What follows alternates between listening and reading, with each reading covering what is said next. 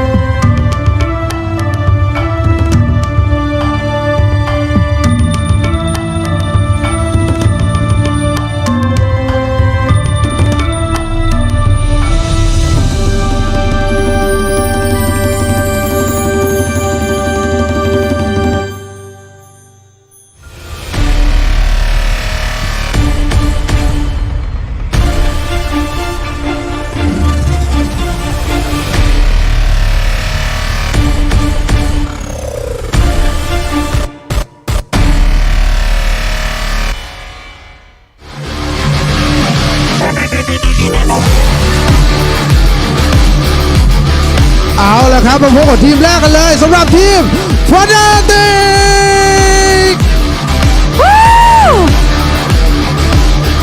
น้องแจ๊บนำทีมมาเลยครับจังหวะนี้และนี่คือโฉมหน้าผู้เข้าแข่งขันนะคะทีมแรกของเราใช่ครับดึงมาเลยนี่ของจริงเลยขอเสียงปรบมือดังๆให้กับ Fnatic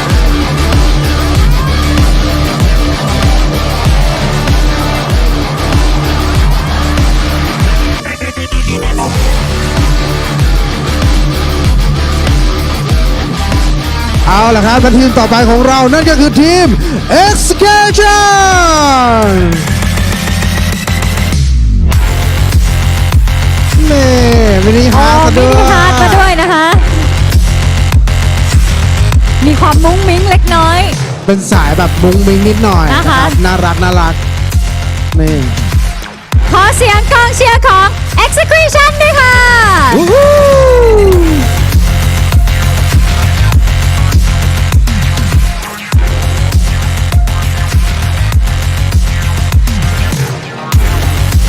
ทีมต่อไปนั่นก็คือทีม RSG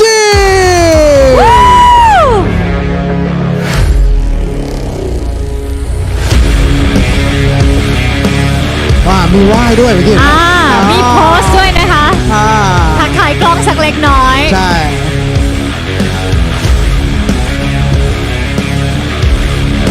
และขอเสียงดังๆให้กับ RSG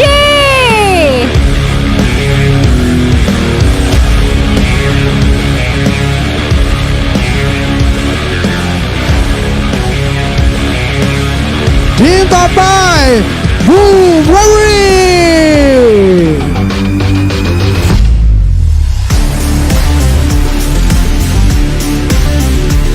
เขาบอกว่าทีมนี้นี่คือตัวตึงเลยนะตึงมากนะคะนี่ครับแครี่สุดโหดแจ็คกี้ก็เดินมาด้วย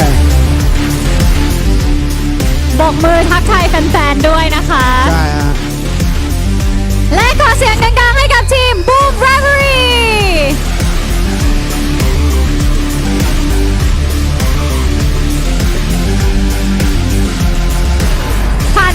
4 ทีมนะคะทีมต่อไป Polaris Esports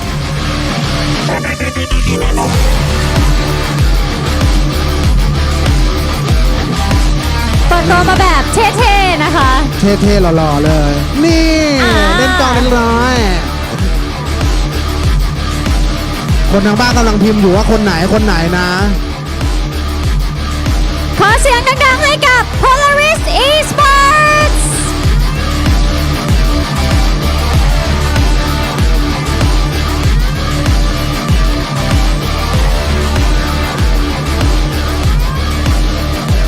ทีมต่อไปคือทีม SMG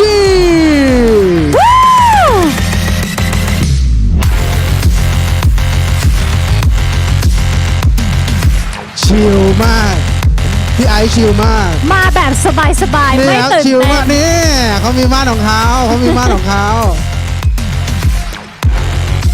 แฟนคลับเยอะนะครับที่สามารถในนี้ขอเสียงปรบมือให้กับ SMG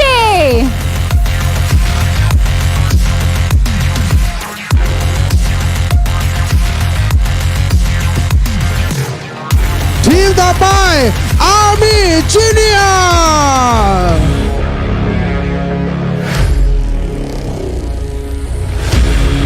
มาฮะเสื้อสวยเด่นสง่ามาเลยสำหรับทีมนี้ดนตรีก็เร้าใจขึ้นด้วยนะคะ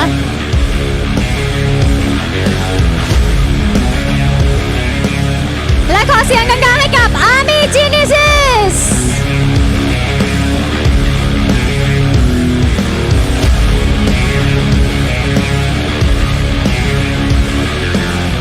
และทีมสุดท้ายของวันนี้ Talon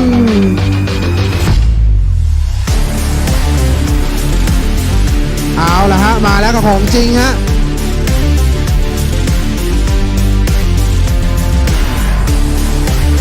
โอ้โหยิ่งใหญ่นะคะขอเสียงปรบมือให้กับ Talon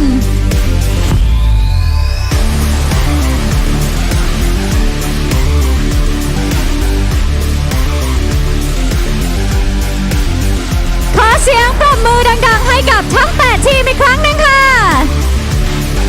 ตัวตึงกันหมดเลยนะขอบอกนะว่าตัวตึงนะ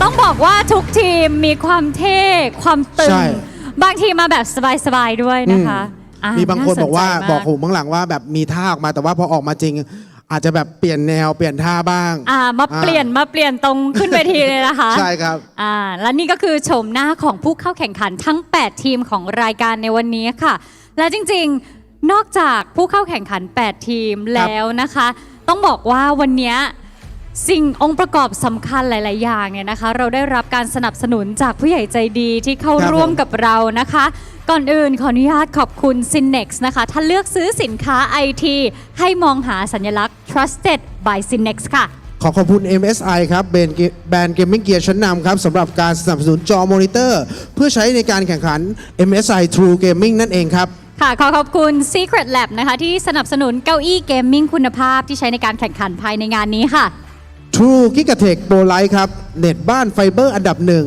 เน็ตดีเร็วรื่นโปรสุดทุกเรื่องครับ True ID แอปเดียวครบสุดทุกความสนุกและสิทธิพิเศษสัมผัสประสบการณ์ใหม่ให้คุณเข้าถึงความบันเทิงทุกไลฟ์สไตล์ครับ True 5G Esports แอนเกมครับเร็วแรงมันไม่แหลกนะครับเพื่อเกมเมอร์ตัวจริงที่สนับสนุนซิมการ์ดให้ผู้เข้าแข่งขันตลอดงานอีเวนต์นี้เลยครับค่ะแต่ต้องบอกว่านอกจากผู้ชมที่มากันที่ฮอลล์แห่งนี้แล้วนะคะทุกท่านสามารถรับชมการแข่งขันนี้ได้ทางแอป True ID ช่อง ID Station ทั้งทางเว็บไซต์แอปพลิเคชันแล้วก็กล่อง True ID TV กดช่อง 894 นะคะนอกจากนั้นก็สามารถดูได้ผ่าน YouTube แล้วก็ Twitch ด้วยของ Galaxy Racer นะคะสามารถพิมพ์ในช่องค้นหาว่า Galaxy Racer TH ได้เลยค่ะไม่ได้มีแค่การแข่งขันนะครับในรอบนี้นะครับมีอะไรอีกคะเรายังมีมินิคอนเสิร์ตจากศิลปินชั้นนำอย่างกิกกี้โพลีแคทแล้วก็น้ำชาด้วยนะครับที่จะมาร่วมสร้างสีสันกันในงานนี้นะครับ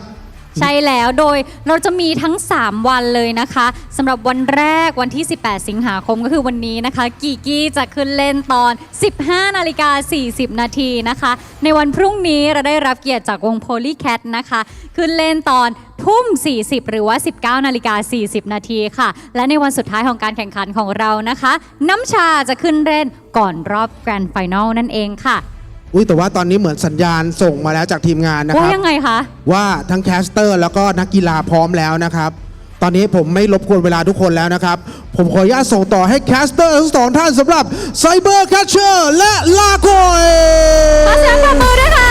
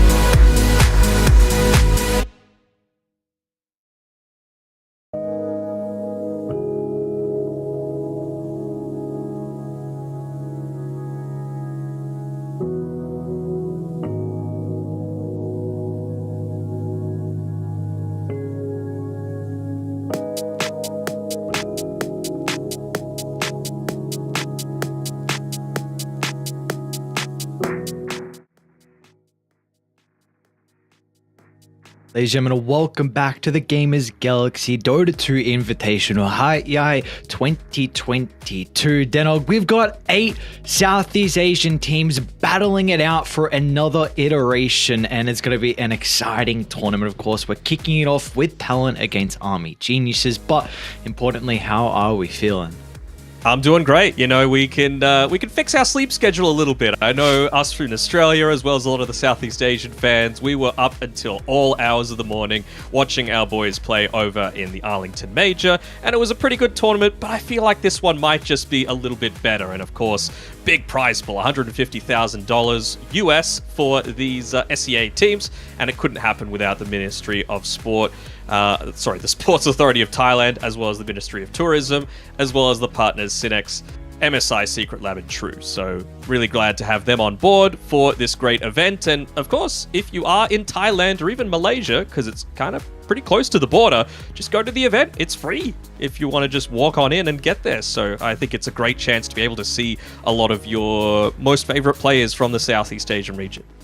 Yeah, I mean, who wouldn't want to see all these 8 teams battling it out? We get some new rosters as well. I mean, one of those new rosters, Army Geniuses, they're bringing in, of course, In Your Dream coming over. You've got DB moving to the 3. You have Mamang Daya back as well. You take a look at SMG. You've got Ice coming over. Polison's going to join him as well, who was previously on NGXC. So there's a lot of new rosters here and a lot of incredible teams that we get to see battle it out. Even just in this first game, right, we've got the full Talon roster back again, because Q obviously wasn't able to go over and play with them in Arlington. So I think Q makes such a big difference to how Talon are going to be able to perform. If I had to pick I would say guaranteed top 4, not to put too much pressure onto them, but every single game is going to count, because it is in those stages where it's like, these are best of ones. You only play 3 best of ones in order to seed yourself to potentially advance to that next round. You got to be in one of those top 2 spots to be able to get to it. So you can't just sit back and assume that you're going to be able to come back later. No. Every game is going to matter. In the group stages and in the playoffs as well, because of course it is not double elimination. 2 semi-final matches into the grand finals, which will be a best of 5. So it is all on the line. And like you mentioned, I mean, the prize pool, it's a big one as well, 150,000 USD, and we get to see how the teams are able to shape up. So of course, our first series of the day though is going to be Talon against Army Geniuses. We are starting off in Group A. We have 3 best of ones in Group A, and then later in the day we're going to move over and have 3 best of ones in Group B as well. Yeah, it's going to be pretty exciting. And, even just like the caliber of these teams, would you say that there's a stronger group right now, Group A or Group B? I would be slightly leaning more towards Group B, just because they've got Fnatic and RSG. They, coming into this, were probably the top 2 seeds for that group. But then you've got SMG in that one as well, with, of course, Ice recently joining that one. So they're not at this tournament as well, but T1, they're in the SEA region as well. So who's going to be able to go to TI? This will be a big proving ground, I think, for a lot of these teams to try and cement their chemistry on that LAN setting. Yeah, without a doubt. It's also getting a little bit of, I think, for teams in particular, because of course you just mentioned Talon coming from the major, not playing with Q. It's going to be interesting to see how they can bring the major meta into this tournament, and how all the rest of the teams are able to kind of read that. And, they've been at home, I'm sure, preparing and taking little bits of pieces and what they feel is perfect for them to be able to kind of help set themselves up in these series. So I'm just excited to see, like, if Talon and Boom in particular, how they're able to develop the meta and what they bring, and for the other 6 teams and how they've read kind of what's going on at the major. Yeah, as we get some footage of Talon looking to set up there. Of course, 23 Savage, the home country hero, took with Forev right now. I did see Forev getting a nice fresh cut for himself. He looks very handsome. But they've got a tough opponent in Army Geniuses, and they're going to be looking to prove a lot, right? You said before, DB making that move towards the off lane. It's something that he hasn't really done in at least 3 years now. It's been Wami that he's been that's been shouldering that role. But of course, like we said, you've got Kami-sama in your dream playing the position 1. Among Daya coming back there. You can see him on the left-hand side.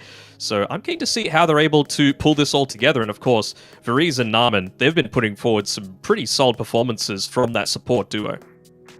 Yeah, without a doubt. It really felt like they were kind of the 2 people that we were always mentioning in Division 2 for Army Geniuses. They just fell short at being able to make it over to Division 1. And I think also you just mentioned Kami-sama, but for me, he really has to have, I think, a good tournament just to build his confidence back up. Because, of course, unfortunately for him, we did see him kicked off NGXC. And also, he's really been the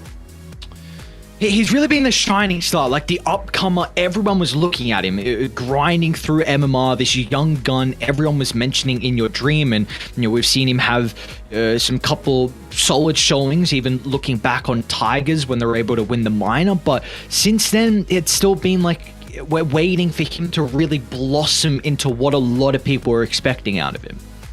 Yeah, and I like the fact that he's moved more to that position 1 role. He is a greedy player, so keen to see how he's able to continue to cement that, because back in the day, he was just known as that mid laner, right? He was able to make the flashy plays happen, but, well, now if you can do that while getting a lot of farm as well, then that'll be really interesting too. But I couldn't imagine too much of a tougher opponent in this side of the bracket. I guess they got Boom as well in Group A, but Talon certainly no easy beats either.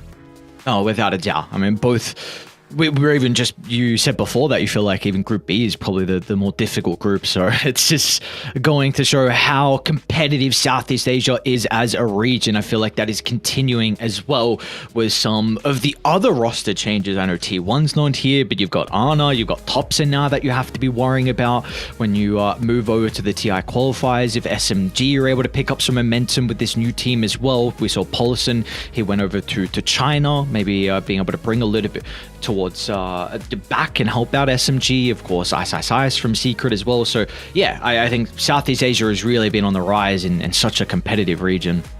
Yeah, and I wonder if it would have been really interesting if we could get the patch before this tournament, right? Because we love being the ones. It always seems to be you and me that always get like some of the first competitive games on a new patch, and I love it. It's like holiday morning where you're able to just wake up, and you theory craft a lot of this stuff coming through. But looks like we are into the draft there with the lovely trophy in the background. What you found about the opening ceremony? I thought it was really cool seeing Naga Siren and all of her little minions coming around her.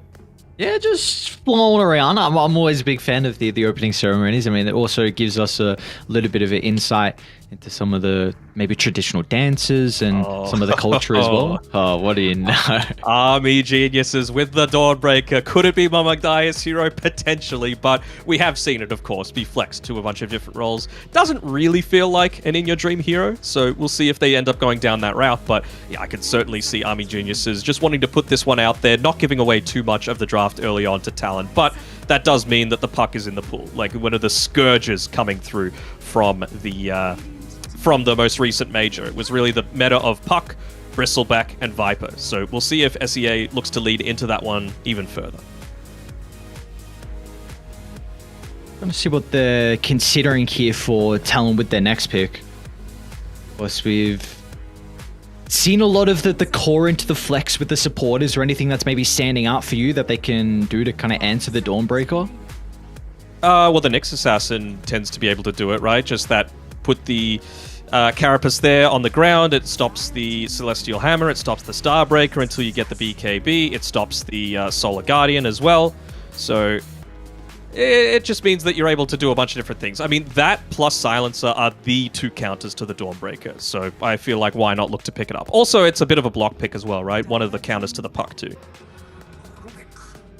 See, Armor Geniuses are going to be able to answer this as well. Ruby picked up in the 8th pick, so I'm a big fan of this to be able to play against at least the Puck, with how you're able to, I think any Puck's abilities are incredible to steal, the orb being able to help out with pushing the side lanes, because Ruby can be a little bit more of a greedier support. If you do find items, then you can use them to a really big advantage to help out in team fights, but even the silence as well can just offer you a little bit of extra control to kind of deal with the Puck. So I do like this answer from Army Geniuses, and Naaman plays a incredible Rubik.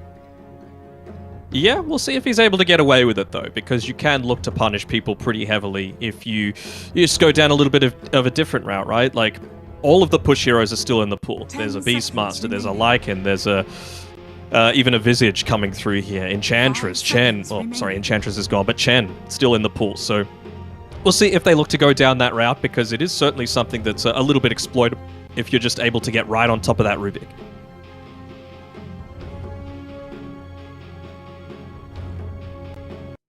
some of the other heroes that were really top of the popularity lists. I mean, I mentioned the Viper, the Bristle. I guess Razor is another one. Terrorblade is another one of those heroes that tended to be up there a little bit towards the end of the tournament. Of course, Tiny, Wyvern, they've been banned out. Warlock's all right. I do want to see them play this this puck together with something that's got a little bit more damage coming through. You know, we like our combination to be the Snapfire or the Techies. Those are the big two. Razor honestly isn't too bad with it either. Maybe they do decide to go a Warlock if they want this Nyx Assassin to be a position 4 instead of a position 5. I would say most likely you want the Nyx to be laning into the Dawnbreaker though, so I wouldn't even hate seeing Talon leave their support until later on if that's the route that they want to go down, considering Army Geniuses have such a capability to flex it. Yeah, I feel like we're going to be able to see this Dawnbreaker into multiple roles. Of course, you just mentioned before that for some reason we often get the first couple of games after the patch, and that patch where Dawnbreaker was introduced, we saw Mamung dive like one game instantly afterwards play the Dawnbreaker in the mid lane. So I'm sure he's still got the capability to run it there for Army Geniuses. You can put it as a 1, you can put it as a 3. So it is going to be difficult. I agree with wanting the Nyx Assassin into that lane. So maybe we'll see Talon pick a couple other cores here, but we'll actually be the Dazzle in the 15. So that was one of the most popular heroes that we saw come out of the major. Yeah, and I mean, it's not exactly surprising, right? But there's nothing that it's countering quite heavily. I guess the Rubik a little bit. You know, early on, Rubik wants to go the first point in the Fade Bolt as opposed to the Telekinesis. So if you're just able to get right on top of the Rubik and chase him down, you could completely bully him out of the lane. Like, Dazzle is the counter to supports that don't have some kind of disengage or some kind of stun. Like, I mean, I know Snapfire has it, but I have played plenty of Snapfire games where a Dazzle just poison touches me and runs me down, and you've got two choices. You either man fight or you try and run away, and it feels like running away just isn't an option against this Dazzle with how strong he is right now. And I feel like I'm under the assumption that counter initiation is really the way to go to be able to deal with the Dawnbreaker. I mean, we had the opportunity to cast, I think, the ESL qualifiers and for Eastern Europe, and we saw the Disruptor was something that people were favoring. We've seen the Winter Wyvern, people like the Phoenix as well from the major, and I mean, now also Dazzle can kind of fulfill that role, like a hero that stands on the backline, can easily get that Grave off. It's going to have a lot of opportunity to turn fights around, so I think another big way of how Talon can look to address this early Dawnbreaker pick.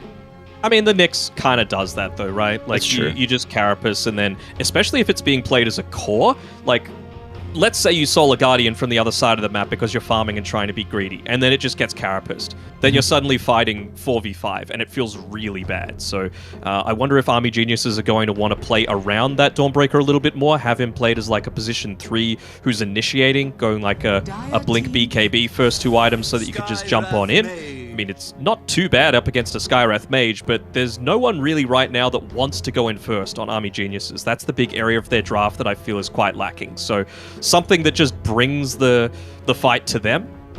You know, heroes that we see most commonly are like that Beastmaster, the Dragon Knight. Not necessarily the Visage, you can't put yourself on the front lines. But I don't know, how do you feel about either of those picks? I think they definitely have issues also with taking towers, so that's where the Beastmaster can come into play. It's really just a question though, like what heroes is DB going to be playing? This is a person who has not played the position 3 in quite some time. You're back to his kind of debut on PG Barracks. We did see him play as an offlaner, but what has he been practicing so far? What heroes is he comfortable on?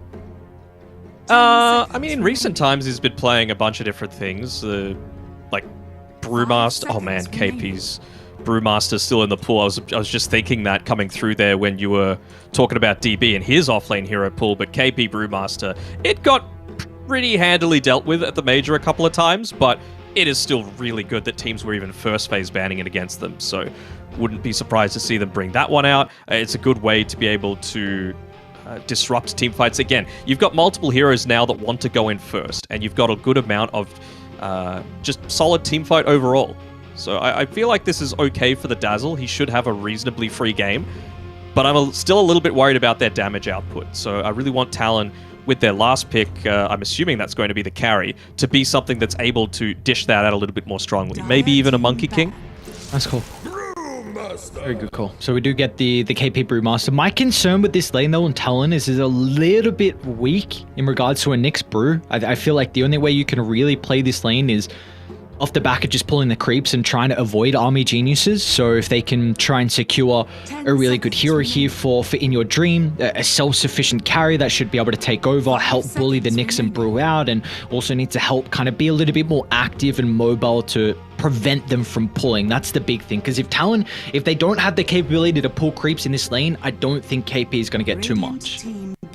I mean, Nyx could get an early point in mana burn, right? Just to be able to pop the Cinder Brew, which can be kind of nice. I mean, especially if you're able to do it where you're up against a Skywrath mage, then suddenly he's not able to dish out quite as much damage into you. So I wouldn't put it past him, but yeah, I'm in agreement that it is a little bit challenging for sure. But just with those position ones left, again, I really feel like the Monkey King is value. They already banned out the Lifestealer because they didn't want something that's able to just stay in their lane. And yeah, they do go ahead and ban it out. I mean, Lifestealer just excels in any lane where he could just stay there for a huge amount of time, even like 12 minutes, because you're going to be so much more efficient there than anywhere else on the map, especially against these strength heroes.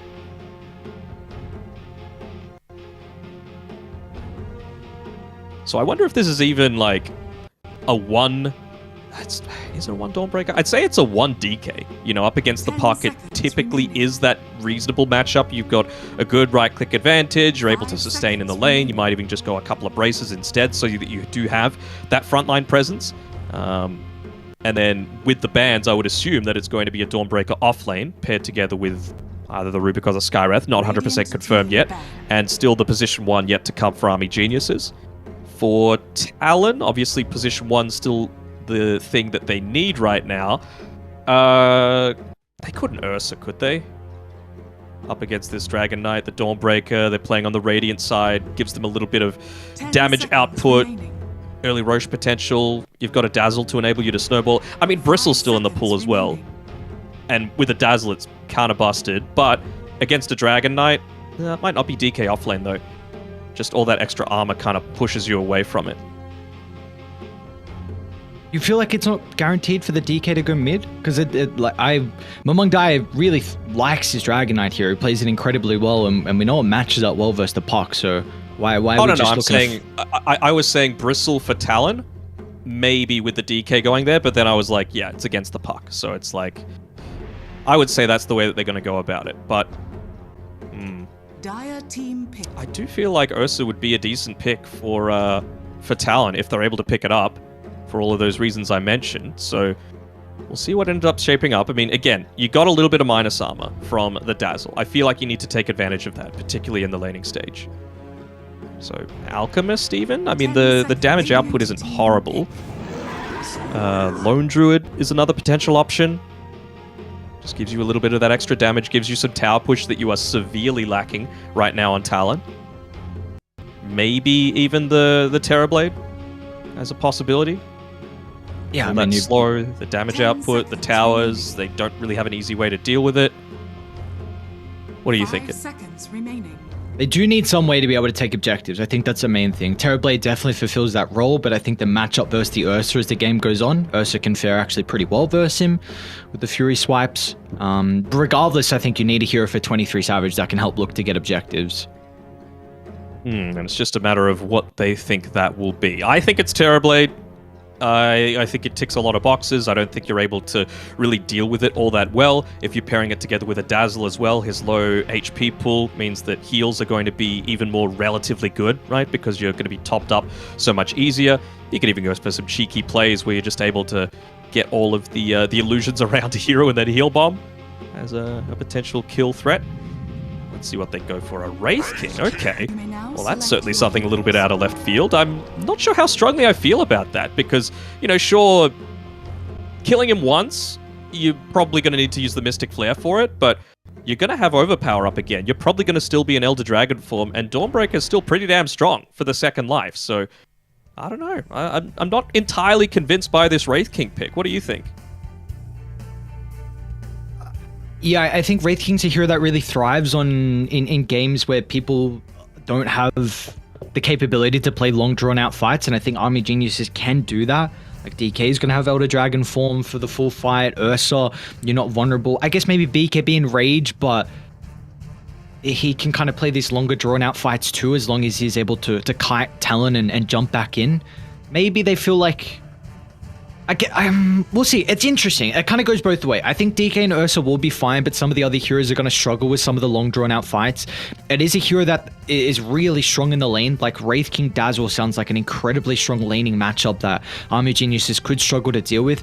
And regardless, it's just a hero that takes objectives. Like that was really the big thing I was looking for with Talon. Yeah, I'm just a little bit worried. I guess the other thing is as well, it's not like this puck is set up to have a free game either, right? You've got Blink instant stun with the Dragon Knight, you've got Mystic Flare from the Skywrath Mage, you've got the Lift coming through from the Rubik, and even an Ursa able to deal out a good amount of burst damage, and it's kind of a puck counter too, right? So you're essentially going up against 4 puck counters with this Army Geniuses draft, which... maybe even 5. I mean, you could just use the Starbreaker once you got the Aghanim Shard, and then suddenly Dreamcoil doesn't... It just goes away from you. So we'll see. I mean, I'm a little worried for Talon. I like this Army Geniuses draft a fair amount. Yeah, I think they've done a really good job to put themselves in a position where they can excel in a game like this. They definitely have the draft required to be able to try and take this game one. And like we mentioned as well, every single game is incredibly important. We've only got best of ones for the group stages. The top 2 will advance. The lower 2 will be knocked out. Only 3 games for every single team. And all the groups, both Group A and Group B, are very competitive. Yeah, for sure.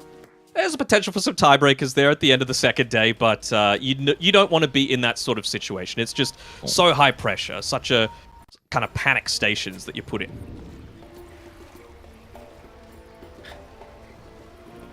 "30 seconds to battle."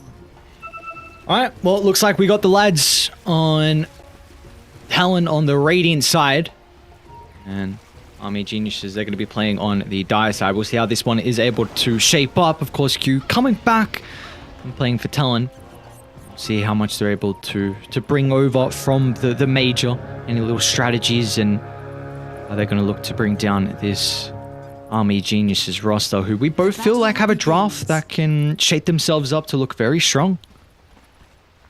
Yeah, potentially. I mean, we'll see how the lane shapes up. Of course, you've got the Skywrath Mage looking like he's going up top, being paired together with the Ursa. It's a good amount of kill threat, and of course, like we've been saying before, Naaman with his Rubik is a force to be reckoned with. I just want to see how he's going with his skill build on the Rubik, because I feel like if you're out of position even just a couple of times, that Poison Touch can really ruin your laning stage. So we'll see if he's able to do that there. I'll have my eye out on Q as well. He's, you know, a very welcome member coming back into the team, but you don't want to make your big return feel much less than what it should be. See how this been match up, shaping up at the moment. It's gonna be even. Like nothing crazy is gonna happen here between Mikoto and Mamungdai. I mean, it is a matchup that DK can thrive in, but that's really as the DK gets a little bit more levels. I mean, early on, you're going to have the advantage in regards to the right-click damage, but it can make it a bit more difficult for Puck to rotate and help the side lanes, and that's really what Mikoto wants to do. Yeah, good pull through by Q here, making sure that you're just making this laning stage that little bit harder, although he might be getting chased down. You don't want the return to be like this. Ooh, the extra armor under the tower. Oh, just enough. Still though, Faree's being able to deny all these creeps, pick up a bunch of free last hits. Skywrath Mage is one of those heroes that doesn't necessarily need a ton of items. You are just able to dish out a lot of, yeah. Feeding a First Blood solo over to a Skywrath Mage is a really big deal. Like, he can dish out a lot if you just give him the regen and the money to be able to buy all of that regen and then just make Brewmaster's game a lot more challenging.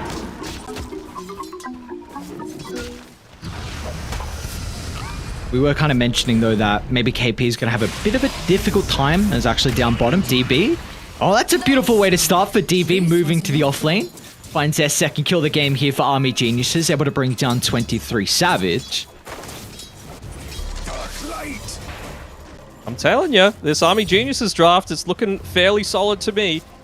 And well, the laning stage is just going to go further towards that. I mean, the mid lane isn't quite as pronounced of an issue, but Mamungdai is just going to feel even more confident to press on forward, not worry about the right clicks coming through from the puck. You can just see they're looking to out-CS him. You've already got like a 10 right-click advantage, and he's going to look to exploit that as much as possible.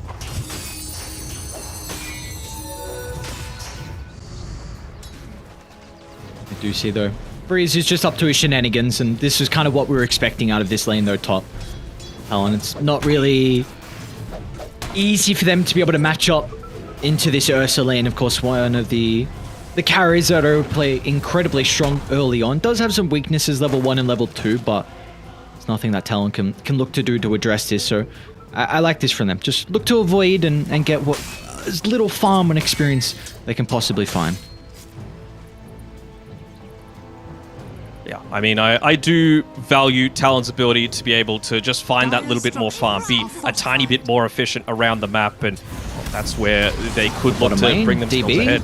They're diving out of the tower, Hyde in a little bit of trouble, but 23 Savage attempting to turn it back around onto DB, but they will not have the damage to secure the kill onto the Dawnbreaker. Army Genuises is doing a pretty good job, though, to be able to prevent the Wraith King from safely farming under this tower. Yeah, I do like the fact that they go for that dive right when that doubled up creep wave is there, right? Because it means that you need to make a decision. Do you try and save your own life, or do you try and get a few of that last hits? And it did mean that the Wraith King had to let a few of those creeps go underneath the tower just while he was trying to protect his Dazzle.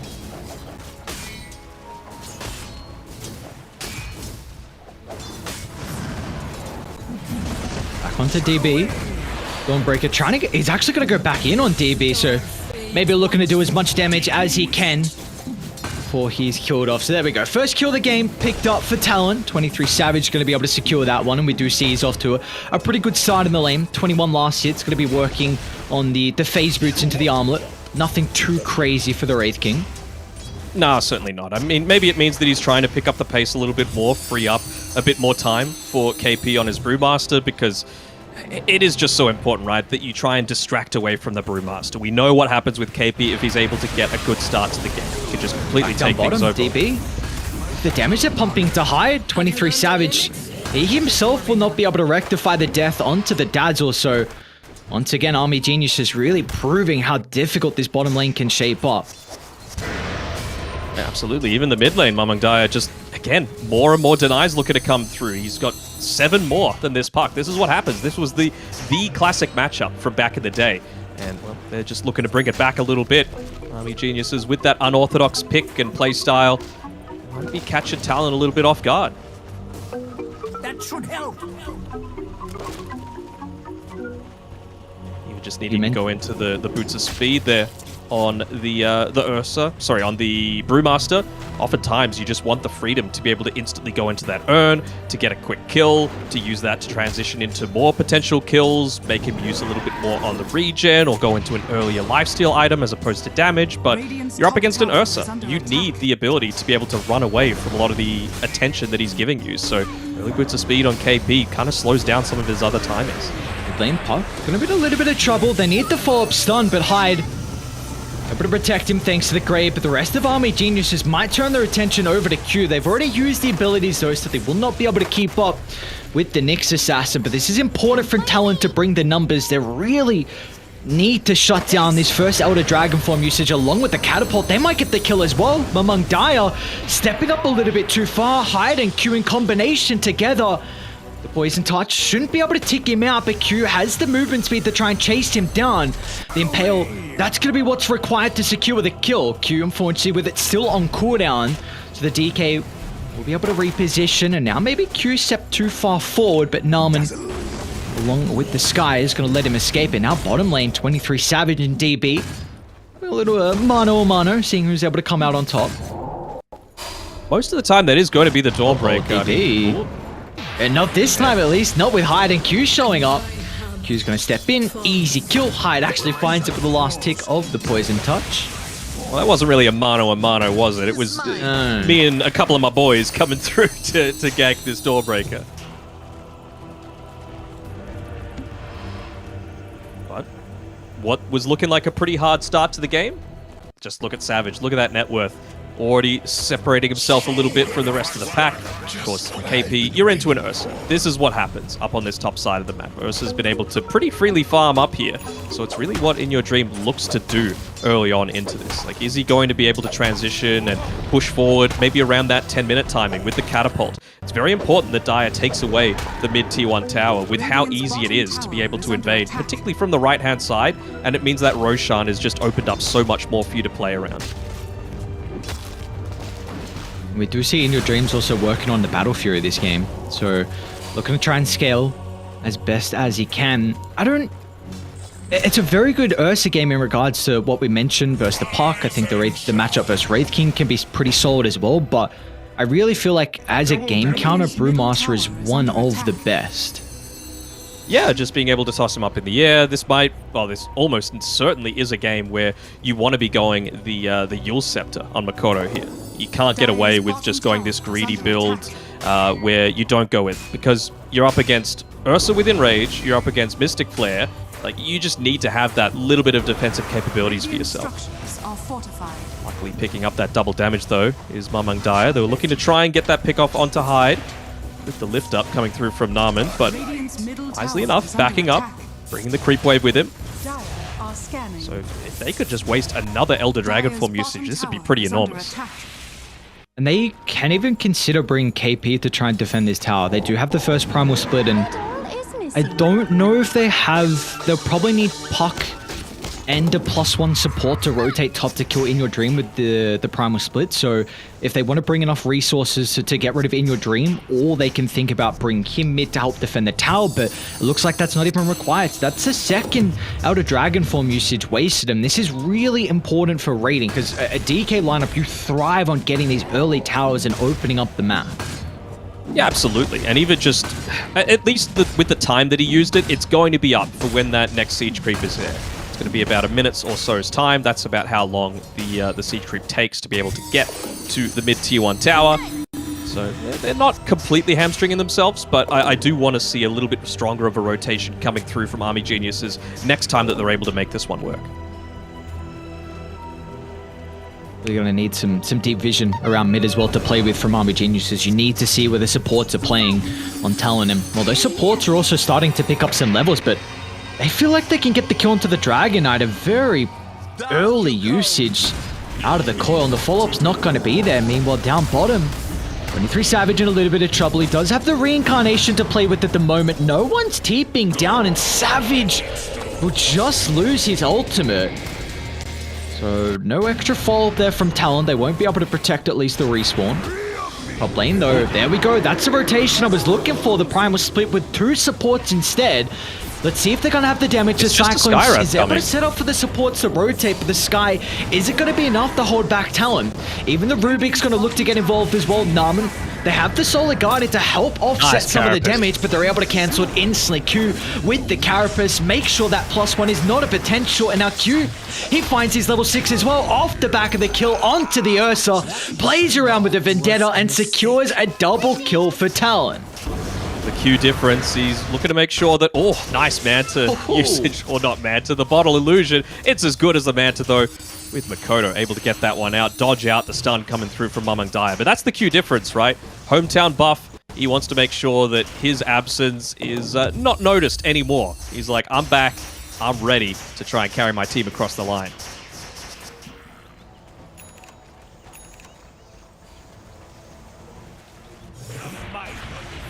Dream again. Not going to try and chase the Ursa down, but it did TP up here, so I wonder if... Oh, Puck mid... Oh, Puck mid lane. Makoto going down to Mamang Dire along with Narman. Beautifully done here from Army Geniuses. There's a little bit of pressure being put up onto this top side by Hyde on his own. He's just like, well, we'll try and just keep heal bombing this creep wave, push it into the tower, keep the siege creep alive for as long as possible. You do have a rotation coming up here, though, from Mamang Dire, as we were saying that, but it doesn't look like they're going to be able to catch anyone of importance. Although, ooh, the TP from Hyde. Ooh. Very close in mid lane. Look at the wraparound, though.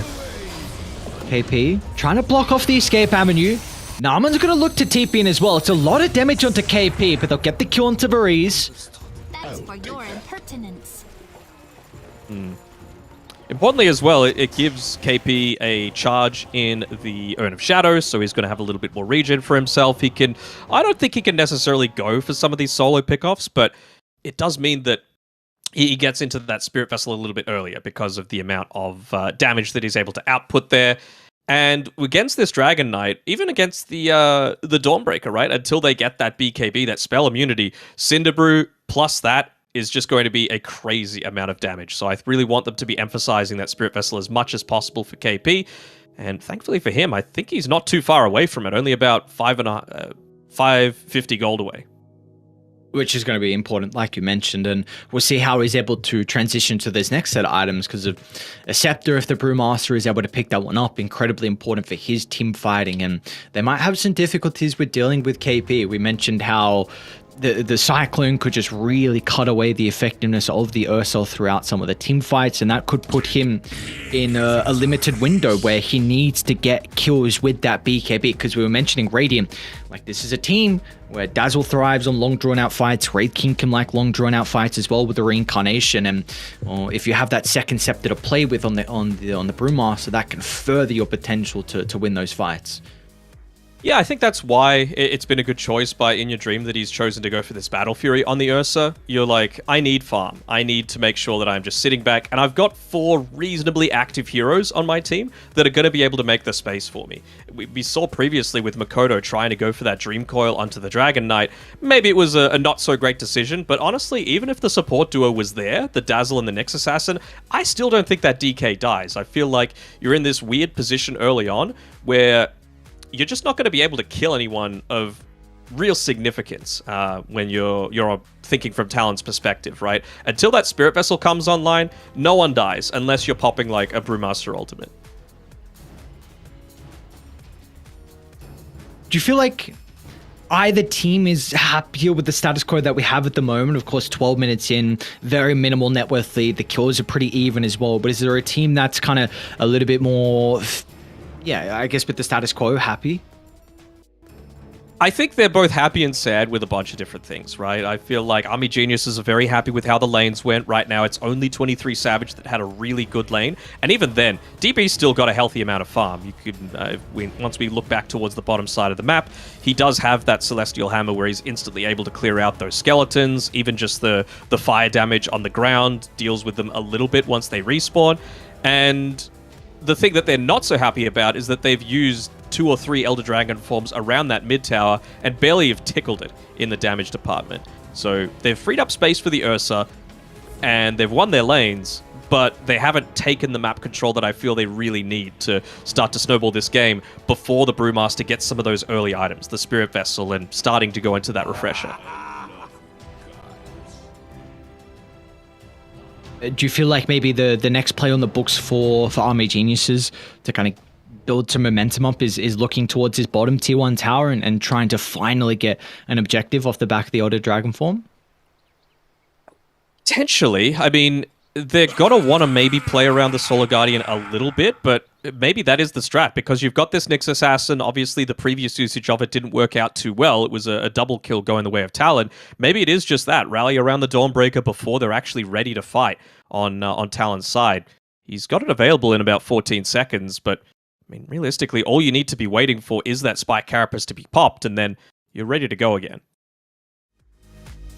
Yeah, which is going to prove to be a bit of an issue here, because the Dawnbreaker really wants to be playing on the opposite side of the map. You have this capability where you're able to play a dead lane, get a lot of farm, and then always join a team fight. And with this Nyx Assassin answer, it really takes that potential off the cards. And now the Dawnbreaker can't play how you would usually expect this hero to play him. 99% of the games, if we even want to use that, it could be a little bit lower, but it's just really going to make it difficult now for DB. And of course, he is not overly comfortable on the position 3. We see he's had a very good lane so far, and his Dawnbreaker has always been something they've been able to flex, but it's definitely going to switch up his play style from what maybe would be used to on previous Dawnbreaker games. He's playing a little bit in pubs, though. He's been spamming this out. He's been ready for this tournament. I mean, again, 150,000 US is a lot to be able to play for. So for a team like Army Geniuses that doesn't necessarily get that opportunity a lot, they are taking this incredibly seriously, just making sure that they might be able to catch some of these teams out unawares. You know, maybe it's one of these instances where, you know, it's a little bit earlier into the day. Maybe they're not fully awake just yet on Talon's side. Obviously, they've just come from the major, right? Jet lag is still setting in. It's a best of one. If you're able to catch them off guard, get a surprise victory, maybe you're one of those teams that gets through into the playoffs. And all of a sudden you win one series, you're into the grand finals, and then anything can happen in a best of 5. And anything can happen in a best of 1 as well. Look at KP. A bit of a shout out to the crowd as well. Always the entertainer. Speaking of the crowd as well, you know, it's of course the event taking place in Thailand, in HatYai. I want to go there so bad, man. I've never been to Thailand before, and it's just one of those places where it's like, everyone's really nice, the food is great, the culture's amazing, everything's cheap as well, which is great. Inexpensive, not cheap. Cheap makes it feel not so great, but inexpensive. I mean, I read stuff about like being able to take a tuk-tuk across the city for about $2, which is great. Get some nice mango sticky rice, get some boat noodles, get some... See, I'm not as much into the pad Thai. I'm a pad CU kind of guy. What sort of Thai dishes do you like? Oh god. I mean, I am that's a really good question. I was just gonna say, you know all your foods, and then there's me over here that is struggling a little bit. I mean, I don't mind some pad Thai. I gotta take you out sometime. I gotta take you out to the local Thai places. They're not as good as Thailand, but I have this on a Thai student's word that it's almost as good. So that's good enough for me. Actually, you know, that's not good enough for me. I want to go to Thailand still. I want to go to HatYai. I mean, it would be incredible to be able to go over there and experience the culture and see what they have as well. And I think that's the one beautiful thing. I mean, we mentioned it earlier just with the opening ceremony that kind of shows some of the background and, you know, some of the traditional dances and everything like that. Just giving us a little bit of a teaser of what can happen in HatYai.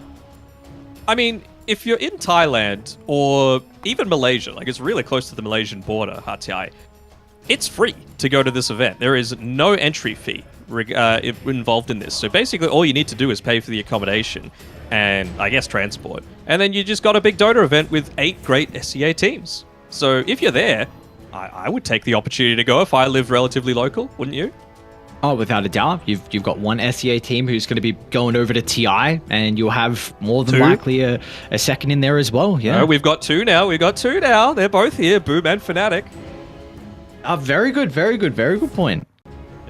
Just past my mind, and yeah, well, sorry, I should say there's a potential for a third then, because you know you got the likes of Talon battling it out. Of course, they are really up there in contention to be able to make USMG it over to Singapore as well. Yeah, USMG is going to be exciting to see how they're able to shape up, and really for a lot of the other teams as well, it's just going to be that training ground, really working together with some of these new rosters, trying to build up that chemistry and get yourselves ready to go for the TI qualifiers. But we are back underway here. Of course, our first series of the day. It's all best of ones for the group stages.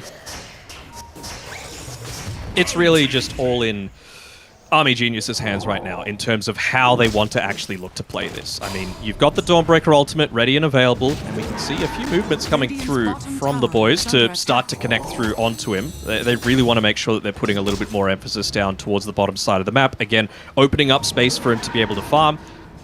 I don't think you're really in a state where you want to pop the BKB and then Solar Guardian, but he might be forced to do it. So that's a big reasoning behind why DB is looking to emphasize, like I was saying before, first item BKB. I like it.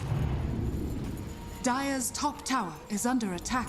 Do see though that the Army Geniuses, they do have some heroes starting to transition down to bottom, and meanwhile for Talon as well, they've already got KP smacking away the top tower. They did look for a smoke and trying to catch someone out, farming up defensively inside the jungle, but Talon unfortunately not going to be successful, but it does now open up the map with this tier 1 tower going down. Saw a couple of TPs used as well, and I mean they've left the mid tower kind of unguarded. You've got 23 Savage just getting connected through a couple of supports. He's doing a good amount of damage into this, even without the skeletons. It's going to start falling relatively quickly. So it's not like you have anyone that's amazing at being able to clear out this creep wave outside of maybe the Dawnbreaker, but yeah, you can just see how much emphasis Talon are putting onto this. They're saying, we need to take this tower. Yeah, they can defend it. Yeah, it's just a little too slow by Army Geniuses, right? If you have the illusory orb from the Rubik there a little bit sooner, if you have the Dawnbreaker there, that doesn't happen. So maybe this is one of those instances where DB, he obviously is capable of playing the offlane, but it does feel like the offlane's role has changed a little bit. You can't just be a soul-pushing hero. Maybe you can if you're going like a Beastmaster and a Visage or a Lycan, but not a Dawnbreaker. Your role is still to push out lane someone. Bottom outpost, we do see them starting to TP down. Looks like DB's going to be in a bit of trouble. It's Mikoto along with KP stepping in to offer the assistance. And that's going to be enough required to get the kill. DB goes down, and we'll see if KP is going to be able to transition this into another kill with the Primal Split charged up.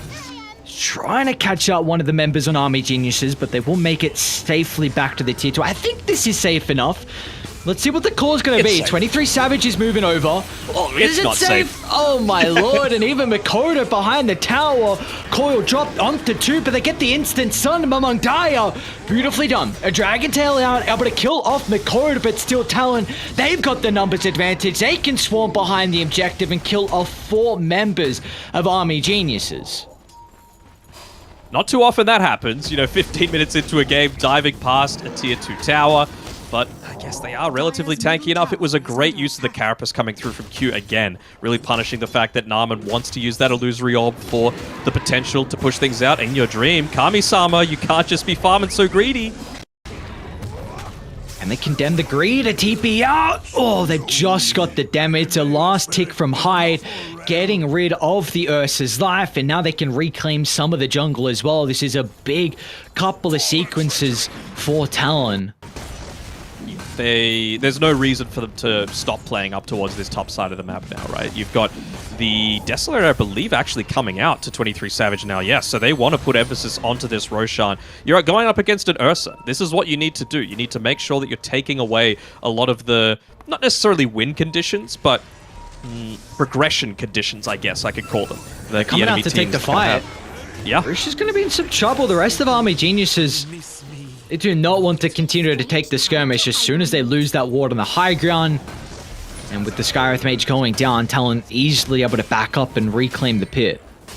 Just instant punish. That's one of the name of the game, basically, when you look at this tier 1 Dota. You need to make sure that you're able to get in, punish a support that rotates on his own. I honestly don't think it would have changed much if you had someone else looking to babysit him there, but you just can't walk up into this Roche pit on its own without the entire team. And with that, they're going to be able to claim the first Roshan, actually giving it over to Mikoto, which, again, I don't hate. 23 Savage, he's farming up really well, got a good amount of net worth, good amount of HP, of course has the second life as well, and like I was mentioning during the draft, they've got 4, maybe even 5 counters towards this puck with the Army Geniuses hero picks, so why not protect him? This guy is in a pretty good position to pop the smoke. I don't know if he was far enough forward to scout out Talon's position though, but it does look like Army Geniuses treating away, although the scan connects, so Mikoto just drops the coil without seeing who's in the tree line. They're going to find out that it is Narman, so it's only the Ruby that goes down. There's not much for Talon to do down bottom. They might look to shove up the lane and look to take the tier 1, or they could consider about smoking again and moving to top where 23 Savage is. It's just a question of who they find. Smoke, though. Park's going to be in some trouble. Among died. Great reactions, but can he get away fast enough? A blink into the river. And now they've got the ward to look to play with as well. Mikoto's going to jump back in. It's going to be cautious. The blink will come out shortly from among Dire. Rish is not going to tick out to the Witchblade though, but the rest of Talon starting to sweep once again down to bottom. Mikoto should be able to find the vision up shortly. Waning Rift into the last right click, and beautifully done. You mentioned that Mikoto's playing into multiple counters, but this guy always proves to have an incredible game regardless of the matchups. Yeah, I wonder what the objective really was there from Army Geniuses, right? Because you made a rotation with the Ursa, so clearly they're feeling like they need burst damage to be able to kill someone before they are able to escape. So Puck or Brewmaster are the ones, right? The Wraith King, you're going to have enough TP points to be able to have some sort of connection, but unless they found the Brewmaster, that's probably not going to work out too well because the puck had the second life, and all the while that you were trying to go for that rotation attempt, 23 Savage was farming. So it's pretty rare that you're going to have a Wraith King with a Desolator and no cleave until he's level 20, being able to outscale an Ursa with Battle Fury. So it just feels like a little bit of an odd movement coming through there. If you're going to make that smoke, it's got to be the Wraith King you kill in my eyes. KP? Among Die jumps, but there's no other heroes looking to commit. In 2 minds, it seems like Army Geniuses are at the moment. Down 4,000 gold. Of course, Makoto's still playing with the Aegis, but doesn't seem like they're too aware of how they need to react to the advantage that Talon have been able to accumulate. Among Dire, there's the jump in, the chain control. Is it going to be perfect? Looks like that's not the case as they're able to reposition the puck to the left now. 23 Savage will enter the fight, keeling off the sky, and the rest of Talon sweep towards the DK's location as Mamong dies out of the count, and Talon, they don't even lose the Aegis.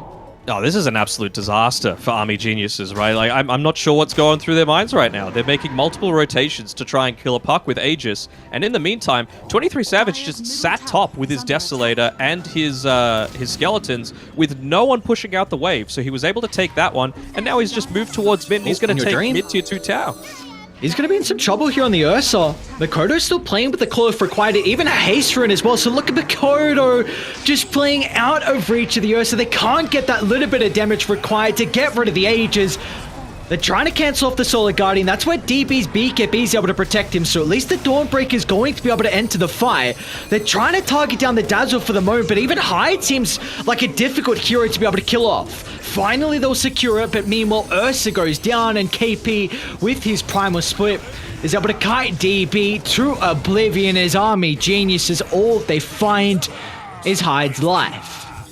Don't you love power runes? Just puck with that haste, able to completely kite out that Ursa. I mean, there aren't too many other heroes that are able to do it. Of course, the Brewmaster split does help things a little bit, just toss him up into the air, but Puck, he just styled on him right there. In Your Dream was made to look kind of foolish by Makoto.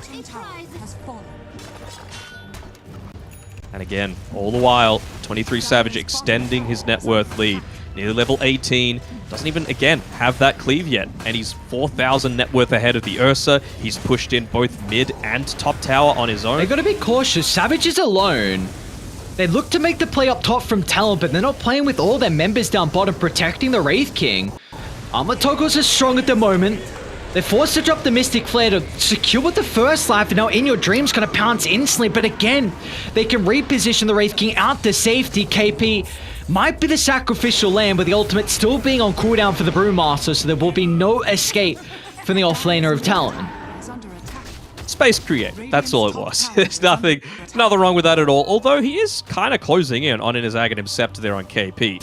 Only one component away, so the fact that they're forced to maybe slow that one down a little bit is somewhat concerning, but you don't want to be losing your Wraith King. Up until the after the laning stage, 23 Savage has had basically a flawless game, able to do whatever the hell he wants across the map.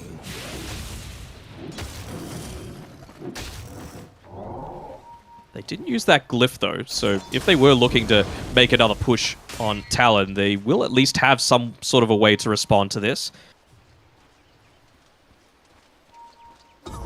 Radiant's bottom tower is under attack.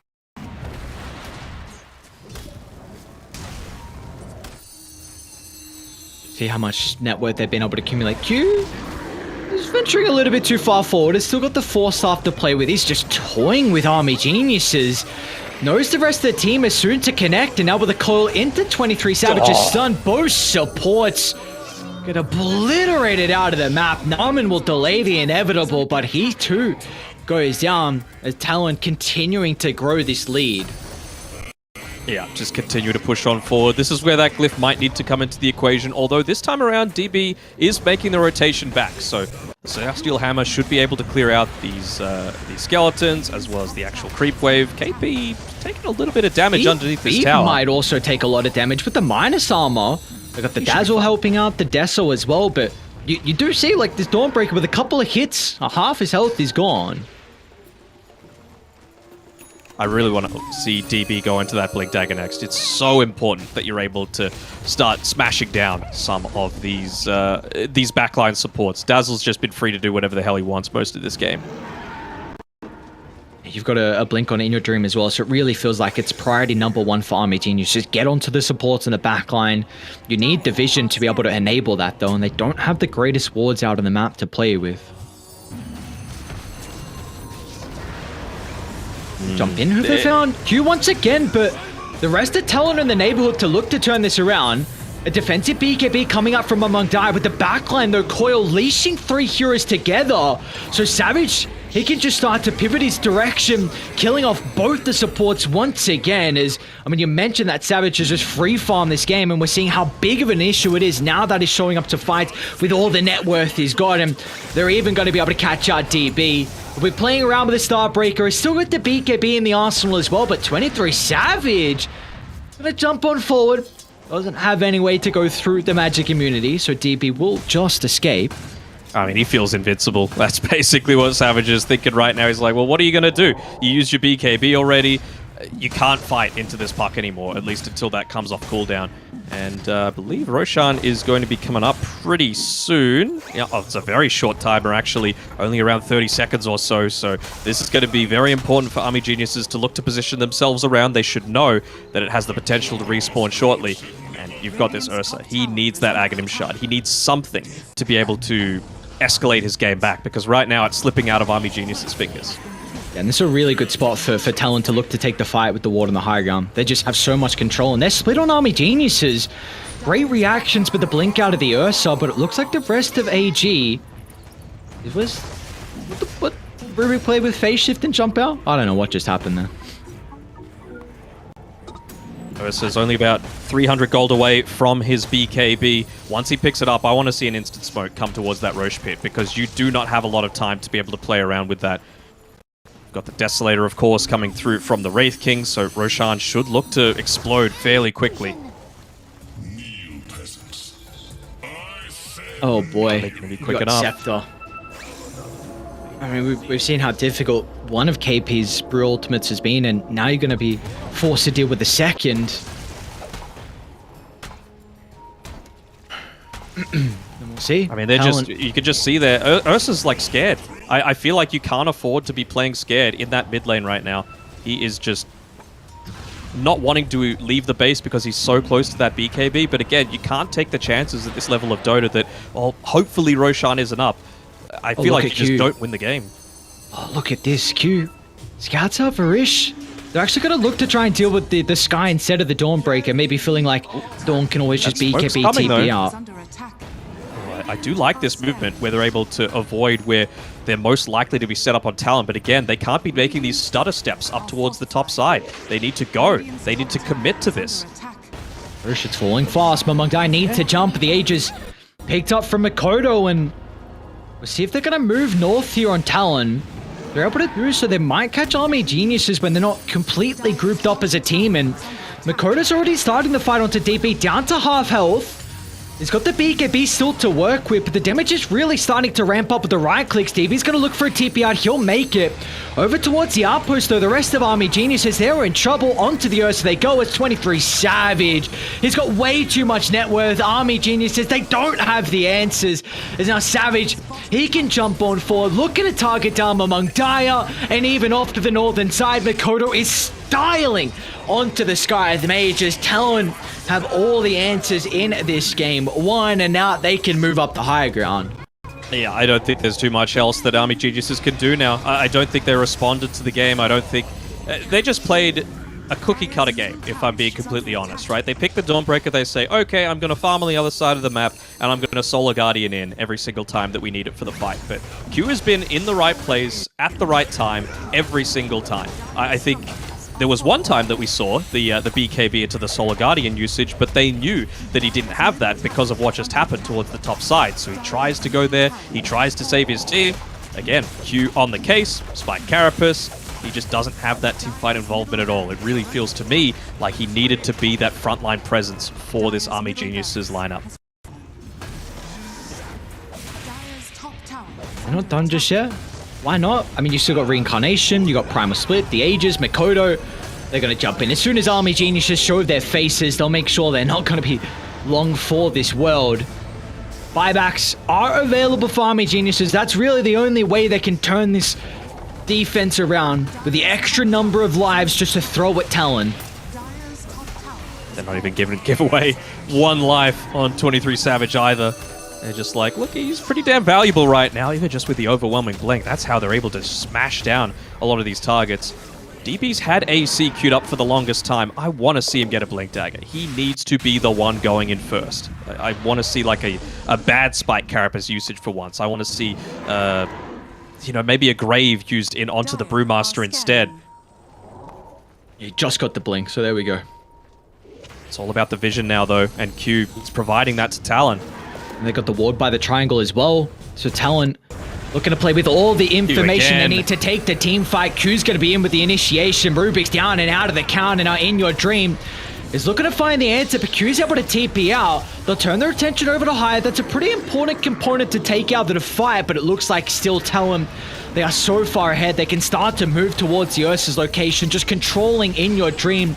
The Primal Split Micro, what else you would expect coming out from KP, as they'll continue to chase him up to the high gun they go. In Your Dream not playing with a buyback, staying without all the other members of Army Geniuses, and among Dire, the last member to be killed off. That's a wipe, and it looks like Talon, they're going to move over and try and take these tier 4 towers. What a game 1 performance out of them. Yeah, that should be game. It's just, Q's the MVP of this game, and he was missed in Arlington. He really is showing why he's such a key component to this team, being able to scout out, provide a great amount of vision. He even put up some of those deep wards inside of the Army Geniuses jungle towards the early stage of this game to be able to free up 23 Savage to farm as efficiently as he did. And then, of course, the Spike Carapace usage. They're just going straight tier 4s. They have no cause to play around, and that is Talon taking the first game of the Gamers Galaxy Dota Invitational. Of course, it's a important game for them to pick up as well, considering how goddamn close a lot of the groups are. I mean, Group A and Group B, mentioned it's some incredibly competitive teams. So for Talon to come over, of course, potentially a little bit jet lagged and look as dominant as they did is going to be scary for some other teams in Group A. Yeah, absolutely. I mean, again, there was the potential for them to be caught out, right? There was the potential for the jet lag to be there. There was the potential for a slight adjustment because they hadn't been playing with Q for the past, week and a bit. But clearly, they were able to shrug that off after what I felt was a pretty good Army Geniuses draft. Talon just played the map better. They understood what the important objectives were at certain times. Take away the Roche from the Ursa lineup. Be able to take towers. Don't go for a puck with Aegis when he's already very hard to kill. Like, just little things like that, I feel like it was what separated Talon and put them a little bit of a level above. So 1-0 scoreline for them. I think they're going to be very happy with that. Yeah, without a doubt. We did see as well just how important it was for Army Geniuses to try and find these early towers, but Talon just with the recognition that we need to bring the numbers to defend that tier 1. We saw multiple times for not only the first Elder Dragon form, but the second one as well, where they brought both Hyde and Q to try and help Makoto to shove out the lane, deal with the catapult, and that was really big for them because once you're not able to open up the map on Army Geniuses, then you can't look to invade the jungle. 23 Savage got incredibly farmed. You mentioned it multiple times. Like this Wraith King, he's just continuing to build this lead that probably they won't be able to compete with. No, and that's because you'd taken towers, and they had by far the weaker tower taking lineup on Talon. It was really only Savage that has that potential to do it, right? And they just let him stand solo for the longest time. Obviously, the start of the game went well because, again, I felt the draft was good on Army Genius' side, but I just don't think you could afford to make just the solo TP rotation up here on the Skyreth Mage. That's never going to be able to solve anything. He doesn't have any kind of save, and right now, Ursa, he's gone this farming style, so maybe In Your Dream just going a little bit greedier. We saw there the first of the great Spike Carapace usages from Q, being able to interrupt that. This was actually his double kill, right? Getting that level 6 off the back of this, and yeah, very well deserved from him. Yeah, and that was really what turned the tide. As soon as they were able to find that tier 1 tower top, we saw 23 Savage starting to get very active early, and this is definitely the power of the Wraith King, where we saw he was able to, even pre-level 12, start to try and move towards some of the fights mid lane, take the tier 1 tower, whereas the Ursa, like, he can show up, but as soon as you lose that first Aegis, then the Ursa lineup can really start to fall behind, and this is just something that I feel like Talon were able to read perfectly well. We saw their movements across the map, just felt like they were multiple steps ahead of Army Geniuses. Yeah, I feel like if there was anything that Army Geniuses could have potentially done, other than what we've already said, it was maybe just in your dream farming in places that Talon didn't want to be, right? You're not going to lose towers. Like, okay, Ursa's not going to prevent towers from going down, and you're not going to lose towers unless Wraith King is there, right? So as long as you've got vision on Wraith King, and as long as you've got the heroes to be able to prevent him from just freely hitting towers, Ursa could go to the other side of the map and farm. And even if they kill him, so what, right? You're going to have other people farming. You're going to have the 2 out of 3 lanes pushing out. So I feel like they're going to be in a relatively good spot. But, well, clearly, Talon, their experience, their shot calling, it was just slightly better than what Army Geniuses were able to muster this time around. Yeah, and we also kind of... I'm trying to see like where maybe they went wrong as well, because we were mentioning like we liked their draft and they had a lot of heroes to look to address the puck and look to counter Mikoto, but I'm just looking back at the replays and just seeing like never really felt the impact of the sky. I guess, but I feel like they weren't playing around some pretty easy vision spots enough, right? Like we just see on this replay, mid-tier 1 tower for Radiant is still standing. That should almost never be the case. You've got a very easy high ground cliff ward to the right-hand side of that to play around, and you've got 2, let's say 2.5 heroes. No, they're just 2 heroes that are good at being able to deal damage into that tower in the Dawnbreaker and the Dragon Knight. You just got to set up your vision there, get your supports with their instant pick-off to be able to find, let's say a puck, let's say a Nyx that's looking to try and defend this, and then just take the tower. And then suddenly, Ursa's free to farm so much more areas. You can look to smoke inside the enemy triangle. They're going to give the MVP over to Mikoto. I still think it's good. I get it. But as a support player that you are, Denog, you're always a little bit biased. I understand giving over to Q, but I also, Mikoto, he went 12-2-11. Like, Mikoto had a goddamn good game, and we were mentioning, like, they counted him in at least 4 heroes. You could even argue 5 as well. So, I'm too annoyed that Mikoto got it. He definitely deserves it. Yeah, I would put Mikoto on the level of Q. I think Savage just did what he needed to, and it was... because of everything that happened, what should have been a much harder game, particularly in the early stages for Hyde and KP, just become a lot easier. So, big props for Talon to be able to get that first victory on the board, but...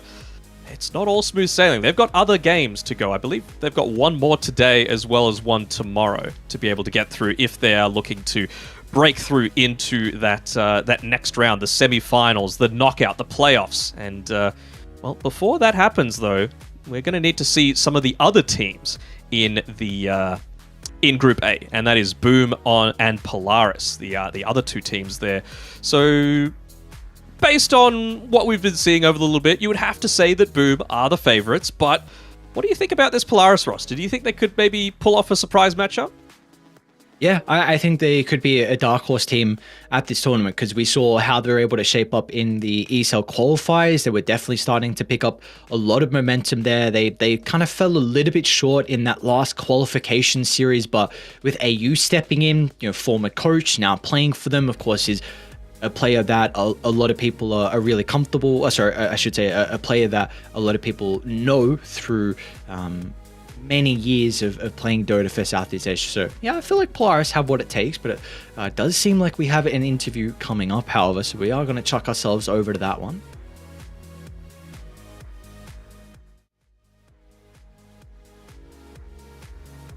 เราเตรียมมาดีกว่าครับแบบเรารู้ว่าเขาจะเล่นอะไรแล้วแค่เตรียมตัวอันนี้คือเราไม่ได้ดึงนะแต่ว่าเราบอกว่าเราเตรียมมาดีกว่าเท่านั้นเราไม่ได้บอกว่าทีมตรงข้ามเตรียมไม่ดีกว่าเราแต่ว่าเราเตรียมมาตั้งใจเตรียมมาซ้อมนานไหมครับทัวร์นาเมนต์นี้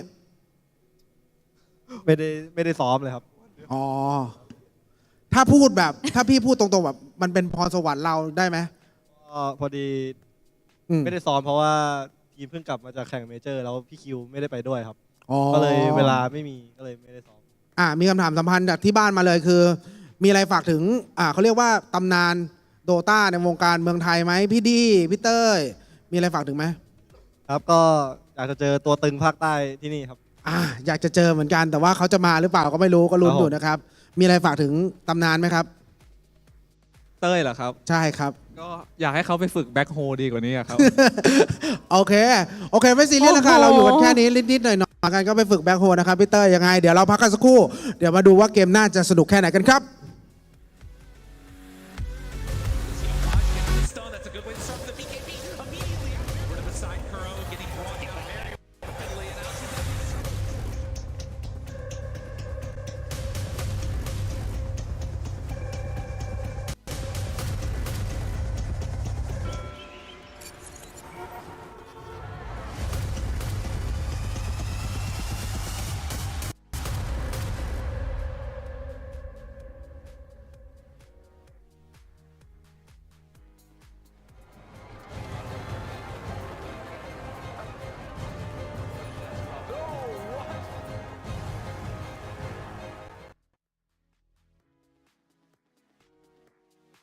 Oh, we saw the interview there with Talon, and of course, with the game one performance that we had out of them, it's always beautiful to be able to hear from some of the lads.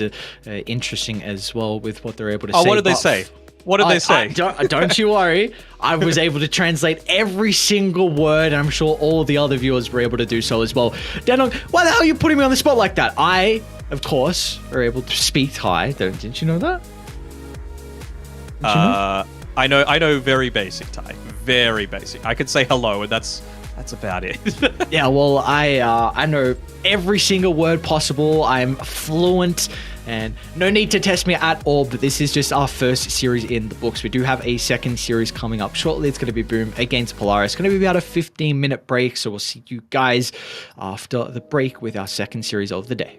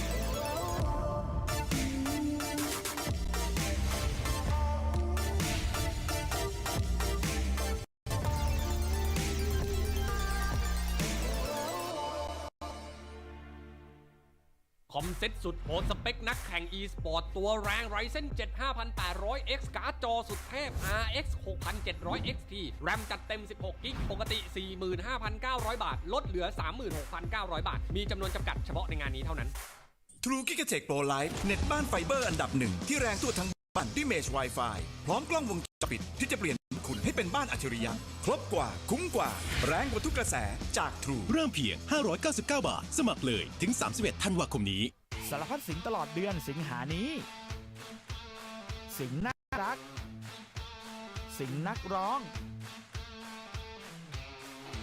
สิงมือปราบสิงนักเดินทางสิงป่วนทั้งโรงแรมเติมเต็มความเป็นคุณให้สุขยิ่งกว่ากับคอนเทนต์กว่า 2,000 เรื่องผ่านแพ็กเกจ USD Plusสมัครวันนี้ดูเลย30วันไม่มีค่าใช้จ่ายเดือนถัดไปเพียงเดือนละ59 บาทสมัคร True ID ตั้งแต่วันนี้ถึง31 สิงหาคม 2565สัมผัสโลกไร้ขีดจำกัดกับ True ID โหลดเลยเบื่อไหม จะดูอะไรก็ถูกล็อก ปลดล็อกความสนุกกันเถอะ แค่ใส่ซิม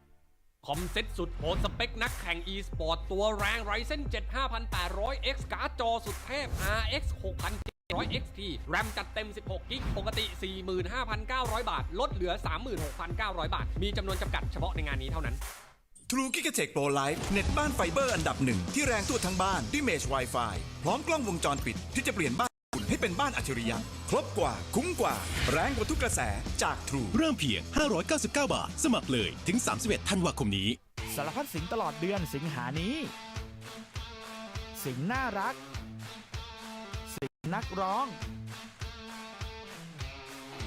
สิงมือปราบ สิงนักเดินทาง สิงป่วนทั้งโรงแรม เติมเต็มความเป็นคุณให้สุขยิ่งกว่ากับคอนเทนต์กว่า 2,000 เรื่องผ่านแพ็กเกจ USD Plus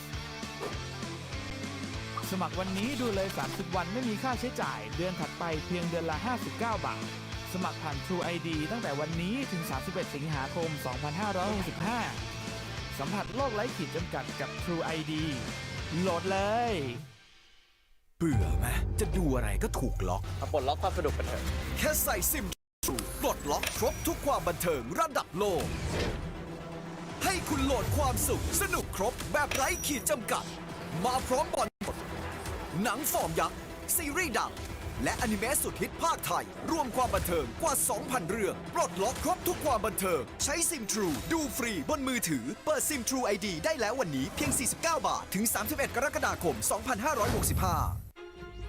This is the world's most advanced processor. In entertainment, its rendering speeds render other processors obsolete. It drives the future of autonomous driving, powers cloud services for billions. Yopaj gets the stun. That's a good way to start the BKB. Immediately over to the side, Kuro getting brought down very rapidly. And now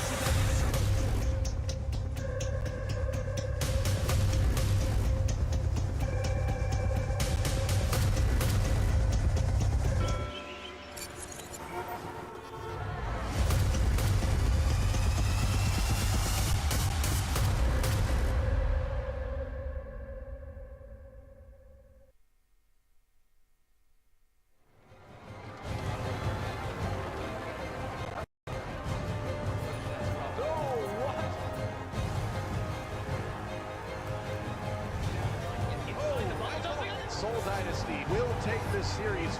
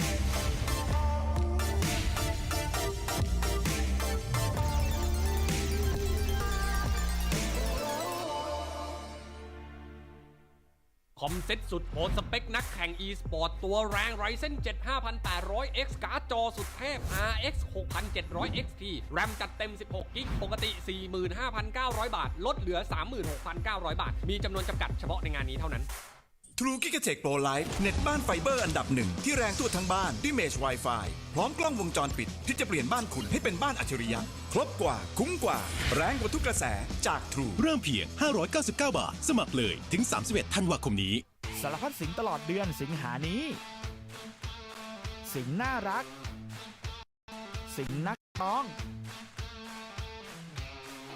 สิงมือปราบ สิงนักเดินทาง สิงป่วนทั้งโรงแรม เติมเต็มความเป็นคุณให้สุขยิ่งกว่ากับคอนเทนต์กว่า 2,000 เรื่องผ่านแพ็กเกจ USD Plus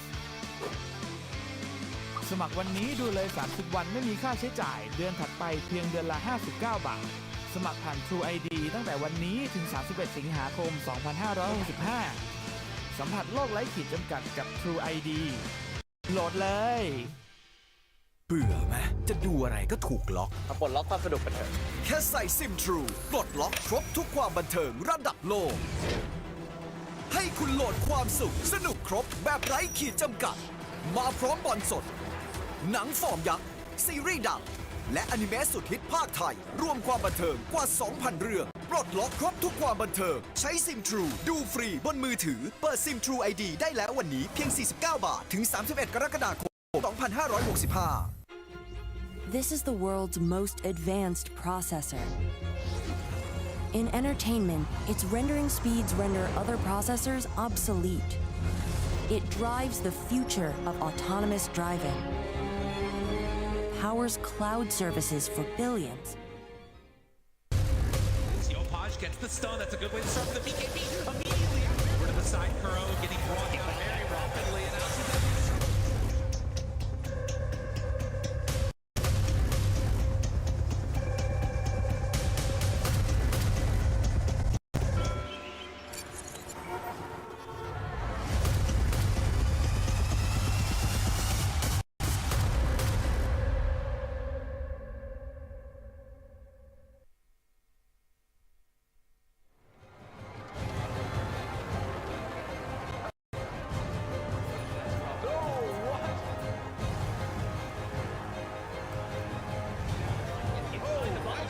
Seoul Dynasty will take this series.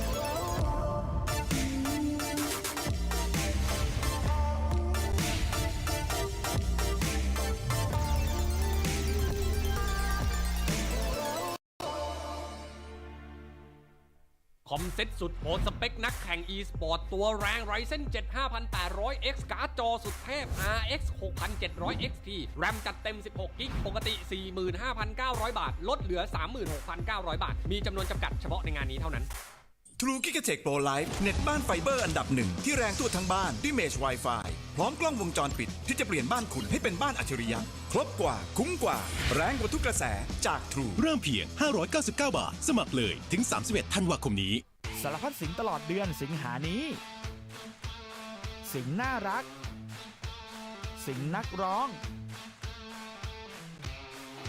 สิงมือปราบ สิงนักเดินทาง สิงป่วนทั้งโรงแรม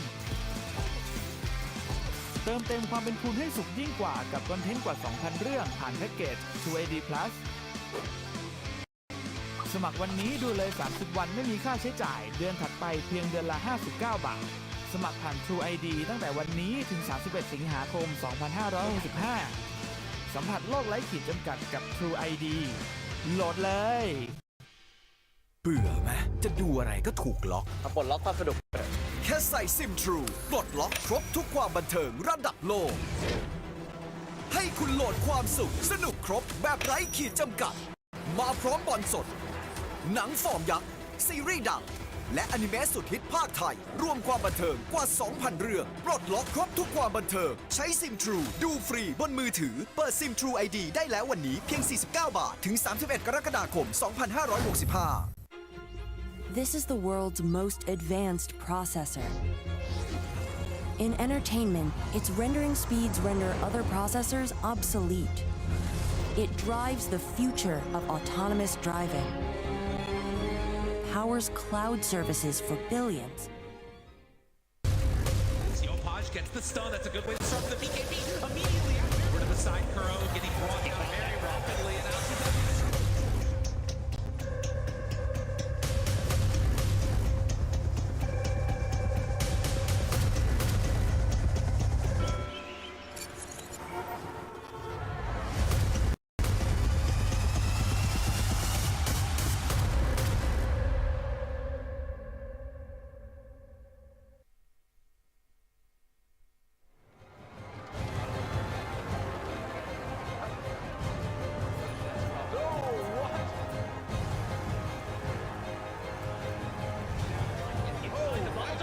Seoul Dynasty will take this series.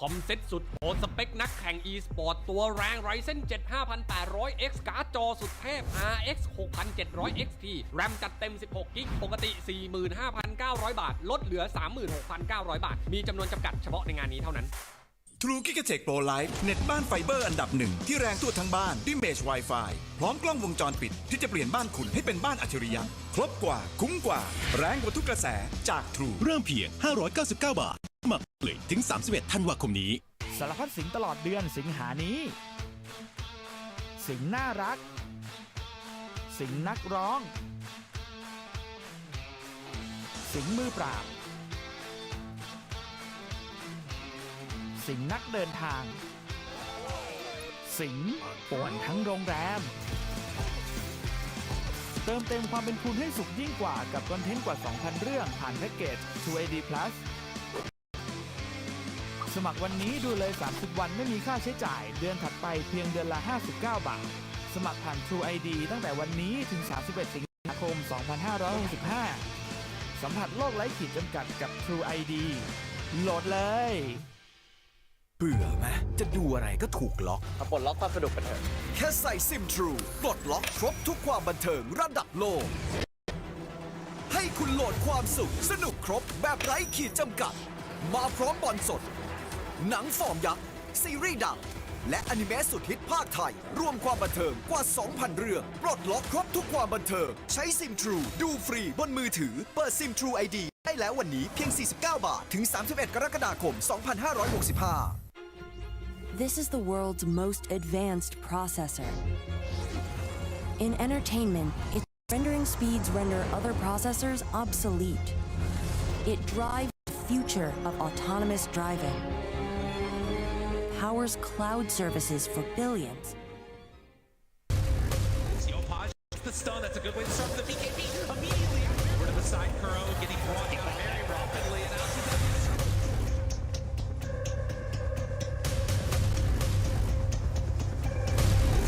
gets the stun, that's a good way to start with the BKB. Immediately over to the side, Kuro getting brought down very rapidly, and out to the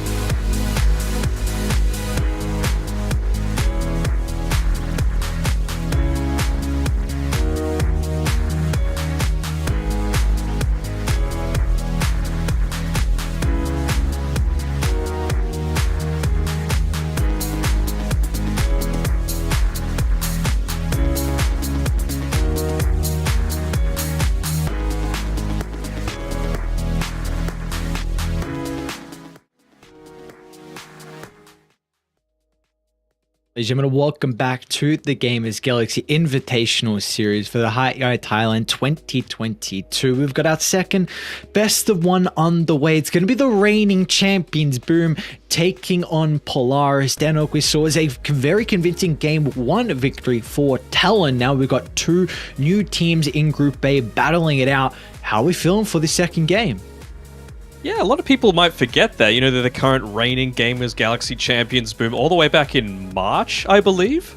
So quite a ways away, but yeah, they put together some really strong performances in that to be able to take the grand finals over Tundra. This is just a sea affair, of course. And, well, like you said, we've got those two new teams ready and raring to go. I can't wait to see what Polaris have to be able to throw into Boom because, you know, Boom, they got 8th at the major, 7th, 8th. I think they very easily could have pushed one, maybe 2 rounds beyond. They just came up against something really unorthodox in Entity with someone like Saberlight, who was just absolutely playing out of his mind. So we'll see if Polaris are able to fit that bill as well, because, yeah, Boom, still a very, very hard matchup, and one of the SEA teams guaranteed to be representing the region at TI.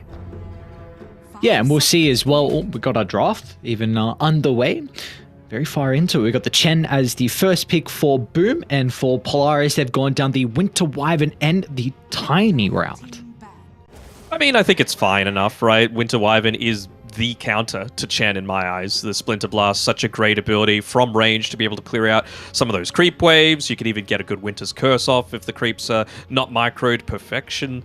It's probably going to be Scam playing it as well, which is a little bit exciting. I mean, the Scam Chen was a position 1 thing that he did way back when he was playing on Neon back in 2020. So clearly he knows how to play the hero. I think you've got a little bit more leeway playing it as a POS 5 as opposed to a POS 1 though.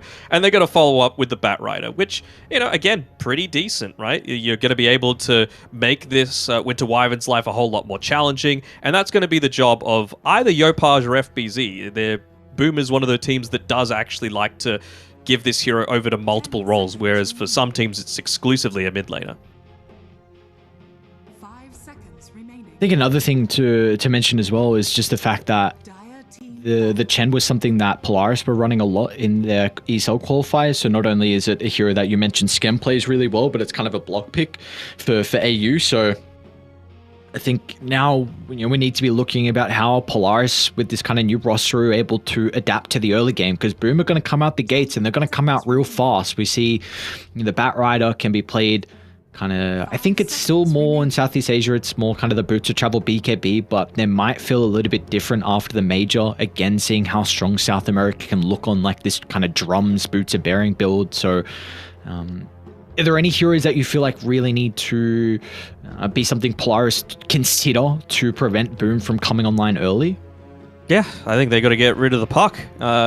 Puck into this Bat Rider isn't that bad of a lane, right? You're going to be able to spam out your spells because he's always going to be using the sticky napalm to be able to right click. It's another one of those things that's going to be able to deal with the Chen army early on. And it's just something else that with the Dream Coil, prior to getting a BKB, Bat Rider's not going to be able to deal with this. And I really feel like once you start to build up some of these BKBs on Polaris' side in particular, then this Chen Bat Rider Death Ball really doesn't feel anywhere near as strong. So I wouldn't hate to see them go for some sort of bans like the Nyx Assassin to make sure that that's not going to be as much of a factor. Or they could just ban the Puck as well, I suppose. We did see, of course, the Nyx earlier in the day. I'm trying to remember how popular it was in the major. Of course, we did the group stages, and we didn't see a crazy amount of Nyx Assassins. Did you see many come out in the playoffs? Yeah. It was decent, right? Like, it's specifically an answer to Puck and a slightly lesser extent Dawnbreaker, but we didn't see as much Dawnbreaker, right? So, I mean, there were times where people were first phase banning the Nyx just because they had first phase and they wanted the Puck. And I think that's why we saw the rise of heroes like the Earthshaker for just an answer to the Puck. Don't start me on the Earthshaker. Yeah. I think it's still a bad hero. Dude, I was worried. I'm like, oh my god, what have they picked? What's going on? No. It is such a do nothing hero. The only person that I think can get away with it is Xingqiu. What was the win rate on that hero? It wasn't horrible. I think it was like high 30s, maybe low 40% on it. Is that what you would say Not horrible. I don't know. Where would you? Let's see. It was. Well, it was 50%. No. In my eyes, it's worse. Okay. Oh, I'm sorry. Stats don't lie. I feel like everyone looks at that. You're like, you bring up a topic, you say something, then you go to the stats, and when you're wrong, you're like, nah, what do you mean? Those stats, they have to be. Something has fudged the stats. JQ picked a lot of them, and I'm pretty sure he only lost with it like once out of about 7 or 8 games. That skews the stats. Ah, right. That skews the stats. So I told you JQ is the one person that I trust, and maybe Seb. Maybe. But that's like a big stretch. Well, regardless, we do have our 15th pick coming out for Polaris. The Pangolier, something that they fell back onto very heavily into it too. Lelouch plays a mean Pangolier in the mid lane. Force has also got a really good Pango as well, and they can flex it as well, giving it over Xavier. So there is a lot of potential for Polaris to play it into multiple roles and kind of help deal with some wave clear if he does get items. Yeah, Polaris have gone ahead and gotten rid of the Bloodseeker just so that they can pick up that Pango, and they've also banned out a Death Prophet, just 2 heroes that are still able to do damage to Pango while he's rolling. But you've got a Batrider on Boom's side. He's someone that doesn't want to be ruptured. Maybe you could even look to pick up the pace even further and go like a Razor to pair together with this, because again, you get that static link off, you get the Eye of the Storm going. It's a lot of damage that you're going to have to deal with early on. Boom are trying to end this game in like 25, 30 minutes if possible. Are we concerned with Polaris, how they've started? There's that Razor as well for Boom. So they've got really strong lanes on Boom. Like Chen just secures your safe lane. You're going to be running with a Tusk Razor. I mean, they can even flex it. So if they really want to, put the Batriders a 3, put the Razor mid. That's something we saw trying to do a decent amount where they still feel the power of this hero. But for me, I'm really worried for Polaris that they might get run over in the lanes. And if that's the case, then Boom, all sails are go for them to be able to take this game. Oh, that doesn't give me much confidence. Oh, no. Yeah, that's kind of slow. I mean, it does stop the Batrider's influence a little bit, right? Like, you're going to have Firefly off cooldown. You're going to have Sticky Napalm on cooldown. The time dilation does prevent you from just spamming out those stuff. But I think they're just putting a lot of faith into this Winter Wyvern and Pango to be able to get the job done in shoving out the waves. I feel like they're 2 of the better heroes at being able to do it. And maybe they're just going to say, like, well, you just need to play really conservatively. You can't get caught out by the Batrider. That's basically going to be the job. Find the Wyvern, or get the lasso in onto the Pangolier to be able to start at these fights. Honestly, it is just the Wyvern.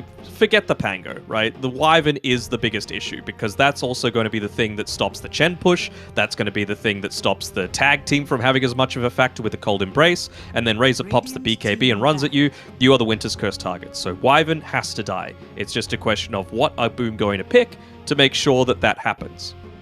That's a really cool ban from Polaris. You're mentioning that this Winter Wyvern is the hero that needs to be taken out of the equation. And we saw the Night Stalker for Entity in particular, some of the South American teams as well, the major, they were playing the Night Stalker as a 1. So Polaris read that Wyvern needs to stay alive in these fights, and the Night Stalker can make sure that is not a possibility. So that's banned out. Now, is there someone else that can fulfill a similar role to what the Night Stalker can?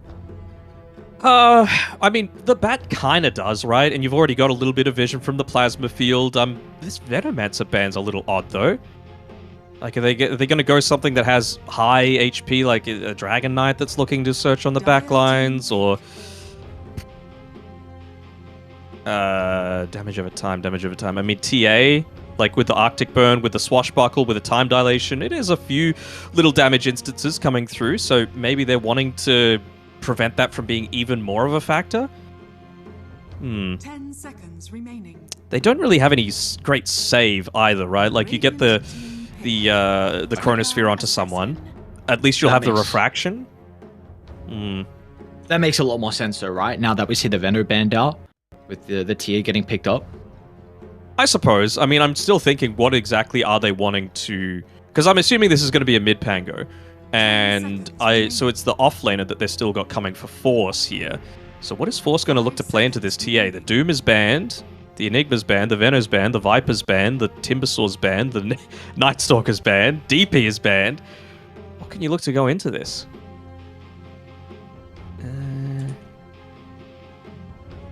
I don't even know. I don't know, to be honest. Like, you've got this Tiny, so I'm worried with what this Tiny is going to be able to do, because it's not something that's amazing at being able to invade Chen and stop him from farming, right? All you need to do is make sure that Chen gets up to level 3, you get a Bassi in addition to the headdress, and you could just go off and jungle. You could extend your net worth at a much faster timing than the enemy's position 5 or 4 is able to do. And I feel like TA at the moment is in a good state to be able to just sit in the lane against a Tiny. What are we thinking? For South America, I'd say you could Snapfire. I'm going to bring it up anyway because I think we're going to see some other teams look to flex it. It will be the Darksea. So I just wanted a damage over time and someone to be able to dump damage inside the Chrono, which is why I mentioned the Snapfire.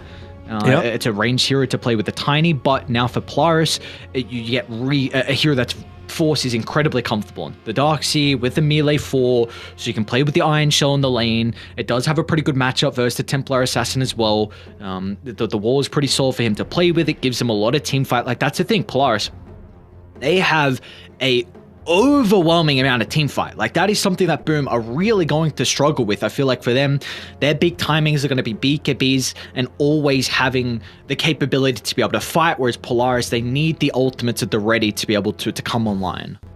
Yeah, and the thing is for me, though, is that I feel like Polaris's strong team fight crumbles if that Wyvern dies. Like you said, the Faceless Void might be able to land the greatest Chronosphere of his life, but where's the damage that's going to be going into it, right? Like, Tiny's going to offer not much, Darksea is going to offer not much, Pango a little bit, but it's certainly not something that's going to completely turn the team fight in your favor. So I feel like Boom, with this draft that's based off of pickoff, is going to be a lot more effective against what Polaris has to offer. Of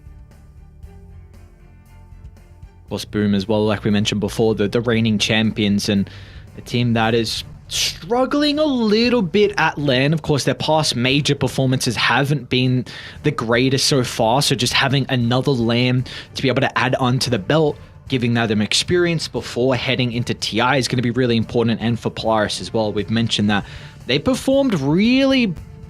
honestly, a team that I wasn't expecting to have as incredible of a run in the ESL qualifiers, but they looked really solid, being able to take down some strong opponents like T1. So we'll see if they're able to bring some momentum into this game one. Of course, it is just the best of one as well. And if they can take Boom, if they can topple the Giants, and this puts them, I should say, in a really good position to be able to move into the later games with a lot of confidence.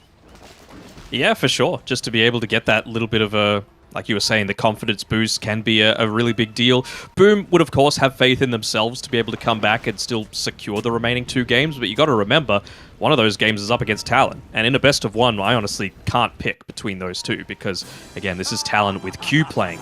The hometown, I don't want to call him a hero just yet because, you know, he needs to achieve a little bit more. Maybe if Talon are able to get through to the TI main stage and he's able to give some great performances off, then maybe we could get to that. But until now, he's just going to be a really solid contributor to his team. So do we feel like Polaris have drafted enough to be able to, 1, win the lanes, and 2, be able to stop the early game aggression that we're going to see come out of Boom? I think what Polaris need to do, it's not necessarily exactly on what they're drafting, it's also just how do you respond to a lot of this aggression coming through. Like the yeah, what do we love? Well. Don't worry about it. The Darkseer needs to be in position to be able to surge the target that's getting going on, right? Because when you think about it, you've got a Chen running at you, you've got a Tusk running at you, you've got a Razor running at you as well. It's kind of crazy. And then you've also got to consider the fact of, well, Wyvern needs to be protected by the Pangolier a little bit as well, right? Like, if Wyvern starts to get run at, Pango needs to anticipate that that's going to be happening, and then start charging up that Rolling Thunder, because early on, the BKBs aren't going to be online. They have no... I guess they do have BKB piercing disables, but it's not going to be, like, all that significant super early. They need those BKBs available.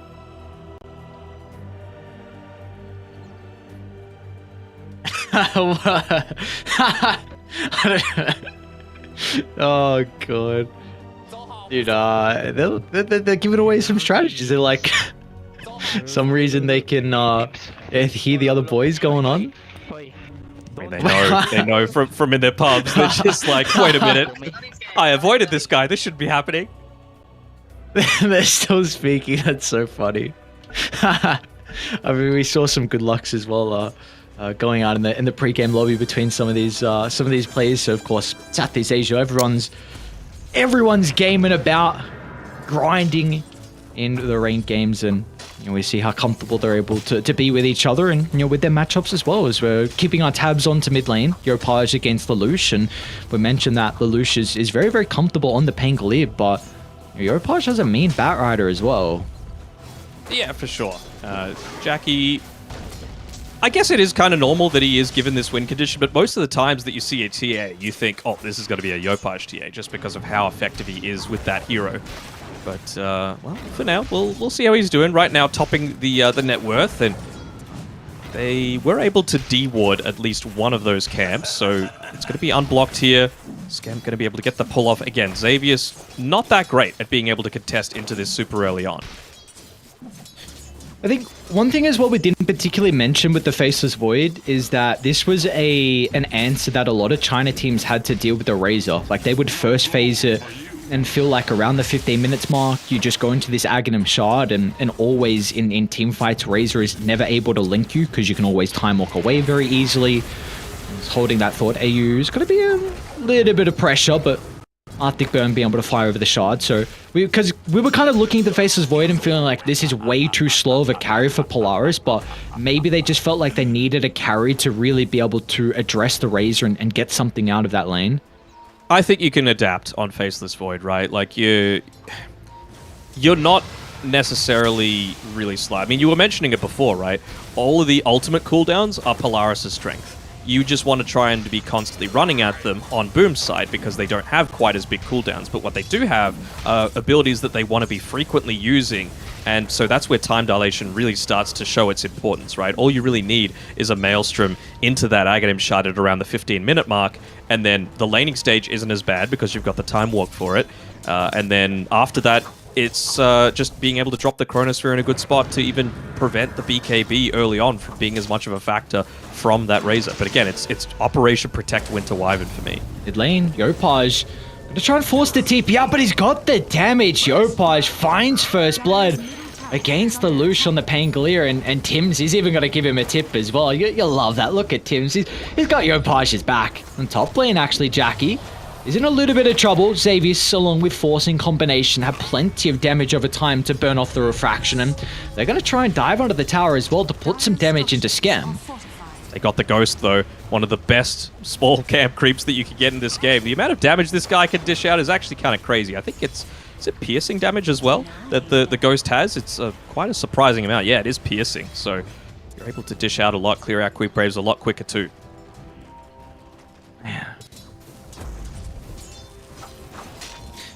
See, Lelouch, it's kind of the walk of shame at that stage. You didn't die the second time without a TP to move back to the smoke the Pangolier, to be able to enter the lane. So Yopaj is already off to an incredible start. I wonder how Boom are going to try and enable this Batrider as well, who is actually going to try and chase down AU, but there will be a TP. It puts him away from the lane now, so this is a bit of a window that Boom can use to get aggressive onto the Faceless Void. Yeah, for sure. They instantly look to make the rotation down here by Tims, looking to try and punish him. They want to try and bait out this time walk, if they can. Force him to use it early on. I mean, here we go. And then maybe, yep, instantly going for the snowball afterwards, looking to connect through. Oh, unfortunately, doesn't break the trees, though. He should still be dead, though. I mean, it's a long cooldown at level 1 on that time walk. Maybe not, though. Damage. All right. It's damn trees. Yeah, the damn trees. I still think, though, it's pretty nice regardless, because we do see what Boom were doing. Like, as soon as the range creep was falling low, they kind of they wanted to play near it, making sure Natsumi never got that creep for free. And even if they didn't get the kill, there was a full wave of gold and that he wasn't able to find under the tower. So regardless, it's a win for Boom. They would have preferred to get the kill, but at least you get something out of it. Dire's middle Yeah. tower is under attack. thing I'm most concerned about is this top side, though, with Jackie. He's been able to freely farm, top of the CS, top of the net worth right now, and Chen's approaching that level 3. I think that Ring of Basilius is going to come out to him very shortly, so should be able to start jungling, claiming up those creeps. Darkseer is not going to be too much of a worry for him. They're actually pinging bot a little bit here. Looks like FBZ might be the target of the next movement forward. Oh, actually, top side as well. Ooh, that was a lot of damage. Wasn't expecting that. And our FBZ down bottom's in some trouble. The Splinter Blast from AU is going to be able to secure the first kill for Polaris, and that is a big one for them to find. Yeah, rare mistake by Tim's coming through there, just walking a little bit too close to FBZ, basically guaranteeing that Splinter Blast was going to go off. So at least it's not too many creeps that's going to go underneath the tower. And again, a Tusk, one of those heroes that does just rely on those early levels to have a high amount of impact. Doesn't need a ton of items, but it's still going to hurt, considering you pick this Razor because it is such a strong laner. You are able to run people down, and you need to be going off those BKB timings. Now, how are we expecting them to play top, though, on Boom? Because you mentioned, like, Chen's wanting to fall back and farm the jungle, but it doesn't the Templar Assassin need to as well? As actually Jackie, speaking of him's in a bit of trouble. Tim's going to look to TP the Snowball just in the nick of time to get some distance away so Jackie can retreat, and they won't be able to turn this back around and pump the damage in to maybe get a kill, but at least they do keep Jackie alive. Yeah, I think it is important for the TA to walk back and start to take some stacks, but I feel like you could do multiple things as a Chen, right? You're not capable of farming every single camp in the jungle, so you could be like farming one up while your creeps are taking up some of the hits, you look to stack another 2 camps, things like that. Like, Chen can't afford to go full greed. You will get punished at this level of Dota, but you could just look to sneak out a couple of extra creeps that you wouldn't normally. As we start to see the lanes dissolve, 7 minutes in, no one's really come out with too big of an advantage. I guess maybe we're expecting maybe the TA not to have as strong of a start. We do see Jackie on top, but all my eyes are going to be towards Boom and how they can get themselves in a position to get aggressive. Because I think for them, first Roche is really that main thing they need to start getting some towers. They know Xavius is here. Nice shards. Seal him off completely. It's going to let the fire burn inside the ice shards. They should really melt, shouldn't they? But even despite that, they are going to be able to get that easy kill. Do you feel like there should be interactions like that? I was just going to say that. Like, should Dota mechanics be a little bit more realistic? Logical? Yeah, I don't know. FBZ. They have the chrono. FBZ is going to at least get the static link, and that should prevent potential chrono being dropped to get the kill. I mean, you might just need to wait for that static link to expire, and then you're going to instantly drop the chronosphere afterwards. Maybe not with the Arctic Burn being on cooldown, but honestly, I feel like even just a quarterstaff, Agi boots, might be enough to be able to get this kill if FBZ isn't too careful. That's why he's playing right up underneath the tower and wants that extra little bit of armor for himself. Mid lane, Xavius. I'm in a bit of trouble here with Tims and Yopaj in combination together. Yopaj, it feels safe enough to be able to chase down Xavius under the tower as Polaris. No one else is nearby, but actually on the opposite side of the map, it will be Natsumi dropping the first Chronosphere and getting a kill onto the core in FBZ. Yeah, it's the wise decision, right? FBZ did, I don't want to say all he could, but it has to come to a stage where you're like, okay, we got to get this Chronosphere offline, otherwise I'm never going to be able to farm. So it was just a question of, well, is someone going to be there to try and save you? I think maybe Skem did make the TP down to try and prevent that death, but it just wasn't enough. So how can we look to see Polaris play and set themselves up for this first Roche? Because again, I'm looking at, like, Aegis always count as a Faceless Void. You trade Chrono for the second life. I will hold that thought because it does look like Polaris are trying to smoke down bottom to play with their carry in the Void. Yeah, I mean, early on... Oh, it's actually top lane as well. Force is going to be in some trouble. The lasso into Jackie's damage. So now they're going to show the Batrider top, which could put them in a bit of trouble down bottom on Boone as the Lush and Xavius jump on forward. It's just a kill into Skem, and, well, boom, they will be happy with that trade with the core going down on the opposite side of the map. I suppose. I'm a little surprised that they didn't go for more, because they only really used the Avatos combo there. They didn't actually use the Rolling Thunder, so I was considering maybe just look to go onto the Razor. He doesn't have BKB. Sure, you don't have Chrono, but just the time dilation on its own should be enough to prevent him from having that impact. Just a few camps being stolen away as well. I've been a bit of trouble. Your pause. He's got haste. He'll be fine. But yeah, do you remember when Cinderbrew from Brewmaster was exclusively popped by fire-based abilities? It was a very brief time. But there was a period where it was like you had to be like Lena to be able to do it or something like that. Or Kinda. There's been some very weird mechanic changes. Trying to get cute with the abilities and then it just doesn't work out and then you've got to... you kind of hope no one remembers those really bad changes. Mm-hmm. We remember. Dota players remember. We've been playing this game for a long-ass time. Oh, I mean, I didn't remember. No, Tim Shards, can he get down? Oh, he's going to go for a TP instead. Okay. Lelouch with the Rolling Thunder. Oh, no. That's big now. Boom. Let's see what they want to do with this. Chrono's still on cooldown. Should be up shortly. But, you know, the Rolling Thunder's on cooldown as well. Maybe they don't even want to get aggressive because, again, they're going to be looking for their BKB timings onto FBZ, onto Jackie as well. So they're really content with just getting the farm. And that first Roche, as soon as they get that, all of a sudden they're going to group up and go from tower to tower. Yeah, maybe now they're just thinking, okay, well, without the Rolling Thunder, they don't actually have great ways to be able to kill our cores in particular. We're happy to just sit back and farm. This is a... I mean, I'm not sure if you could call it a true Tricore because the Batrider does act like a little bit more of that space creator when compared to the Razor. But well, you can just see here, he's looking to do that role, right? To make a few of these connections. Chronosphere being popped. Where's the damage? That's the big question. The Snowball, along with the Hand of God, keeping Batrider relatively healthy, but the curse from AU is going to lock Yopaj into the river. Now the rest of Polaris, they'll connect to the team fight as well to be able to provide the damage required to find a second kill. So beautifully done from Polaris. A little bit concerned of where the damage was going to come at the start, but with everyone showing up, quick to fly on out.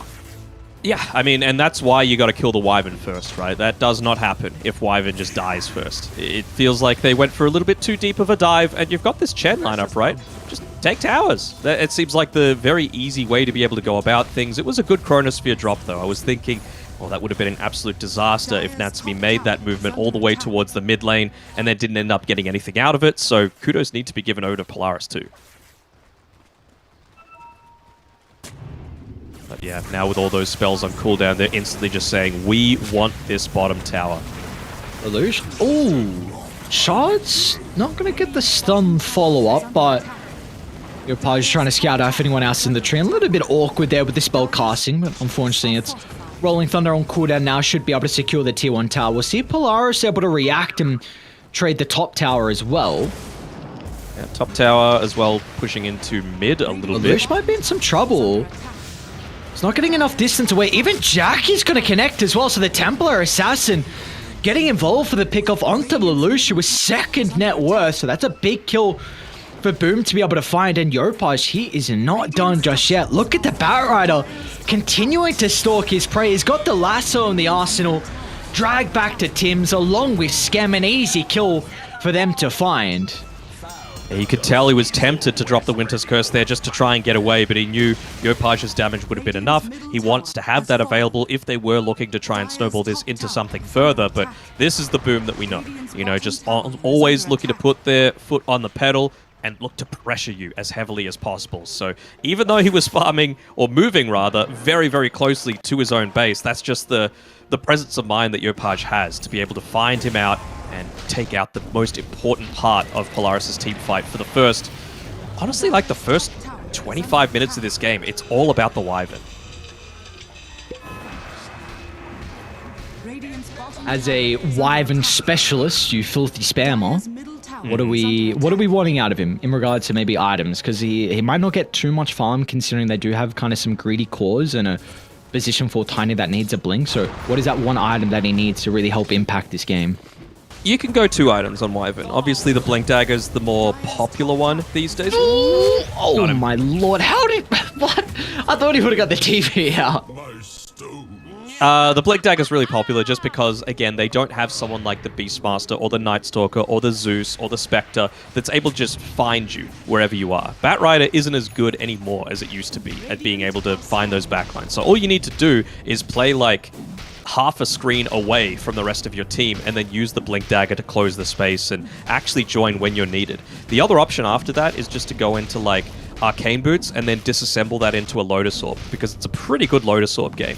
Being able to get rid of the sticky napalm, being able to prevent a lasso from having as much of an impact, having static link be just as effective. Even later on, if TA is able to get the Aghanim Shard, being able to purge off that silence, and I mean, just something like having a little bit of extra armor could be nice too, but that's wishful thinking. That's going to be quite some ways away. So for now, just the Blink Dagger. And for now, it's just all of the back is raw positioning and just read of where they're going to be for Boom. But the fight though, Yopaj with a jump in. Where's the damage fall from the chain controller? Lucius able to reposition. He tries to get the Rolling Thunder off, but he will not be fast enough. The curse turnaround from AU. It's onto multiple creeps, but that will not be enough damage to kill off Skem. Mech along with the Hand of God. He is in fighting shape and along the rest of the Boom members as Yopaj is already eyeing up a third kill. Unfortunately, they will not have the stuns to be able to secure that, but they are already into the pit. Yeah, and you've got the tag team as well. You've got the minus armor from the meld. This is going to drop very, very quickly. Normally, I'm a Wyvern player, right? I love to say, oh, what a great curse. That was not a good curse because it's onto a Chen. He's not the key component of your team fight. And more importantly, it's just having it available. It's the fear factor. It's causing Boom to have to look to focus onto you.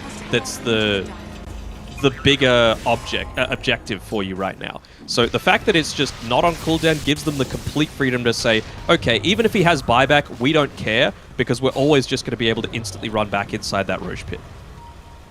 They might have smoked with Lelouch under the trap. I'm not quite certain. See the positioning, Boom. Gonna back themselves up. Yopaj is just flying on into the middle. No one else is really behind to protect him. Lelouch is going to be able to get the Rolling Thunder as well, so looking to zip into the middle. They're eyeing up the positioning of Jackie. He's able to get out. Meanwhile, Wyvern will not have the same fate. They're going to turn towards FBZ, though, to the northern stair line. They should be able to get the kill onto the Razor. So, Boom, a little bit awkward with their positioning, very separate. Yeah, a little bit of an odd move. I mean, considering, like we were saying, they did have the vision of him when he was looking to try and go, when they looked to try and smoke onto them. I'm 100% sure they were right on top of that trap, so they should have had the vision. TA still farming, so it's, again, not the absolute worst, and he is the overall win condition. So when you consider that, you know, you're coming up against not the greatest amount of damage over time, it's not horrible, but certainly a couple of free kills that they didn't need to give over. Especially on Yopaj, that seemed a little bit optimistic. Still, it's going to come down to if Polaris are unable to execute a team fight with their ultimates, if they only get one kill and expend Chrono Curse, Rolling Thunder, if they expend all their ultimates and Boom, they're going to respawn and just look to go, and then Polaris will not be able to defend towers. So they really have to be perfect with their execution, or Boom are just going to ransack the map. Yeah, I think that previous movement was them just thinking, we don't need to fight right now. We could just sit back and farm. We've got the Aegis. We've got that luxury to be able to play around there, because they've only lost one tier 1 tower, right? Ooh, looks like they'll be able to get a freebie as well. Yeah. I think that was a cute flame break from Yopaj, pushing him closer to the Tusk Snowball. I'm not sure if they would have gotten the stun just before he was able to TP out. Yeah, he tried to do that in the mid lane as well when they were going for the same sort of thing, flame break into the Tusk. I think he only had the Walrus Punch available at the time. And well, look at that. This is all being set up, this movement towards bot, based off of this Observer Ward, the Dire Observer Ward inside the Radiant Jungle. They see that Natsumi's farming underneath it, and they saw that the Pangolier started to walk his way towards the right-hand side. So I think Pango's the target right now.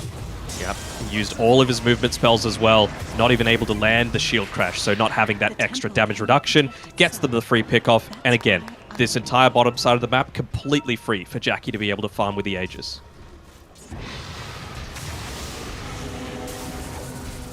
Or even considering about trying to bring down Natsumi. AU is way too far pushed up in the lane. Natsumi's able to drop a pretty decent Chronosphere onto 2, but all they get is the Tusk kill, and he might be vulnerable now as well as the rest of Boom. Starting to pivot towards the Faceless Void's location. Xavius and Force can hold the back, but FBZ is playing with the BKB, so he feels content to continue charging on forward. The T2 tower will not stop them in their tracks. As Force, he's going to be in trouble, as well as Yopaj just blinks up to the high ground, but they will not have the damage to get the Darkseer kill. It was some good defensive movements coming out there from... Jackie actually might be in some trouble. He's going to be playing with the Aegis. Let's see how they can set themselves up with the respawn. They do have the wall nearby as well if they can vacuum him back for that extra illusion, but it's not even required. As Jackie goes down, Skem's going to enter as well. He's going to be buried 6 feet under, so Boom just sticking around for a little bit too long. They'll even lose FBZ. So Polaris, this is gigantic for them. They offset the first Aegis advantage from Boom. Yeah, I was thinking that they might... They must have been thinking, okay, we can look to get another kill off of this and then use that to get into the tower, because that's Polaris' big strength, right? They know that in a 5-on-5 fight, they're going to win 8 times out of 10. But it's just about, can Boom find the pick-off before them? That's why I keep harping on about this Wyvern being such an important factor, right? They killed him at the start of the previous fight. That enabled them to dive past a tier 2 tower. Maybe that wasn't the right choice. Maybe they could just say, okay, we've got a Chen, we've got a TA, we just want to look to push this tower. But they tried to go for all the glory. Didn't work out this time. It's going to be a bit of a learning experience for them. Polaris have come to play. And by the bottom outpost, Lelouch is in a bit of trouble for the moment. Rolling Thunder, but he doesn't have the capability to pop it fast enough. And they scouted out Force on this high ground ward as well. So instantly, Tims and Yopaj looking to invade once again and just trying to take away what little farm they can. And it's just about you can't give up easy free kills. That is the most important factor for Polaris. If you do, you're going to get run down unless, you know, Boom make a little bit of an aggressive move. Is he able to get the jump on? Ooh, nice reactions with the Arctic Burn down to the low ground. Yopaj was very close to catching out AU, and now they're going to counter smoke themselves. Look at this. They feel confident with the Firefly not being available even to throw the Wyvern in onto the front lines, but he's the one that's going to show first. The smoke pops. They've got complete vision. He's going to charge up, but Boom, they're in the neighborhood. FBZ's nearby. An early commitment out of the BKB. They're going to be able to snowball on forward as well. Where's AU to turn it around? Too late coming out of the Winter Wyvern. They won't have the chrono for this team fight. And now Boom, they can turn their attention to kill off AU. 2 down. And Polaris will not be able to stick around. And this could be a tier 2 tower going down now as well. Yeah, a lot of their damage outside of the Batrider is physical. So just to not have that Cold Embrace save, to not be able to use the Winter's Curse onto someone with the BKB activated, instead getting the Tusk, meaning that the Razor, the TA completely ignore that lockdown. It's a pretty big mistake, and again, you can't allow yourself to get picked off like that. They still have that vision on the high ground, right? They didn't even look to, they didn't even remove that on the Radiant side, so this is some free wins that Boom really shouldn't be getting. They're playing fine, but to me, it's just Polaris, unfortunately, making some pretty key mistakes. And if they make another mistake and give that second Roche over to Boom, all of a sudden this game could be over in 5 minutes. This second Roche is really going to determine who could potentially take this game. And Boom need that to be able to go up high ground. And again, they have a lineup that can snowball. I don't think they're going to be able to match the late game of Polaris. So the execution for this next fight on Radiant has to be perfect. Yeah, then they've got little things, right? The Basher coming through from the Pango, it's going to be a pretty big deal once he's able to get into that. I think he's only about 150 gold away. Winter Wyvern as well. He's still about only halfway towards that Blink Dagger, so that's going to be a pretty significant thing. I mean, he's gotten 25 minutes into this game with Tranquil Boots and a Magic Wand. You got to have more impact than that. Here, Boom. Grouping up, making sure they're continuing to occupy a lot of the jungle here from Polaris, just stemming the net worth that they're able to. Prime target number 1, and FBZ is going to make sure he can take him out of the equation.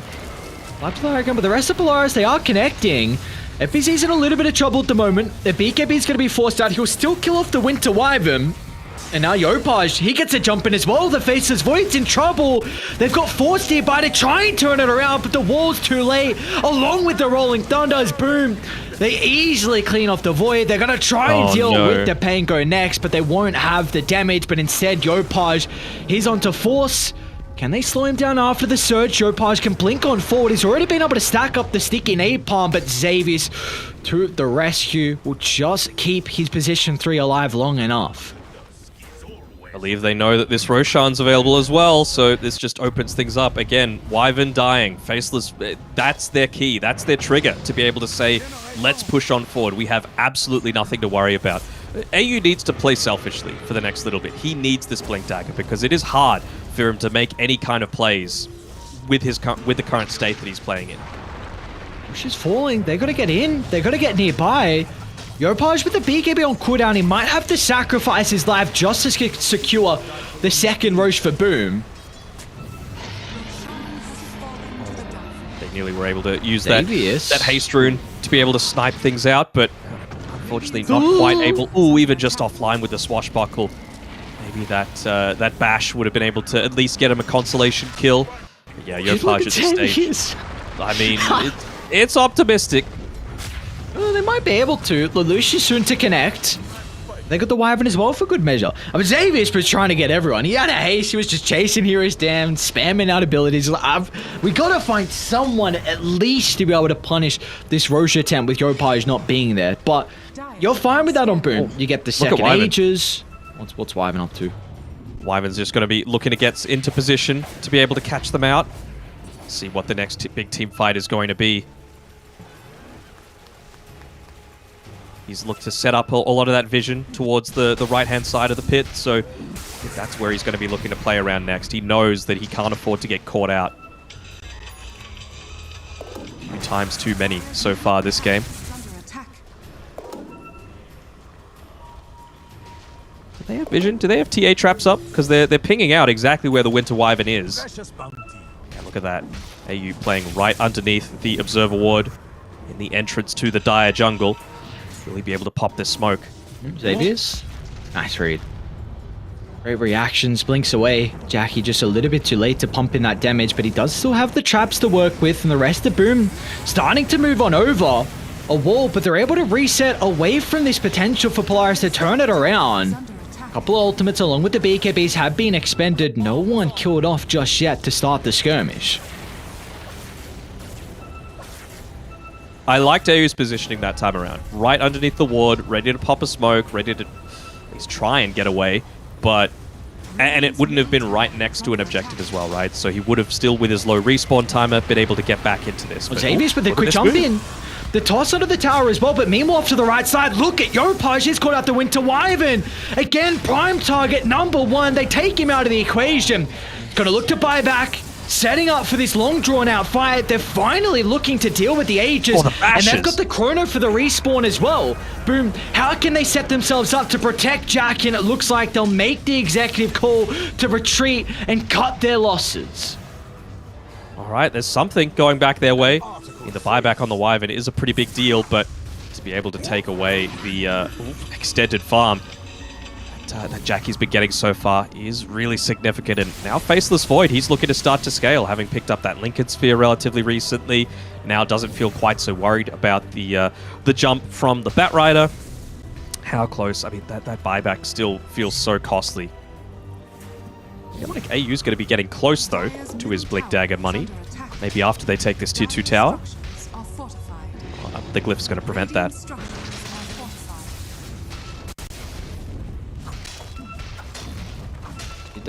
They are getting themselves set up to try and protect this Tier 2 tower, though. They know a lot of the ultimates were previously used in Yopaj. Trying to catch out one of the stragglers. Unable to keep up, though. Alright, what else is significant that's coming up? I believe Force has an Aeon Disc on the Darkseer, so they're just trying to protect their team fight as much as possible, right? Natsumi has the Lincoln Sphere. Wyvern, I believe, now has the Blink Dagger. Darkseer, Aeon Disc. So none of these can just instantly die at the start of the fights, which is the key thing for them. They just don't want to be susceptible to a lot of these pickoffs. Basically, the only vulnerable one right now is Xavius. And he's playing as that like second wave of initiation.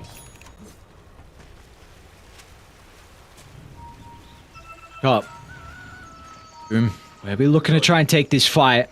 They don't have any crazy wards to play with at the moment. Lelouch is going to be in the firing line. Yopaj a little bit hesitant to jump at the moment. Doesn't see anyone behind him. I think they saw the Aeon Disc as well. They don't want to use Lasso just for it to get purged off. Even just the zip in, the Lincoln's drive-by.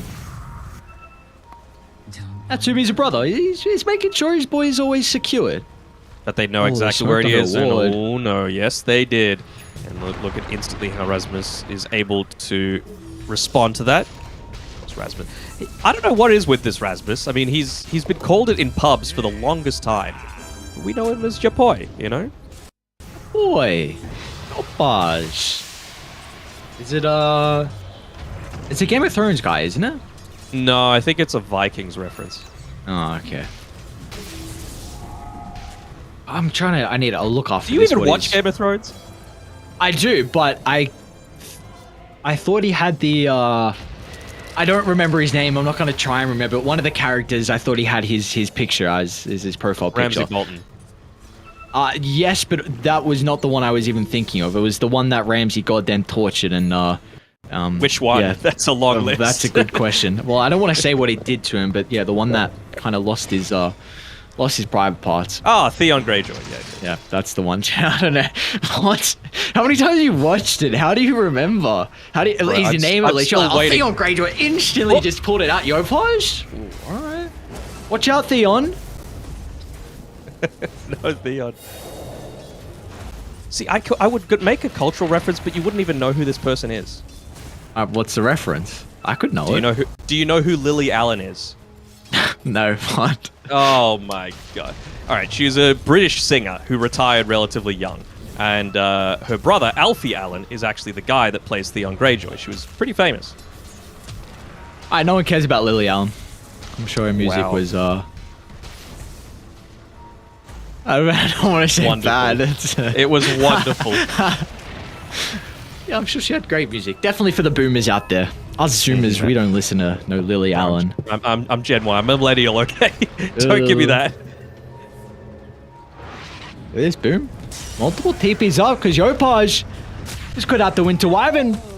Tim's going to be nearby. Not that they needed Tim's, all they needed was maybe multiple traps with that assistance, but regardless, Wyvern's down 70 seconds, and this can open up the map now potentially for Boom to look to get aggressive, but they need to reclaim the triangle of Polaris.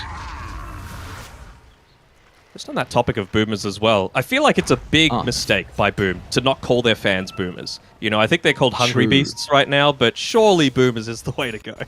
I mean, do you want to call them boomers though? Like you're kind of just saying your fans There's are nothing wrong with old being and a boomer. slow and yeah, I don't know about that. I do pity you every day. Mid lane, Xavier's. Maybe in a little bit of trouble. Lelouch is the roll up as well, but FBZ no messing around with the BKB committed.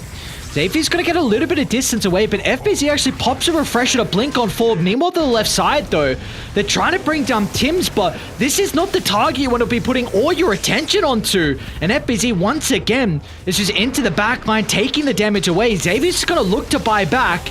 Tim's will finally go down as the Hand of God's a little bit too late. Natsumi jumps in, but the Chrono, there's no damage. Jackie can look to turn it around afterwards. Natsumi just gets the time walk away, but FBZ, he's still protected with the BKB. Yopaj is going to charge in as well, but they're going to be cautious. Polaris, they're still playing with the 5-man lineup after the buyback, so they'll get rid of FBZ. They jump in as well with the curse, but it's not enough. Onto a creep. Boom can now turn it around, knowing the ultimates are on cooldown. They're guiding Jackie and toss in Xavier's. Beautifully done with the chain control. Jackie is unable to right click throughout this team fight. The spam of abilities, too much for Boom to deal with. Yeah, they didn't even look to expend that many buybacks, right? You've got 3 heroes dead, no buyback. And even Tim's having that dieback expended there, so he's guaranteed gone. They're going to have the luxury of knowing that there's no save potential coming through. They've still got that Rolling Thunder available for themselves as well. And maybe that was the impetus that they really needed on Polaris to start pushing forward. They're going to use the glyph here, but doesn't actually stop any kind of creep wave from pushing. So I mean, they could just keep on moving forward. There's nothing a Chen could do to stop this push, and hell, even a Batrider's a little bit vulnerable. They could just get one lane of racks here. Top lane, what do we got? Yopaj, that's gonna be it. Is that a dive? I mean, no, but it's. I mean, I don't think that's that important, to be honest. Like, the Wyvern I keep saying is important. Not for this. You're losing your base, my dude. Oh, wait, Yopaj. Oh, the toss reveals is off. himself for a second, but they don't get the toss back. He's still going to pop the BKB and look to move into the middle. They've got FBZ to play with as well, so just 3 members on Boom feel like they can take the skirmish. FBZ is going to be cautious, though. Natsumi's up to the task with Lelouch being able to join up as well. FBZ, no buyback on the Razor. Natsumi now. I don't think He's this got matters. the time look. He's going to look to move to the high gun and try and TP out the snowball just too late. They're looking at least find the Darkseer, but yeah, there's no connection. Tried to that flame break again. 4-staff just not in range to be able to get that walrus punch off. So some mistakes, really allowing Polaris to claw their way back into this game. This is a more important Observer Ward than it seems. Roshan respawned, it's that third Roche. Yopaj again on point with being able to land this one, and this would be a dieback. Connecting. Radiant are coming over to try and keep Xavius alive. Oh my, just gets the blink away. And that's all they needed. Just keep the Tiny alive. Make sure you have enough forces to be able to take the fight by this Roche. They're going to go in instead. I'm just dealing with the ward. Yeah, deal with the ward. I like the fact that they're actually using their durable hero to be the one that goes in first, right? This is the Pango that still hasn't assembled the Aeon Disc, so he's able to put himself in harm's way. And Roche is falling, man. They got to get over. They're going to take the fight to the north instead. They've started onto Chen. Lelouch is able to run into Yopaj in the backline as well. They have to make sure they don't group up because of the threat of the Chrono. As Boomer doing a good job to play split, but finally he's able to find the opening for the ultimate. It's on to 2 as well. Natsumi finds Yopaj. He'll even catch out Tims, and now Jackie's going to be in trouble. A Bash, anything. They were hoping for the curse, but just a little bit too late on AU. But regardless, the damage has been dealt. 3 members of Boom culled away from the living, and now they can take the third Roche. Oh man, this would be so huge. I mean, Polaris being able to... It's a best of 1. Boom. They're kind of known for starting out their series a little bit slow. You know, they were the 1-2 team, or rather the 2-1 team coming out of the 3rd season of the CDPC. But you can't afford this. This is a best of 1. You gotta get every single game and make it count, because if Polaris wins this and then Talon beat Boom, then it might be Boom actually falling out in the group stage of this event, which I'm sure wasn't something they were expecting. No And honestly, I really hope we get to see the win probability, because I feel like, regardless of what it says, I reckon there's like 80% chance for Polaris. I feel like you've really gotten out of the strongest position that Boom were looking to play with. There was that second Roche looking to end the game early with their kind of tri-core lineup with BKBs, and now when you get to this later stage of Dota where you don't have team fights, it's going to be really difficult, because you see like the cores on Polaris, they're keeping up in farm as well. Like Force, he's 3rd in net worth, Lelouch is 3rd in net worth as well. You're going to have some really big issues with taking these 5-on-5 fights in the late game. Yeah, and we've talked about the big strength of being able to itemize and play against this pickoff style.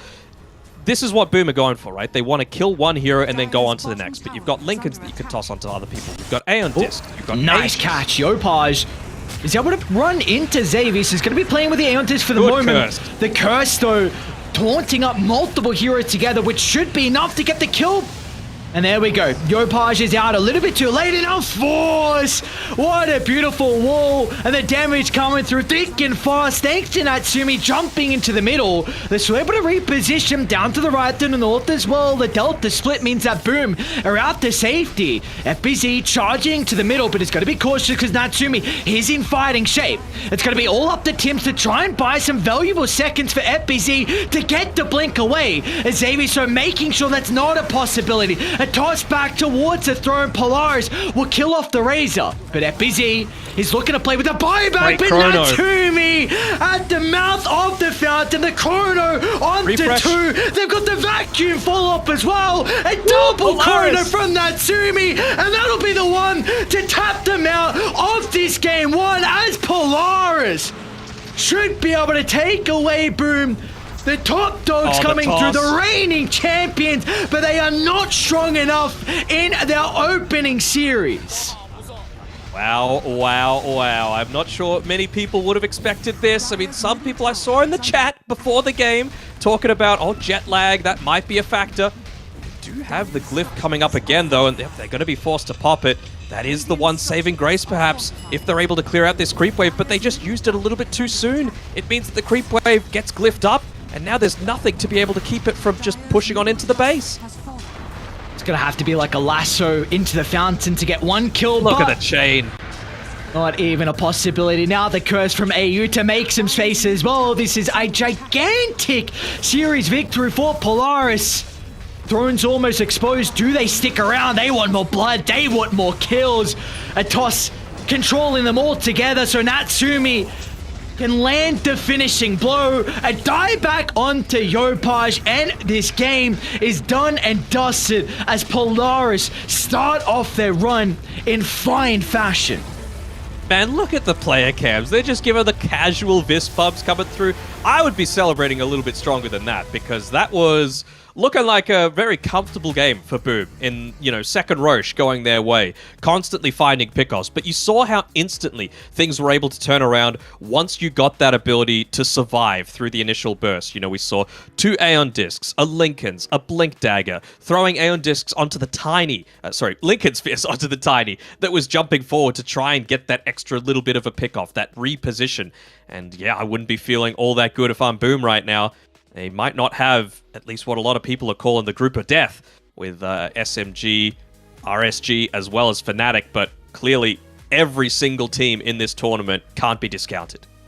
Without a doubt. Of course, Polaris, we saw, again, I'm going to always go back to kind of the ESL qualifiers. That was the recent tournament we really see Polaris playing, of course, with the new iteration of this team as well. And they were really taking it to some of the top dogs who had that last opportunity to qualify against Talon. Unfortunately, they weren't able to do so, but they really did highlight how strong this team can be. Of course, there's a lot of players that have been together for quite some time, with Force coming back and AU was their coach prior, so he's been with these boys for a little bit of time, of course, understands them and understands also the dynamic of the team. And we just saw, though, we're really mentioning that Boom, it was early, their lineup thrived around the early game, and kind of the first and second rotation. Once you got past that stage, if you weren't able to capitalize on your timing, then the late game was always going to be difficult. Yeah, I think AU still died a few too many times in my eyes, but it was really on the back of, for me, the play coming through from Force as well as Xavius there to be able to turn things around for them, because this is the key one, right? They dive a little bit too deep, they get the key turnaround, they're able to use this frequent avalanche toss combination to be able to find the key pickoffs. It means that you don't have the same level of sustain that you might be expecting. The Chen heal isn't enough, the Tusk save isn't enough. And there were a few too many times that I thought Boom was really in a strong position to be taking those towers, to be suffocating the map even further, to be preventing Natsumi from having the farm to eventually carry this game. And they just didn't take it. They looked to try and close the game out perhaps a little bit too prematurely, and Polaris, they're good enough to be able to punish. Definitely felt like Xavius was a big reason of why they're able to kind of offset some of the early game from Boom. Like, multiple times we saw him just getting rounds after rounds of spells out. They're repositioning. Look how they're kiting FBZ in this particular highlight, just doing such an incredible job to play away from the Razor. As soon as that BKB is over, they move in, target him down, and now all of a sudden they're going to be A-OK. It was just really nicely done from Polaris with how they're able to play these longer drawn-out fights, keep their distance, and then when they saw the window of opportunity, they always were able to pounce and execute incredibly well.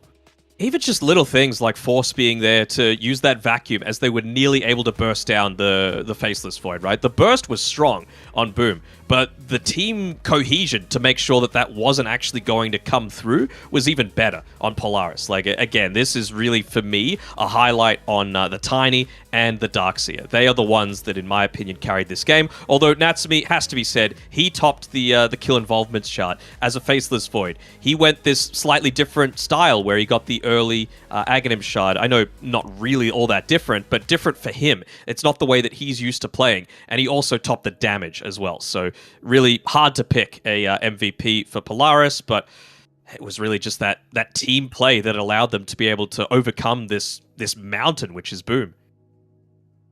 And again, we kind of have to go back to the fact that this is the reigning champions. Boom being able to win the game as Galaxy in Dubai, and coming into it, of course, we mentioned potentially jet lag, but regardless, it's you have to. There's no messing around in this tournament at all at HatYai. You can't mess around. You've got 3 best of ones to play with. 2 teams are going to be eliminated, and really anyone can take some serious. I know Army Geniuses, we saw them earlier in the day struggle versus Talon, but they are also a team with some incredible individual talent, and on the right game, on the right series, they could take it up against Boom. So hopefully they're able to freshen up a little bit and see what potentially went wrong. They will not have another game today, so they're going to be able to look at some of their mistakes and move on to tomorrow with maybe a fresh slate. But Polaris, this puts them in prime position. They're going to be versing Talon next, and with how good Polaris looks, I can definitely see them toppling Talon as well.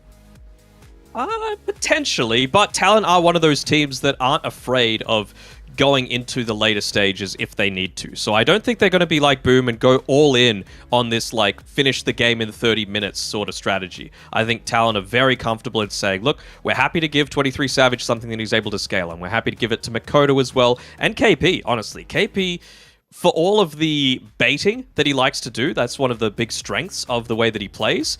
He is kind of greedy at the same time. So some teams are able to find the key weakness points, like when he doesn't have cooldowns or BKBs or whatever, and really punish that. But I feel like Polaris might be one of those teams that trust in their own ability, and maybe even this victory will give them the confidence to say, if we can get to late game, we trust our own execution. Yeah, without a doubt. It's just a question if you can get to that stage, of course, but for game 1 will be Polaris coming out on top, of course. Should always mention is just the best of ones here, so we'll see how they're able to continue with that momentum. We're going to hopefully be able to hear a little bit from Polaris as well, so it's going to be exciting to see what they have to say.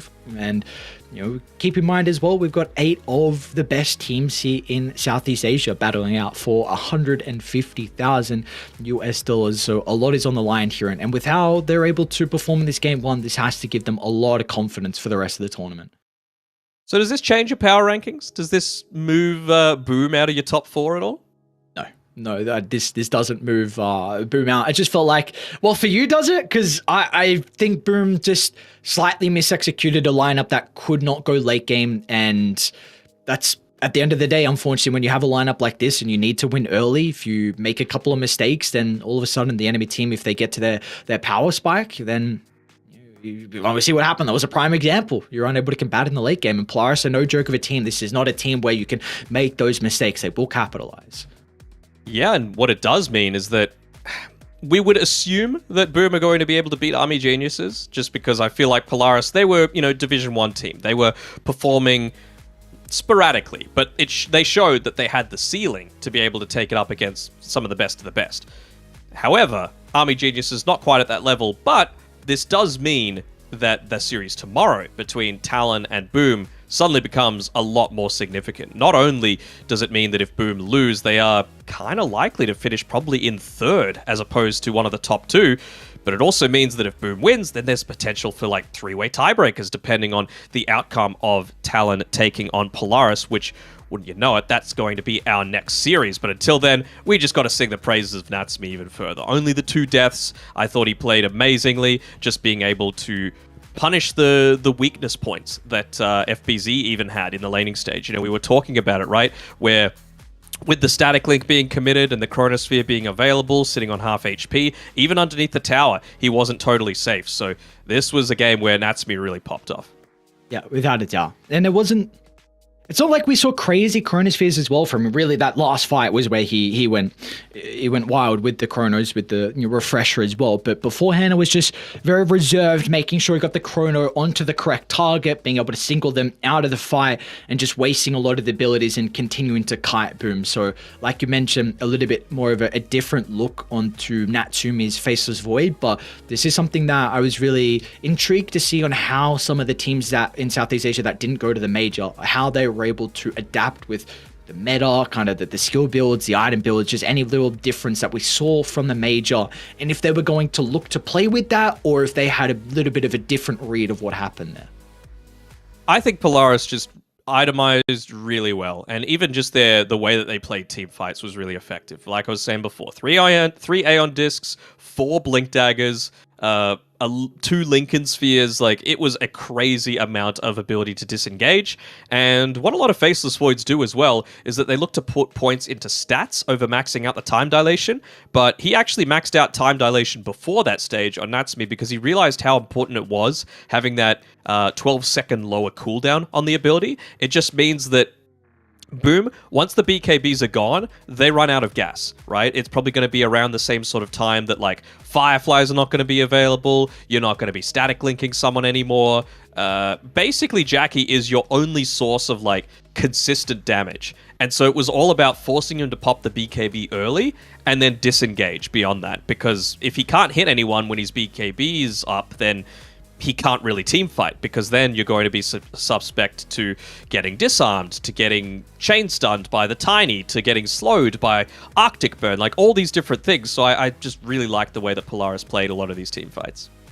And with Polaris taking this second best of 1, we do get an interview with those lads. So we're going to chuck that over there and see what they have to say. ที่ตะโกนสุดเสียงนะเกมเมื่อกี้พลิกกลับมาตะโกนสุดเสียงได้เหมือนกันแต่ว่าเดี๋ยววันนี้จะมีการสัมภาษณ์เป็นภาษาอังกฤษด้วยนะครับถ้าผมสัมภาษณ์เองน่าจะช่องแชทน่าจะไมเกรนขึ้นนะครับก็เลยส่งน้องอิงมาสัมภาษณ์นะครับเดี๋ยวเราเริ่มสัมภาษณ์กันเลยดีกว่าครับ Okay, all right. Now we are with Polaris member after the victory, so we would have a little bit conversation after the victory. So first, can you introduce yourself a little bit to all the audience in the live? I'm Natsumi, host 1 of Polaris Esports. I'm Force. I'm the offlane of Polaris Esports. So after we announced the team that will participate in this tournament, we all know that Boom is one of the strong opponent of yours. So how did you and your team plan to get this victory? We just do our research. We watch all of their games in the Wellington Major, and yeah, we just like do our game. I mean, like, play our game. So you do the homework, right? All right. So do you have anything to say to all the fans in the live right here? I just want to thank the fans that keeps on supporting us, and I hope you will not stop watching our games. And it would be a pleasure to. Sorry. Yeah, I just want to thank all the fans out there who supports us. Yeah, so keep supporting this team Polaris. All right, thank you so much. ก็เมื่อกี้นะคะได้สัมภาษณ์กับทีม Polaris นะคะเขาบอกว่าจริงๆเขาได้ทำการบ้านมาดีมากในเรื่องของการไปดูเกมต่างๆนะคะของทีมต่างๆที่เขาจะได้เจอในทัวร์นาเมนต์นี้นะคะแล้วก็ฝากแฟนๆทุกคนเป็นกำลังใจให้กับทีม Polaris ต่อไปด้วยนะคะโอเค thank you so much ใช่ครับแต่ต้องขอบอกว่าเนี่ยทัวร์นาเมนต์แบบนี้ครับอะไรก็เกิดขึ้นได้จริงๆบูมเห็นบอกว่าเป็นตัวตึงรายการนี้ตึงมากขึ้นนะแต่ว่ากลายเป็นว่าตอนนี้หัวตึงแล้วเพราะว่าแพ้เกมแรกไปแล้วนะครับเกมต่อไปเนี่ยบูมอาจจะต้องห้ามแพ้แล้วต้องเครียดแล้วล่ะหลังจากนี้แต่ว่าเดี๋ยวจะมีช่วงการเล่นบนเวทีแต่ว่าเราไม่ได้ถ่ายทอดสดเนาะแต่ว่าตอนนี้เดี๋ยวเราพักเบรกกันสักครู่แล้วเดี๋ยวเจอกันบนเวทีครับเราพบกันค่ะ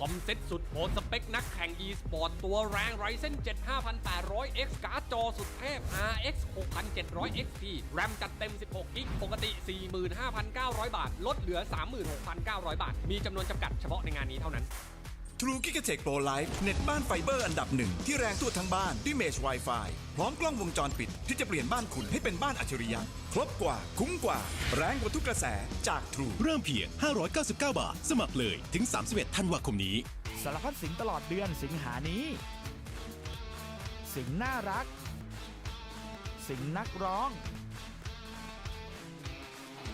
สิงมือปราบ สิงนักเดินทาง สิงป่วนทั้งโรงแรม เติมเต็มความเป็นคุณให้สุขยิ่งกว่ากับคอนเทนต์กว่า 2,000 เรื่องผ่านแพ็กเกจ USD Plus สมัครวันนี้ดูเลย30วันไม่มีค่าใช้จ่ายเดือนถัดไปเพียงเดือนละ59 บาทสมัครผ่าน True ID ตั้งแต่วันนี้ถึง31สิงหาคม 2565 สัมผัสโลกไร้ขีดจำกัดกับ True ID โหลดเลยเบื่อไหมจะดูอะไรก็ถูกล็อกปลดล็อกความสนุกกันเถอะแค่ใส่ซิม True ปลดล็อกครบทุกความบันเทิงระดับโลกให้คุณโหลดความสุขสนุกครบแบบไร้ขีดจำกัดมาพร้อมบอลสดหนังฟอร์มยักษ์ซีรีส์ดังและอนิเมะสุดฮิตภาคไทยรวมความบันเทิงกว่า 2,000 เรื่องปลดล็อกครบทุกความบันเทิงใช้ซิม True ดูฟรีบนมือถือเปิดซิม True ID ได้แล้ววันนี้เพียง49 บาทถึง31 กรกฎาคม 2565 This is the world's most advanced processor. In entertainment, its rendering speeds render other processors obsolete. It drives the future of autonomous driving, powers cloud services for billions. Yopaj gets the stun. That's a good way to start with the BKB. Immediately after, rid of the side, Kuro getting brought down very rapidly, and now she's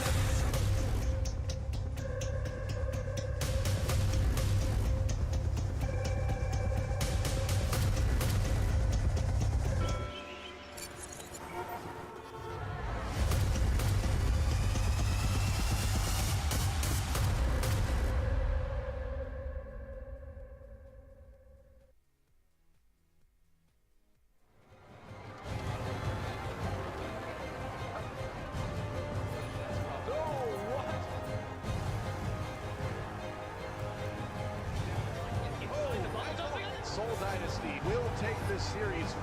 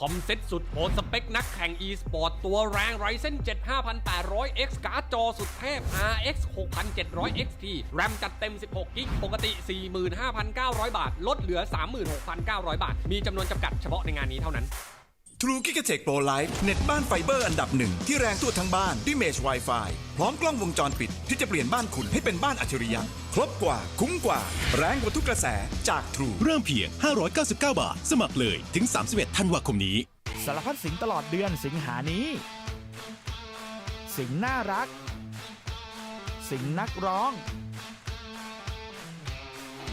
สิงมือปราบ สิงนักเดินทาง สิงป่วนทั้งโรงแรม เติมเต็มความเป็นคุณให้สุขยิ่งกว่ากับคอนเทนต์กว่า 2,000 เรื่องผ่านแพ็กเกจ USD Plus สมัครวันนี้ดูเลย30 วันไม่มีค่าใช้จ่ายเดือนถัดไปเพียงเดือนละ59 บาท สมัครผ่าน True ID ตั้งแต่วันนี้ถึง31 สิงหาคม 2565 สัมผัสโลกไร้ขีดจำกัดกับ True ID โหลดเลยเบื่อไหมจะดูอะไรก็ถูกล็อก ปลดล็อกความสนุกกันเถอะ แค่ใส่ซิม True ปลดล็อกครบทุกความบันเทิงระดับโลก ให้คุณโหลดความสุขสนุกครบแบบไร้ขีดจำกัด มาพร้อมบอลสด หนังฟอร์มยักษ์ซีรีส์ดังและอนิเมะสุดฮิตภาคไทย รวมความบันเทิงกว่า 2,000 เรื่องปลดล็อกครบทุกความบันเทิงใช้ซิม True ดูฟรีบนมือถือเปิดซิม True ID ได้แล้ววันนี้เพียง 49 บาทถึง 31 กรกฎาคม 2565 This is the world's most advanced processor. In entertainment, its rendering speeds render other processors obsolete. It drives the future of autonomous driving, powers cloud services for billions. Yopaj gets the stun. That's a good way to start the BKB. Immediately over to the side, Kuro getting brought down very rapidly, and out to the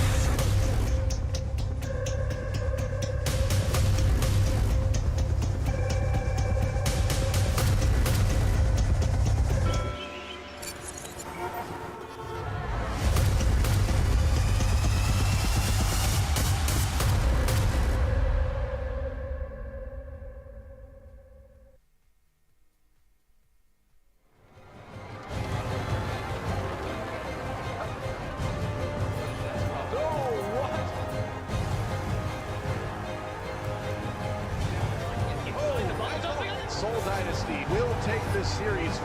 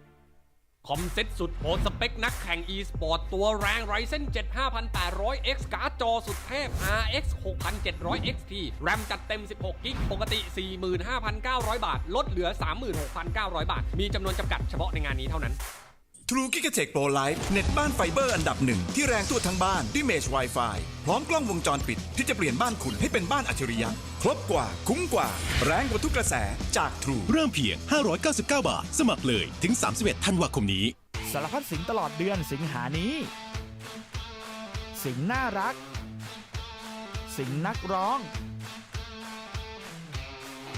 สิงมือปราบ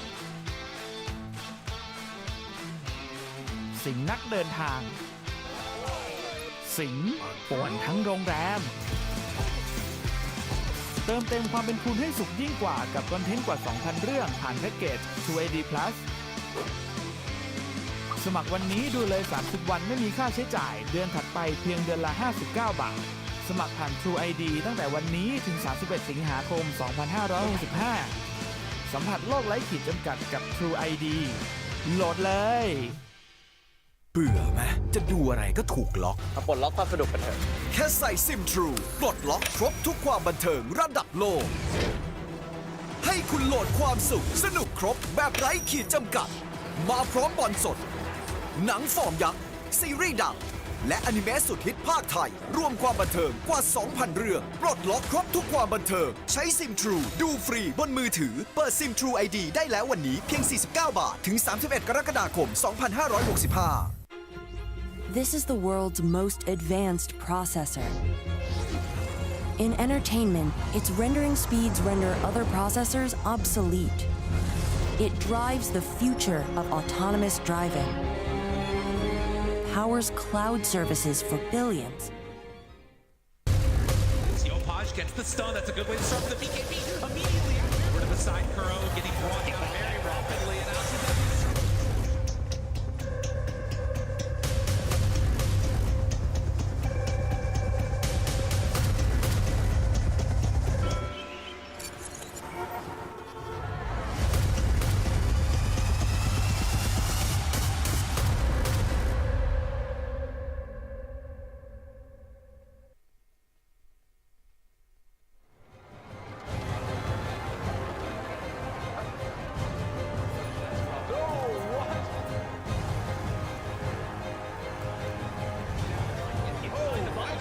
Seoul Dynasty will take this series.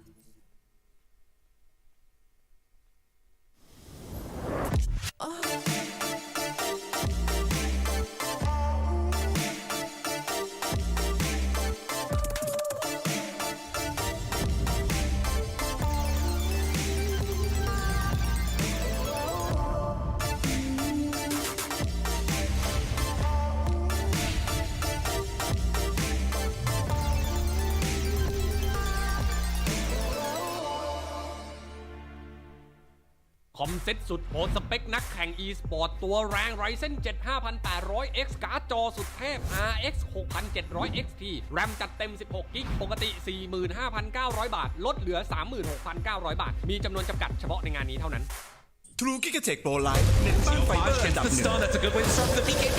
Immediately after, rid of the side. Kuro getting brought down very rapidly, and now he's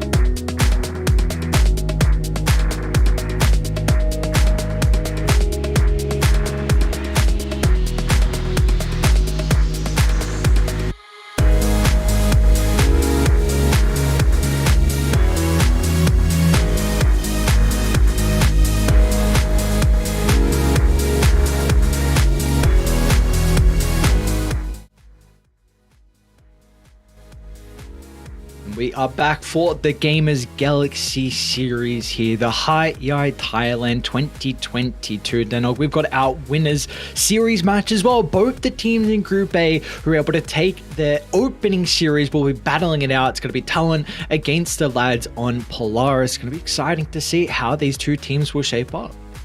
Yeah, definitely not what we would have expected coming into this. Honestly, from today, I think a lot of teams might have been expecting, and a lot of viewers as well, that maybe this would be the series that Polaris had to win to keep themselves in contention from moving into that playoffs. But, well, they've already been able to pick up that one win. They can afford to drop one game against Talon, but obviously they want to make every single one count. And honestly, if their team play was like we saw in that previous game, then we certainly give them a shot. But Talon, they've been looking really good, and I did like what we saw from Q coming out. He's fully rested, hasn't had to travel all that way over to the US of A, so he was on point in game number 1.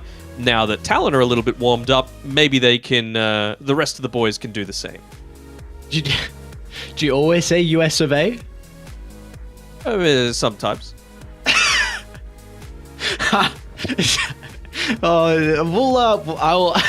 We'll make sure we say USA, not US of A.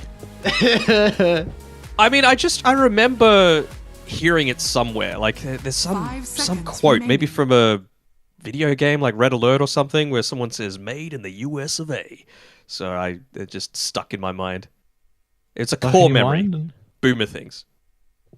All right, understandable. Well, we'll see how this one's able to shape up. Of course, got no US of A teams, but that's not what we're looking for. We are down to the best region with 8 Southeast Asian teams battling it out. And of course, 2 of those teams being Talon and Polaris, and the draft is underway. Talon with their first pick, leaning down the tiny route. And Polaris, well, we saw that in their previous game where Boom, they picked up the Chen. It was kind of a block pick as well because AU has an incredible Chen. Yeah, I have a good Chen. I just don't want them to get too one note, like it felt like Boom's draft was a little, right? Like they were very clearly, if they run out of juice, they're done, right? They can't fight after, let's say, 15 seconds into the team fight. Chen lets you team fight extensively because you've got all these auras, you've got the extra armor and regen coming through, you've got double heals, you've even got the penitence to be able to pick off the one hero that gets put into a bad place. So I don't hate the Chen pickup, it's just a matter of what follows it. To me, what needs to follow it is some kind of aggressive hero. That's certainly surprising at this stage of the draft. I mean, it's gonna be a 4. Really? Yeah. I guess Xavier's has played it as a 4. He's played some weird heroes as 4, right? He's played the Quap 4, he's played this 4. I don't know, though. I'm a little worried. There's plenty of opportunities to counter this, man. You could DK, which is one of the standard counters. You could Snapfire and not even reveal everything. Like, Q's an amazing Snapfire, so if they tried to flex things up, they could just look to change the lanes up a little bit. Wyman is banned out, I suppose. What else is good at dealing with a Chen push? I mean, Necro's not horrible. Well, actually, if they're not going to pick it up for themselves, I wonder if they might ban it on Talon's side. To see a tiny. Very interesting that you even kind of aired the thought about the Emperor going to be played as a 4. I was joking around. I want to see what you was going to say, but no, I feel like this is... he has played the 4 Quap, though, right? Yes. He does play a lot of very interesting position 4s, but this is a Lelouch hero. He plays a incredible Ember Spirit. You also take it out of the hands of Makoto, because Talon do often pick up the Ember pretty early. Let's go. All right. So, yeah, this Pudge hero, China, were really the only region that were able to play the Pudge at a very, very high level. We saw Asta, Ori plays a mean Pudge, even Nothing to Say put it out a couple times as well. We saw them try and push it over to position 1. Arme was able to have success on it, so this is very interesting, and I have to imagine Makoto has been working on this Pudge in the mid lane. Yeah, I want to ask you, actually, where do you think this is being played? Do you think it's been played mid? I think it's... I don't think they know where the... I think they're comfortable with putting it against the Ember, otherwise they wouldn't have picked it up this early, but they will keep the flex there to give it over to Savage if required. But the thing is, like, Pudge's big weakness is he's got pretty terrible armor.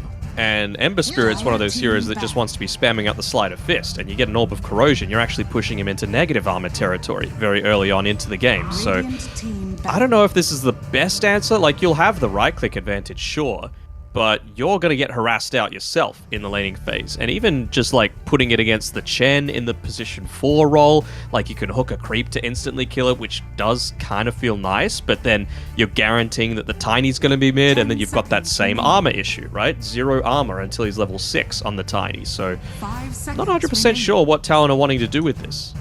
Yeah, you do see they're banning out some heroes to protect it overall in the game, like Necro, probably a nice lane counter along with the Timber, but they also match up pretty well versus the Beastmaster as the game goes on, and they'll even consider... I think I messed up my words, but they banned out Beastmaster as well there, so they're just a potential Polaris for being able to really push and try and take these towers early before Talon come online. You'd have to assume that this is a Pudge core, right? Like, look at the bans. Oh, without like, a doubt. percent damage, and a Timber Sword, right? Like, this is directly countering Pudge. I want to see them go something like a Slaughter on Polaris' side. Okay. I think you have the potential to hammer through this Pudge if you've got the right lineup for it. So you are mentioning about the minus armor, so the armor issue on Pudge. You can go down the phase boots route. You do have that level 10 talent, which I'm pretty sure is 4 armor, but it is.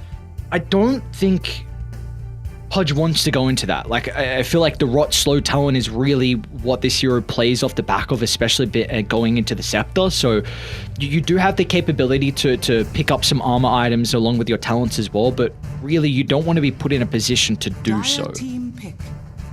I'm just thinking as well, what other percent damage is there? There's like Underlord, Zeus, Phoenix. There you go. Yeah, there's one. I wonder where this is being played, if it's a 4 Zeus. Because it's pretty unlikely that this Ember Spirit's going to go anywhere else other than mid, right? Maybe 1, but I'd be a little concerned. Unless they like... you can't really mid TA. That Rot does make life a little bit challenging, for sure. I think just for me looking at Polaris though, with this Chen Zeus, I think they could have some difficulties if their lanes don't go well.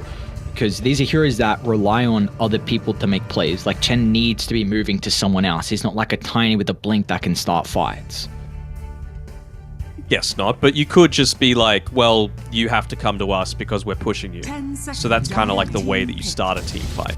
Night Stalker against the Chen feels okay. And again, it's just more stuff that's going to be able to get onto the backlines. I don't think Ember Spirit's going to care that much because he buys an early enough BKB anyway. But against the Zeus, obviously he doesn't want to buy a 4-star. Don't hate this Bloodseeker pick though, right? Like you...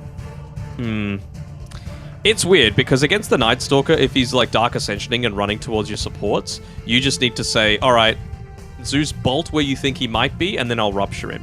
Because if you don't do that, the only other option that you've got is to like run to an area that he doesn't have trees to play around, and then clump up together. So if he tries to hit you, you're going to hit them. But then you've got like an avalanche toss that's going to come into like 4 of you. So it feels really weird. So it's going to be all on like the quick communication of where does Zeus want to bolt. He could even just ulti as well, right? Like, might not be the most optimal one. Just get vision of that Night Stalker. Make sure that he can't get the free damage on. Make sure he does get ruptured. So it's a lot of little decisions that are going to go on in this team fight. I think this is a game-winning Bloodseeker pick. It just heavily deals with pretty much everyone that Talon have. You've got percent damage coming through from the Aghanim Shard as well. Natsumi is one of the best Bloodseeker plays in Southeast Asia. You've got a formidable lane. Ched Bloodseeker is not going to lose that matchup. Zeus is incredibly strong 4 as well. You're just looking for like a team fighting 3, and I really feel like whatever this last pick has to be for Talon, I don't even know if it's going to be enough to counter out the Bloodseeker. Like, I truly believe Natsumi will win them this game. 5 seconds remaining. They are lacking stuns on Polaris' side. That is their big weakness. So maybe something that's able to abuse that fact. You know, be able to say, okay, I still don't know who's laning where. Is this a 1 Night Stalker? I think there is potential for it. I even think you can get crazy and go Iro Tiny. They can do a lot of things here from Talon just because the Iro picked up now. Oh, what are you doing to this? You need to kite the Bloodseeker, or you need to get really aggressive, which you can't. You need more wave clear against the Chen because you've got basically nothing right now. Can they can't just Snapfire. I think they'll just run at the snap with Ember and Chen creeps and Bloodseeker eventual BKB. I think you're going to have difficulties setting up as a Snapfire. You got to clear these waves. I think Talon's idea was Pudge needs to be a core. I don't think you can anymore. I think things need to change, or it needs to be like a... I don't even know, man. Is this a 1 Pudge paired together with an Io and then you've got a Night Stalker tiny lane? That feels pretty terrible. Like, what do you do in that lane? Chen will just absolutely blitz over you. Okay, so it's... One of these things is a support. Maybe it's a... You've got 3 melee heroes in the side lanes. Doesn't feel great. See what Polaris, their last pick's going to be. They're looking for their offlane here for Force. They did get rid of the Splatter, which is nice. Oh man, the Force Doom is still in the pool, man. The Force Doom is still in the pool against 4 strength heroes and a Storm Spirit. Like, that is his hero. 100%. That is like the hero that he was synonymous for. Of course, he was known as Nico back at the day, but I mean, it seems like an amazing pick. I think for the game it does. I do have concerns with how their lineup's able to play with a Doom though, just because they do lack control and it could be very easy for them to reposition. So I like it overall. Everything you mentioned is incredible, but I can see ways where they can Doom a hero and Talon can cover the retreat. And because Polaris do not have stuns to kind of keep that Doom target inside the middle of the fight, right. And if they can you just like relocate someone. Yeah. Yep. So that's the big thing. I think overall, like, it's a really good Doom pick, but the rest of the lineup can be a little bit awkward. So really, it's going to come down to I think the Ember has to play with Doom in the fights and constantly be like slight chaining the Doom target. Otherwise, they will get out of the fights, and then that's just a big ultimate expended. I think you can even take the team fights a little bit differently, right? Like you find the target that you want to go on to, you land the Doom, you ulti on Zeus because it kind of prevents that counter initiation coming from the Night Stalker, and then with the vision that's provided, Ember Spirit knows where the IO is and then just jumps onto the IO. I was saying before that I really feel like this Bloodseeker pick in the 18th is, I didn't have to see the last phase. I felt like there was enough with how good of a game it was for the Bloodseeker, but Storm Spirit, I'm also looking at that. I'm like, this is an incredible hero. It matches up pretty well versus the Ember. It's gone a little bit more even now with the changes to the water runes and all the runes that are there, so Ember can refill up the bottle, but they do lack some ways to be able to control Makoto as a hero that we saw as well at the Major. It's also going to be with a Storm Spirit, which I felt like before the Major, the Storm Spirit needed a accelerant, needed someone to buff him up, the Coddle, the Io, the Pugna, but that hero is not as viable at the moment. So they will have one of those heroes in regards to the Io. So Makoto could definitely just clean up this game, and I also think Natsumi could completely take over. Regardless though, for our third series of the day, we have a very even draft. It's an unorthodox one though, for sure. I'm still keen to see where these heroes are going to go, particularly on the side of Talon. Like, how are you actually going to be able to lane this to make anything make sense? Still in the pre-game right now. They placed up that really early Observer Ward inside, on top of the cliff there. Towards the Dire jungle, but it's being heavily dewarded right now, or it should be at least by AU. He needs to make sure that he's able to consistently walk on through, get a lot of those creeps, and they're just trying to prevent that as much as possible on Talon. Because like I said, if it's going to be this lane of like a tiny Night Stalker, it's not very strong. So you need to make sure that you're not just getting run down by the enemy team, which of course has a strong potential of happening, considering you've got a Bloodseeker plus a Chen. The battle begins. Ooh! I thought he was going to go for AU instead. Like, come on, Savage, what are you doing? Don't worry about the bounty rune, get kills. Okay, also, we had a game before the Major. It actually might have been at the Major. We were casting a Pudge. It was Ori's Pudge, actually, I remember now. And you didn't know your role of counting hooks. Now I'm telling you before the game starts, your role is hook counter, okay? I need to know how many hooks he hits and how many hooks he misses. That is your role, that is it. Right. Nothing else. Right. I have nothing. Okay, my job is easy then. I'll just sit back and keep my camera on Savage the entire time. Savage, you can just check out some abilities. You'll say, yep, there we go, one hook. So if he misses a hook, then you can mention as well. And these are hooks that are going for heroes, just so I'm very clear. Yes. Because he's going to be hooking creeps. Yeah. Well, yes. Hook's going for Kira's. Yes. How is he going to be able to shape up in the lane like this, up against the Doom and the Zeus? Is this a lane where Savage should be able to farm freely?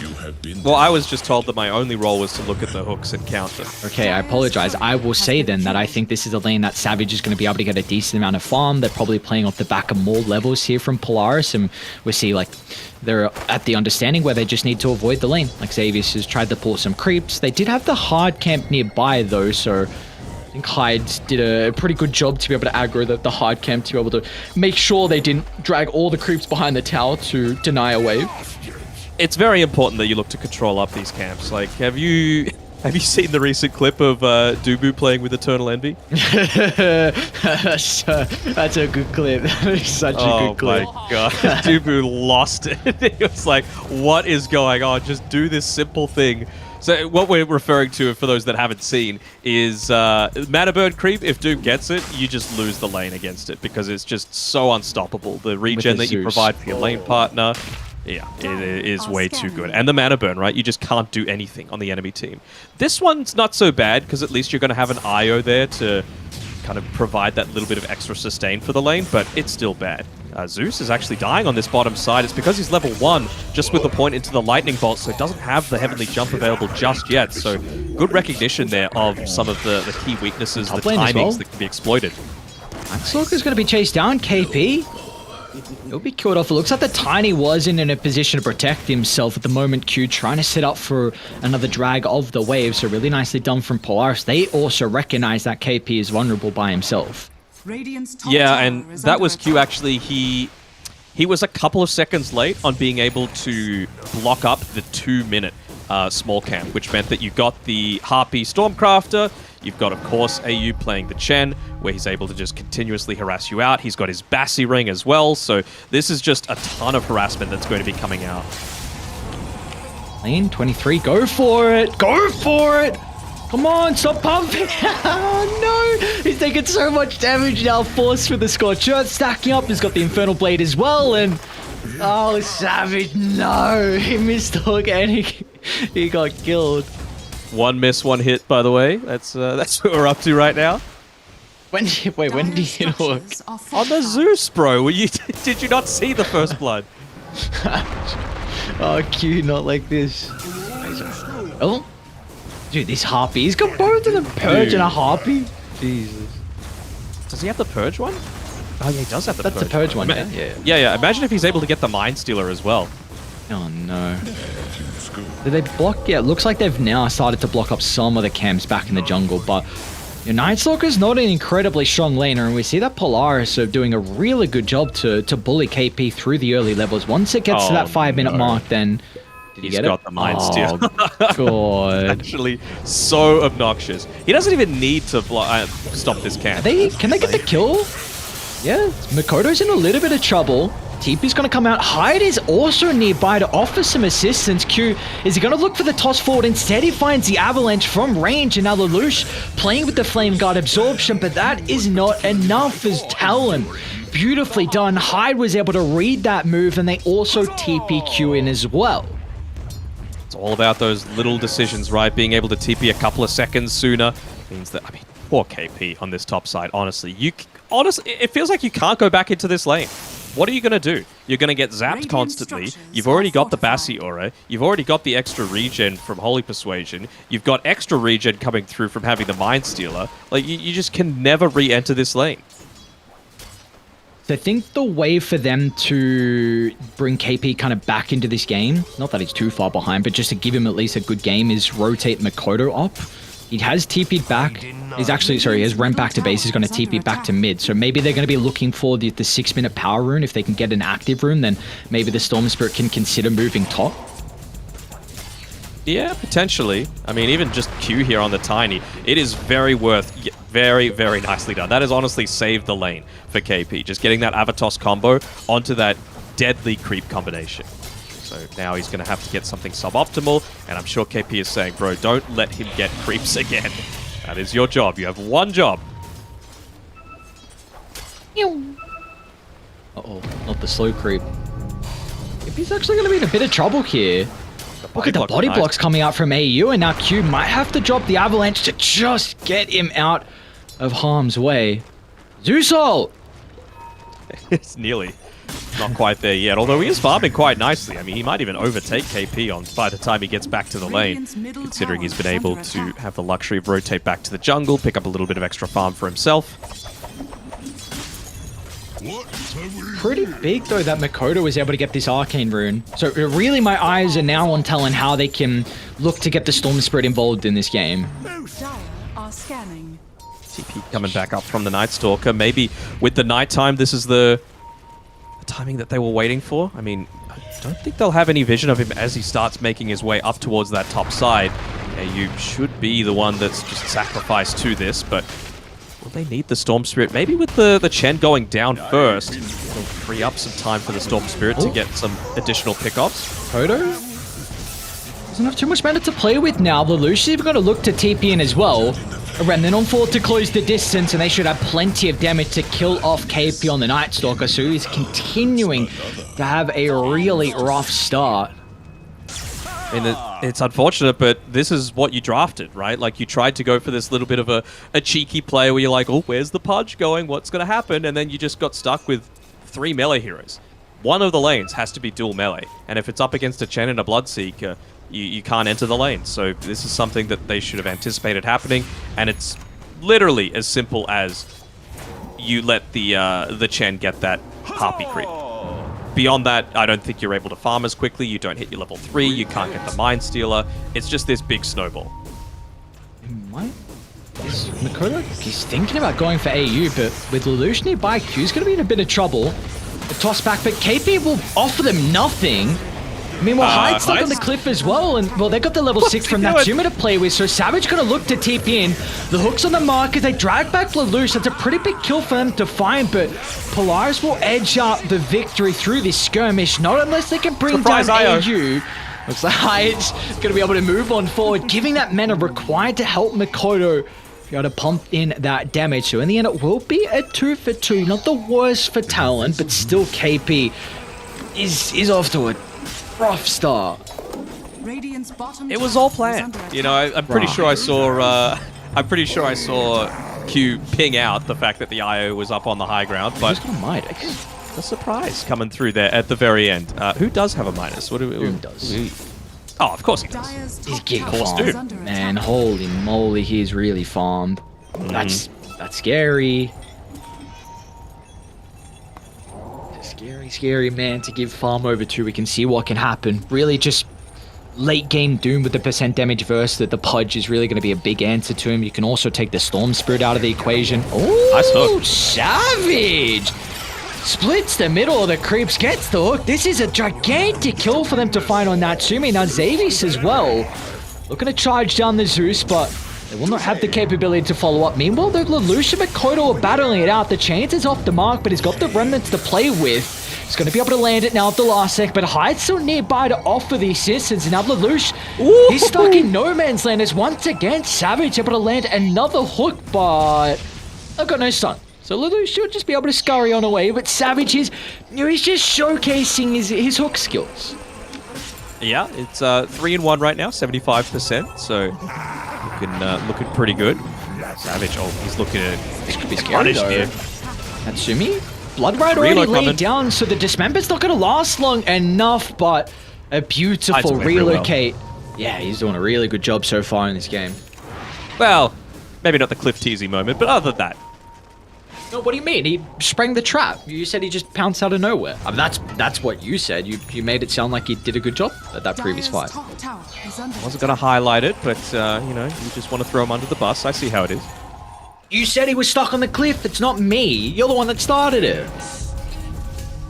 I want to hear it. We got some early Ched push coming. It's also along with the siege creep wave, so very good time to be able to get this army going. And, well, again, I don't feel like this Night Stalker has the greatest tools to be able to stop this push from happening. KP's going to do his damnedest to try and make it happen, but yeah, just not sure how effective that's going to be.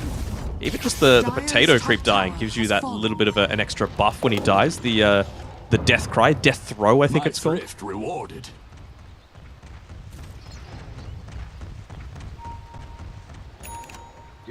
Seems like bot is Lelouch. The chain control is going to need to be perfect. He didn't have the Flame Guard activated. And now instantly, they're going to look to utilize the haste to try and chase down Polaris before they're able to get out of the lane. KP is going to give them the vision required to catch up to AU. They might also see another hero onto the backline. Oh, look at the toss play as KP tries to get further in range, but Xavius is still playing with the Heavenly Jump. If they step up too far, they might go.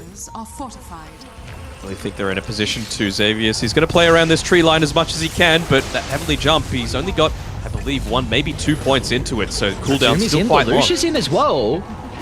They're a little bit too late. Force need to try and find a target with the Doom. Do they run into KP fast enough? You bet they do. As Force, a first usage out of his ultimate of this game, is going to be able to secure the kill onto KP's Night Stalker. Meanwhile, back inside the bottom lane as the Lush has got to respect 23 Savage as the Pudge. Looking to try and move on forward. The Rupture's out, but there's no way they're going to be able to kill off 23 Savages. This guy is so goddamn strong. And look at the stuns queue. A 4-man Avalanche and Polaris. They've got no answers to the AoE damage. And Amakoto, he wants to zip on forward. 23 Savage wants to have some involvement as well. Still, the damage is starting to ramp up. They've got to be cautious, but look at the Flesh Heaps. They don't have the answers at 23 Savage. A man on a mission to send Polaris out of this bottom lane.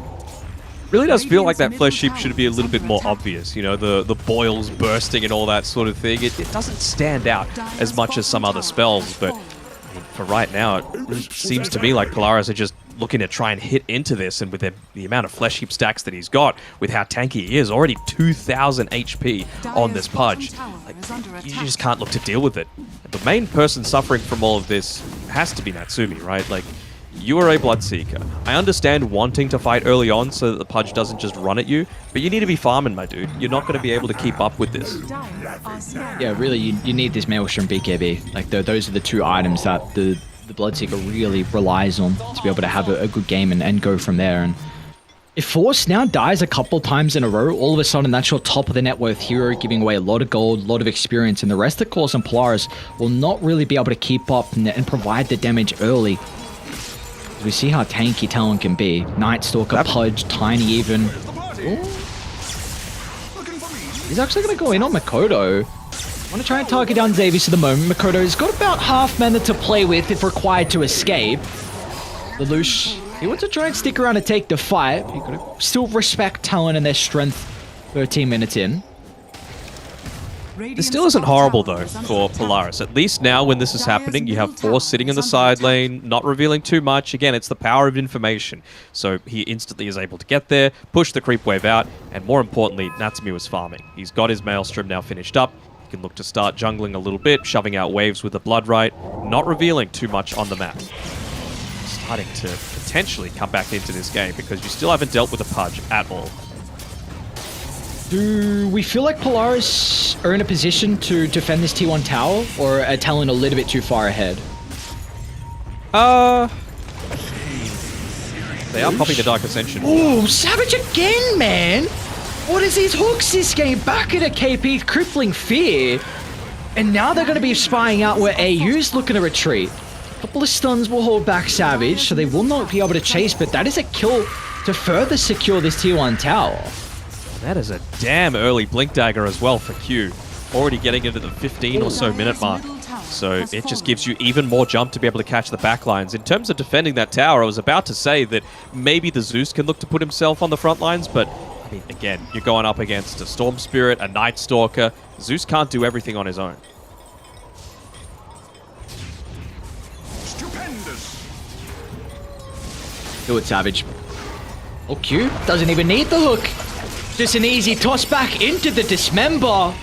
We might need it now as Xavius gets a bunch of health back thanks to the wand. Radiant's bottom tower is under attack. Back onto the tower as well.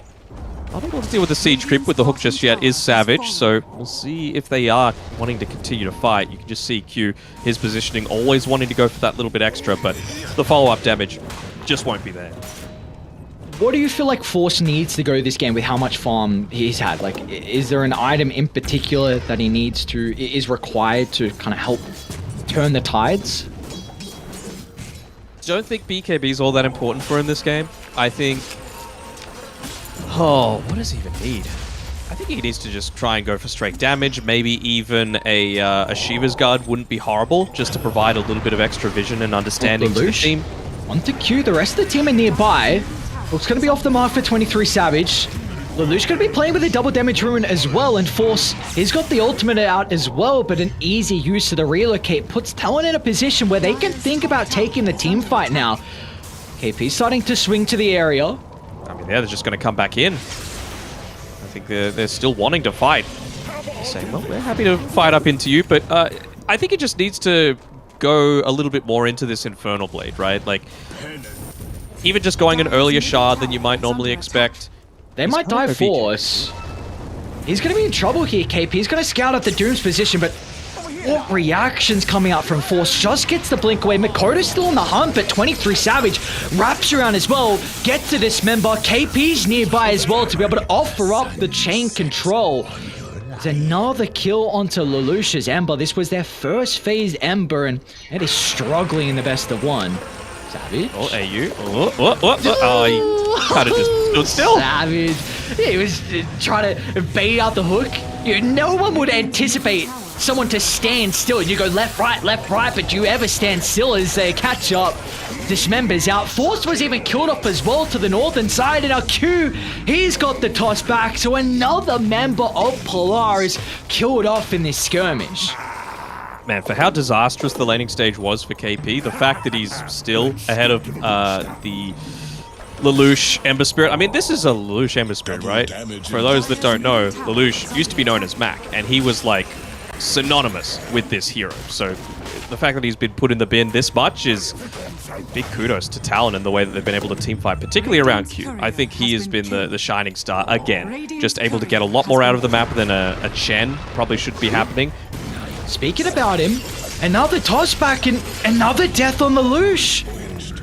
Oh boy, and these are a crap load of flesh heap stacks for 23 Savage. He's been involved in, I think he's 4-1 and 7 I saw, so involved in 11 out of the 19 kills. 4-1 and 9, actually, I believe. There you go. Q again? Well, that's another kill he's involved in. Man, you mentioned this was a crazy blink timing on Q. It was around the 14-minute mark, and we just see what they're doing on Talon, just controlling so much of the map. And at the nighttime, it's really making it difficult for Polaris to get into their own jungle.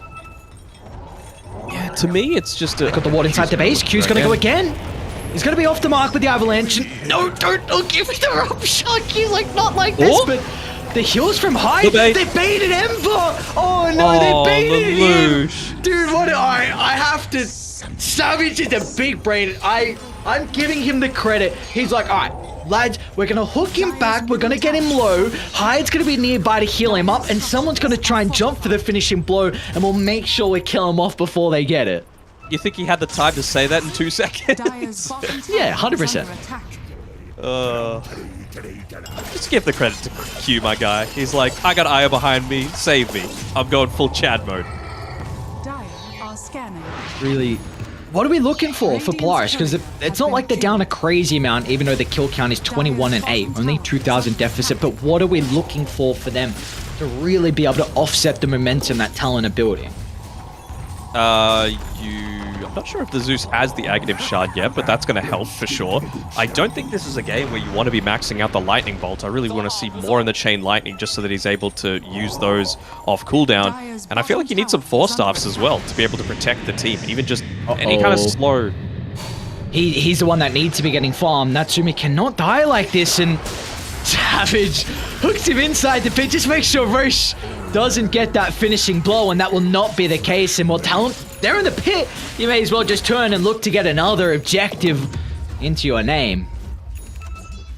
At least AU's looking to farm, right? Like, he was actually sitting, I believe, dead last on the net worth, which should not be happening with a Chen. And he's been looking to spend a little bit of time on his own. Obviously, in the meantime, Q's been the one to be able to find a lot of these pickoffs, but at least he is picking up some of that farm, being able to get that mechanism obviously completed previously. I believe he might be going into a Vlad's and what's it called? Wraith Pact after that. So that's going to be able to provide a lot to at least prevent some of the damage coming back your way. But is it a bit of a stopgap measure? Can you wait until this Shivas comes out for Force? I'm not sure if he can. I wonder when he's going to consider the shard as well. So I feel like it's getting to the stage where you are going to need that percent damage to really help deal with Talon with how tanky they're starting to get. Just look at AU up to shenanigans. Easy clap. Nice tier 1 tower claimed. Can now open up the map a little bit. More camps they can farm. He's holding on to a lot of gold. Yeah, 2,200 here for Mr. AU. And the net worth lead isn't growing. Like, the map is shrinking, for sure. But the net worth lead isn't growing, so at least they're keeping up somewhat, but it's got to be net worth that you're actually using. And like I was saying before, Shen, you can have all of the gold in your inventory that you want, but you need to use it. And right now, he's just not. So really waiting for that timing around when they want to go with the Vladimir's offering. And just having the level 2 Hand of God. And you're up against a Night Stalker, so it's not even like he could go into the Aghanim Shard on the Chen, right? Because Night Stalker's just going to devour it. Dire's middle tower is under attack. See Talon though. From the top tier 2 tower all the way to the triangle, this is the area of the map they're looking to start to control now. This will open up the potential for them to claim tier 2 mid and bottom. And of course, very important to take away that ancient farm that Natsumi's ever requiring to work towards his items. Has he got this BKB completed yet on the Bloodseeker? Okay, looks like he does. So they got double BKBs to work with, almost Lelouch completing his as well. Dire's middle tower. Gotta make sure you're not getting too cocky though. Like, you've got a very good start, but the kill score doesn't necessarily represent the true state of the game. Like I was saying, that Vladimir's offering is a very key item pickup just for your sustain, for a little bit of that extra armor. Even just the damage component might be enough to make the Pudge feel a little bit more survivable than he actually is. Talon in top KP. Would have run into Lelouch. Natsumi's not inside the base. They might be able to force out the BKB on Natsumi, and yeah, he's going to look to use it instantly. He's ruptured KP though. Makoto nearby. They're going to try and toss Savage into the middle, but force considering about dooming up the Pudge to start the fight. But look at the damage it's lacking for the moment. All the sustain coming out from the Chen is going to be offset the start of the fight on Polaris. The damage is starting to rack up though with the percent. They're able to toss him away, but that is not enough as Force secures the kill, and now he's able to jump on forward and try and target down Q. They need to respect Makoto, still the Storm Spirit playing around with the Aegis advantage and the Io behind him as well. It's a 1 for 3 to start. Polaris, do they want to reset for the respawn? Looks like Makoto's still working with the BKB. Instead, he's going to look to zip on forward, trying to target down Lelouch. A Remnant gets a little bit of distance out to the right side. Makoto's going to try and deal with the supports instead, but recognizing he doesn't have the damage to kill off the Zeus, so may as well go for the finishing blow. But he's not done just yet. Makoto with an Ultra may as well look for the Rampage, but he's lacking the resources to get the finishing kill.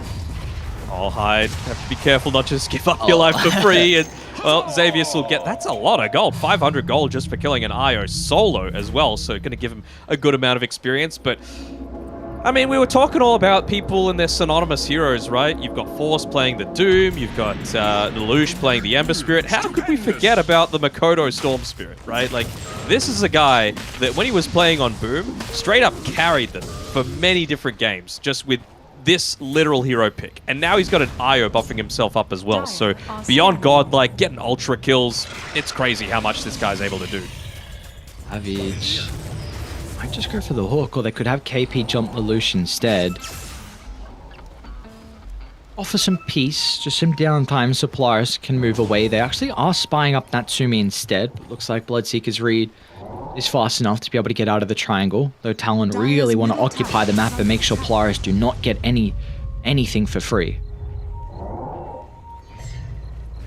They need right now. I mean, once Lelouch gets the BKB for himself, things are going to look much better for Polaris. Oh, poor guy. So, what's the hook count, Daniel? Let's say 12 to 5. Let's say that's not good enough. Not good enough, honestly. I'm expecting better out of my analyst. I'd have to bring John back in. High-level analysis, yeah. You think he can count? Makoto zip in and on Natsumi as well. He's going to be in some trouble. Savage just gets in range for the dismember, so the BKB will not protect him as Talon. There's that +2 that they always have the potential of running with thanks to the Io. Has that given the Ember Spirit the time to get the BKB, though? I'm still really confident in the fact that it is just such an important factor. He needs to make sure that he is the one on the front lines, because the Chen, maybe not so much, but this ain't so good. Jesus, man. He's starting to get some damage on KP. How's it his farm? Well, KP big part of it was the overcharge. A big part of it is the overcharge as well. And he's got the Aghanim Shard, which is kind of like a pseudo Midas, right? You can just look to take up an ancient creep every, 25 seconds or so? See these towers and the ward on the backline as well. That is the one thing that Talon playing with. Seems like every night time they are always looking to push their advantage, and KP just on the edge of the higher ground, making sure if anyone on Polaris shows, they will jump instantly. So what I was saying before is Zeus needs space to be able to contribute to the team fight. And if he has that space, he does a crap ton of damage. You are still up against 4 strength heroes. With Static Field, I believe he might have his Nimbus now as well. So that'll be pretty significant, but you can't just let him die at the start of team fights. That is what Ember Spirit needs to be there for. You need to be soaking up a lot of the attention. It might not feel too glamorous for himself. Force, he gets the War Stomp off though. Really nice spellcasting coming up from the Doom, but he's going to be surrounded. Even with the ultimate expended, the rest of Talon are nearby to protect Mikoto. High can offer the sustain as well. So that is an ultimate now completely wasted. And look at this quick maneuver as well, KP. Straight away to the top outpost. They're going to move on forward. Is the TP fast enough from Savage? Looks like unfortunately it is not. They didn't want to relocate the Pudge instead.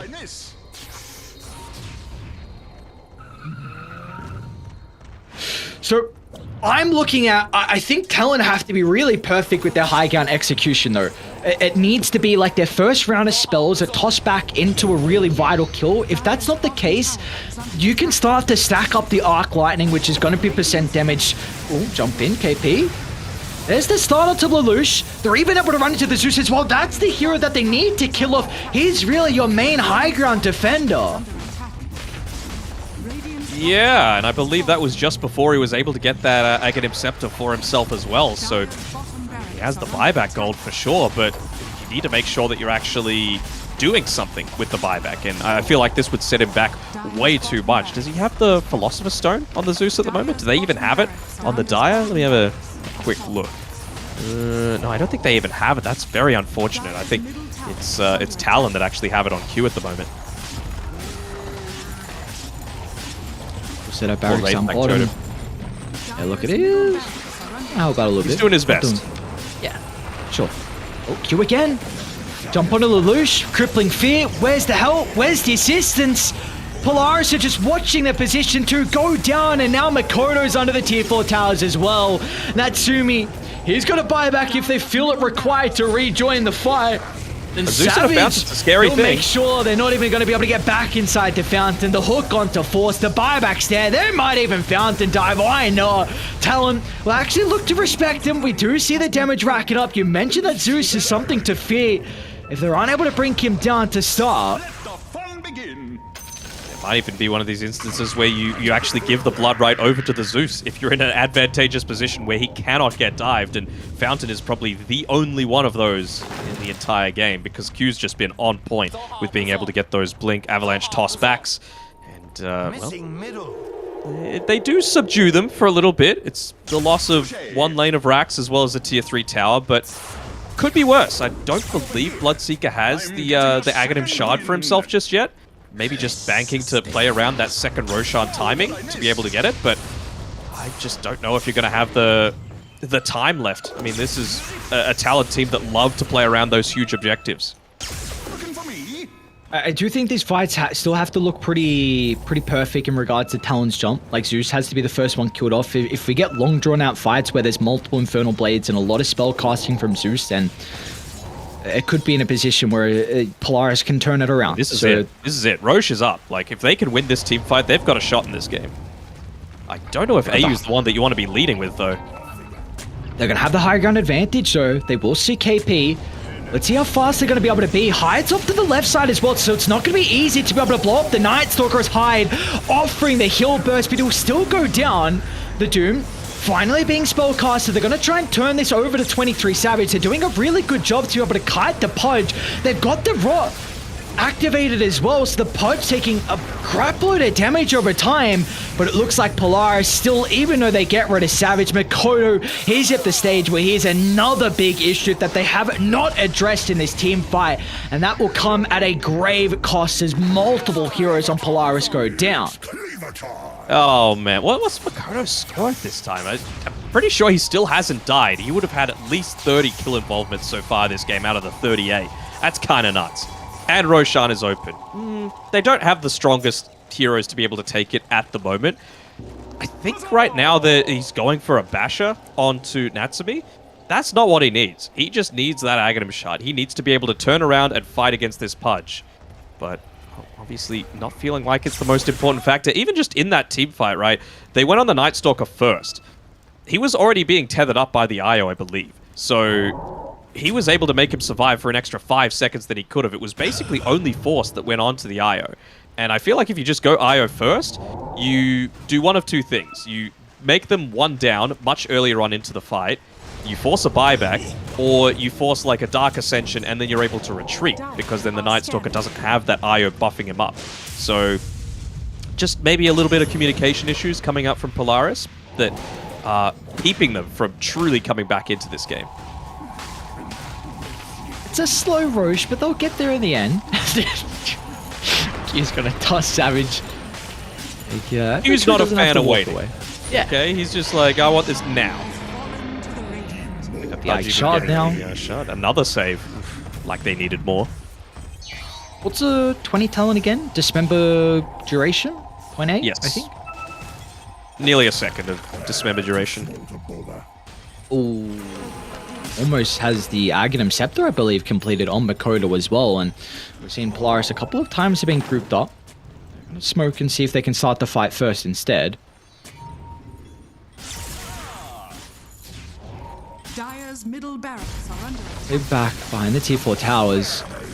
Savage on the front line. They haven't reeled their positioning just yet. It's going to be the long wrap around as Force gets a jump onto Makoto. He doesn't have the Aegis to work with. They're going to try and bring down the Storm Spirit, but the relocate out of the nick of time. They'll keep Makoto alive. And now Savage, he's going to look to enter the fight. They know the Doom's on cooldown. Meanwhile, off to the opposite side, behind the throne, KP solos down the Zeus. Natsumi's gone without a buyback, and Makoto, he's back in. He wants revenge. He wants to knock Polaris out of this game. And it looks like Talon might be able to do just that. 4 members gone, soon to be a wipe as they are swarming to the front of the fountain. Savages, what's up? Savage. He's trying to make a deposit. He's just like, here you go, Dyer. Try and get a kill onto Makoto. Do your best. But Makoto has absolutely none of that. Still without a single death this game so far. And, well, you're talking about that Aghanim Scepter. He didn't even have it up until now. It's just been delivered through to him. So, they're just looking to put the final stamp onto this game. No buybacks on 2 heroes. Doesn't really feel like a Chen or an Ember Spirit could do all that much.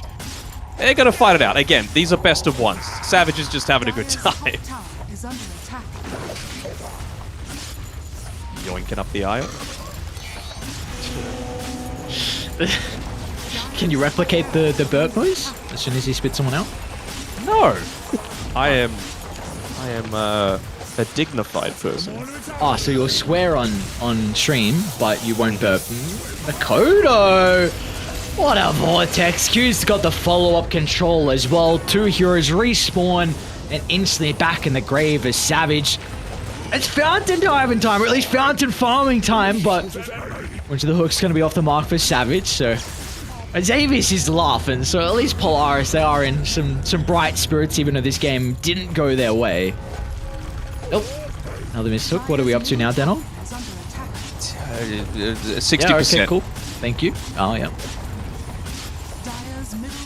I'll take 60%. I did on my tests. Oh, Savage. Bump it up to a respectable percent, and now they even get the Ember Spirit as well. Polaris, the Lucia's got a buyback. Force just gets inside. What? Oh, no, look. Oh, no, Savage somehow missed. Slits the middle of all Polaris' heroes, but it's back to the objectives they go. 1 tier 4 tower stands in between them being able to hit the throne, and well, as soon as some hero shows up, they're like, why not continue to add to the tally, get to that 50th kill mark as well. Savage, come on, get 50 kills. Don't let the game expire beforehand.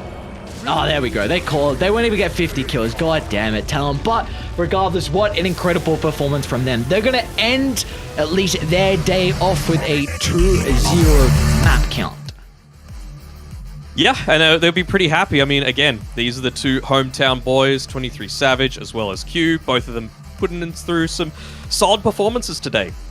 For those that were watching all the way back from the opening ceremony, when Talon walked in onto the stage, Savage gave the slit throat gesture, basically saying, I'm here to win, I'm here to absolutely dominate. And he did a pretty good job this game, but this has to be Makoto's game. 21-0 and 21 on his Storm Spirit.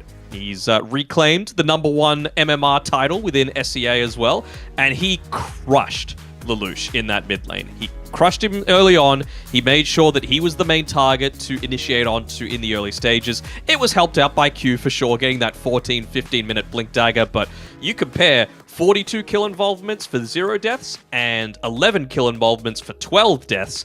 I know which one I'm going to take.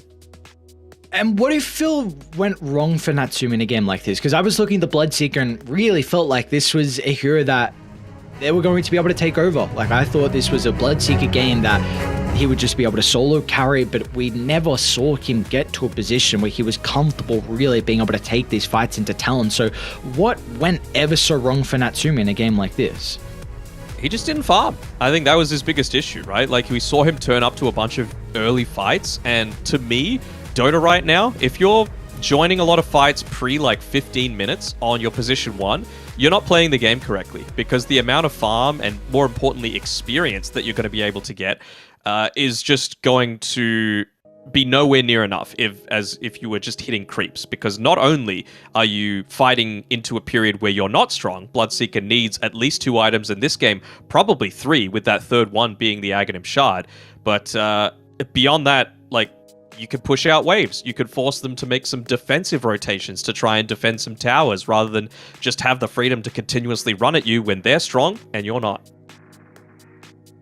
I think this is the one fight where we really see Polaris were having a decent run of it to be able to hold back Talon, was again where they were just able to play kind of their distance in fights. Zeus be able to spell cast, Doom was able to get multiple rounds of abilities off, but there was just something they weren't able to. Yeah, and then Makoto almost got a rampage. So it started off well, and then it didn't continue to be too well because Hyde was always nearby. I mean, it's a hero that we do not see often. Was picked a decent amount at the major, a little bit more than I was expecting heading into it, and we do see like.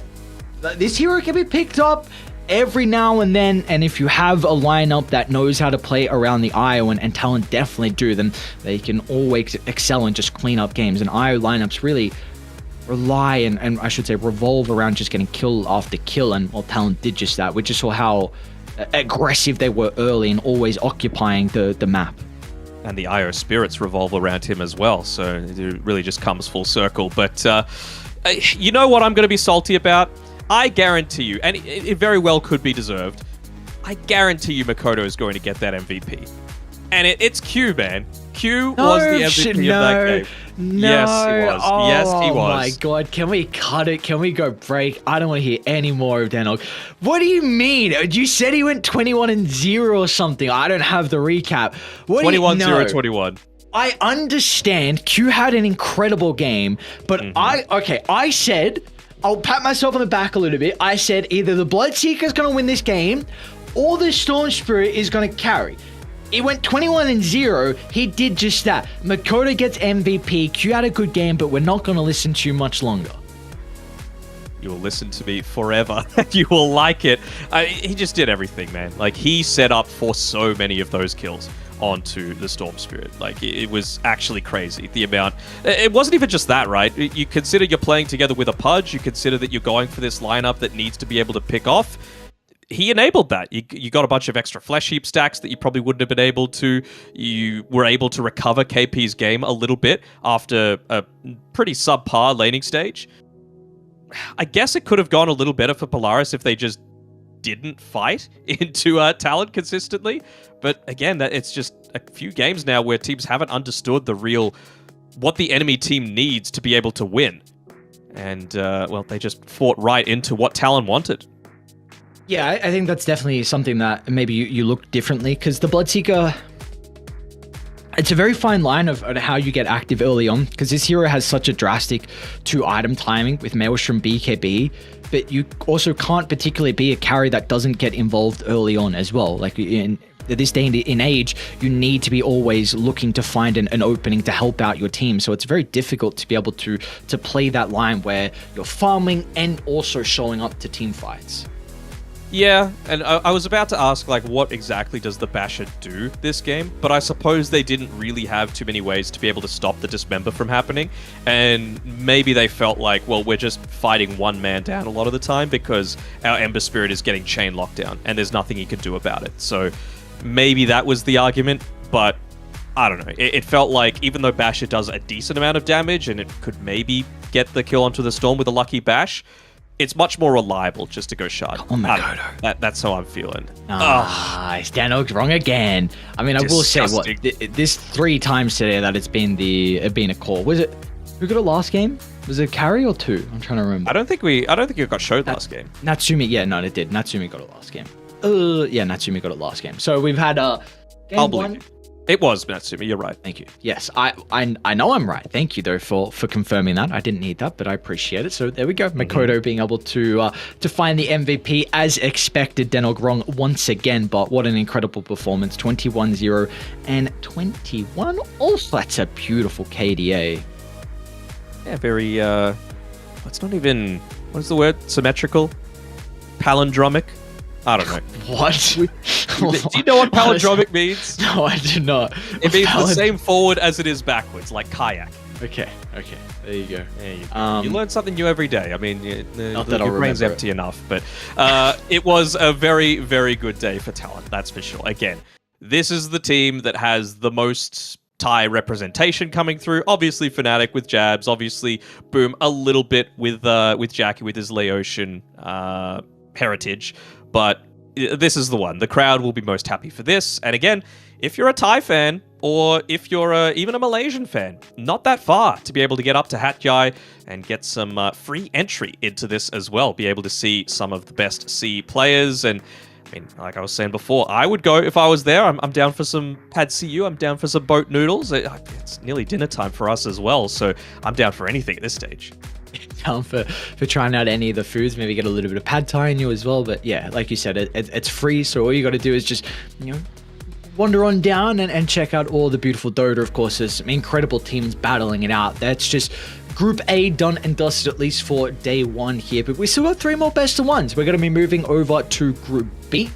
We will have a lot of teams kicking it off. Of course, we've got the likes of SMG going on. You've also got Execration over there. We've what's actually the 4 series? So it's going to be RSG versus Fnatic. Yeah. RSG Fnatic, then Execration SMG, and RSG SMG. Those are 3 really good series. So I'm keen to see how it shapes out. I'm keen to see how Ice is able to gel with this new team. Obviously, maybe some of the roles in game will change. Maybe he's going to be a little bit more of a shot caller this time around, but we will have to wait and see. We're going to have maybe a little bit of a break between them, a little bit of an extended one. So if you're like us down in Australia, it is about dinner time. If you are watching from Southeast Asia, go get a snack. And if you're watching elsewhere, maybe just stick around anyway. The people in Twitch chat are very friendly.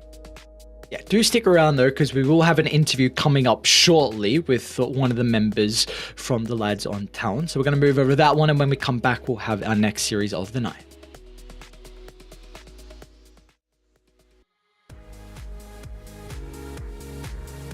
ให้ผมคนนี้นะครับแต่ว่าเดี๋ยวรอบนี้มีหน้าเดิมอ่ะชนะแล้วเหรอใช่ครับชนะบ่อยอะไรขนาดนั้นนะ แต่ว่าวันนี้มีชาวต่างชาติด้วยเดี๋ยวเรามีล่ามภาษาอังกฤษในการจัดการในการถามแน่นอนเดี๋ยวเราเอาเรื่องของภาษาอังกฤษก่อนเดี๋ยวเราค่อยภาษาไทยตอนท้ายเนาะโอเคจัดการเลยฮะ So first question I would like to ask, like, what is your secret sauce or secret strategy to win 2 matches in a row? We prepared a lot for this tournament, and we are in the good mood, and we play with Q now, so we are pretty confident about it. Yeah, Q is our key.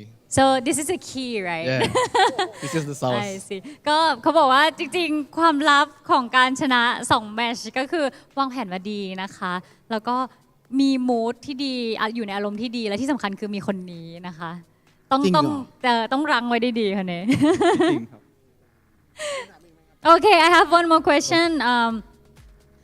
You've been here in Thailand for a while, right? So what do you like about like this city or this country? I really like the food here. Oh, It's pretty nice. I enjoy it. what is your favorite food right now? What is that? The coconut chicken? And he likes Thai women. Oh. Oh, oh, I think this is the truth, right? He's joking, he's trolling. เอาจริงๆไม่รู้ชอบอาหารหรือว่าชอบสาวไทยนะคะชอบไก่ทอดเหรอชอบไก่ทอดเหรอ ชอบไก่ทอดหัดใหญ่หรือเปล่า น่าจะนะ ยังไม่ได้กินครับ ยังไม่ได้กิน โอ้ยพลาดของดีไม่ได้นะ จริงๆเรามีของอร่อยเยอะ ใช่ มากนะคะโอเค so do you have any team that you are don't wanna match with or be the opponent No, we want to play against them all, especially Boom. We are good friends, so I want to meet them and play with them. ส่วนใหญ่ก็คือทุกกลุ่มเนี่ยรู้จักกันหมดเนาะก็อยากจะเล่นไปด้วยนะคะเพราะเป็นเพื่อนกันเนาะอ๋อคือเขาสนุกไปการเล่นกันด้วยกันไปด้วยกันใช่ไม่มีตึงเรามาคำถามที่ตึงๆบ้างดีกว่าคำถามตึงๆหน่อยอยากถามคิวหนักๆเลยเกิดเหตุการณ์เนี่ยทีมทารอนบอกว่าคิวเป็นแกนหลักของทีมก็จริงแต่ว่าอยากรู้แผนว่าคุณต้องเป็นส่วนหนึ่งของแผนของทีมแน่ๆนะครับมีการเลือกปัชมาเป็นพิก2มั่นใจอะไรในตัวนี้เป็นแครี่ด้วยมีความมั่นใจขนาดไหนจริงๆปัชมันเลือกมาชนะมิดเลือกมาชนะแต่อีกเลือกไปเลือกมากลายเป็นแครี่ก็เหมือนหลอกเขาได้ด้วยคือหลอกทีมกันเองด้วยแล้วหลอกเขาด้วย หลอกอีกทีมด้วยประมาณนั้นและน้องทีครับมีฮีโร่อะไรในเกมที่กลัวที่สุดไหมไม่อยากเจอเลยไม่อยากที่จะเจอเอื้อมละอาไม่อยากเจอ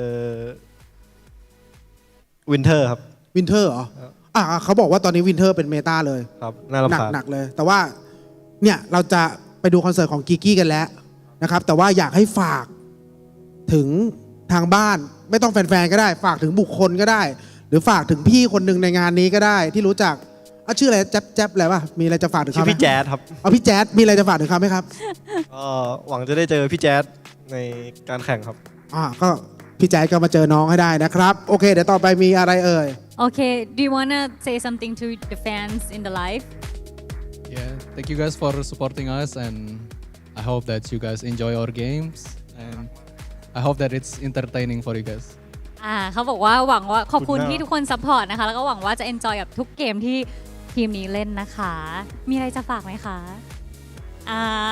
ไม่มีนะคะโอเคได้ยังไงเดี๋ยวเราก็อาจจะมีโอกาสได้เจอกันอีกนะคะครับโอเคโชคดีนะคะได้งั้นเดี๋ยวช่วงต่อไปนะคะเราขอเชิญทุกคนนะคะไปพบกับศิลปินวันนี้นะคะกิกกี้มาให้ความบันเทิงกับเรานะคะเป็นศิลปินจากค่ายปารินามิวสิกนั่นเองค่ะโอเคครับเราไปพบกับเขากันเลยครับ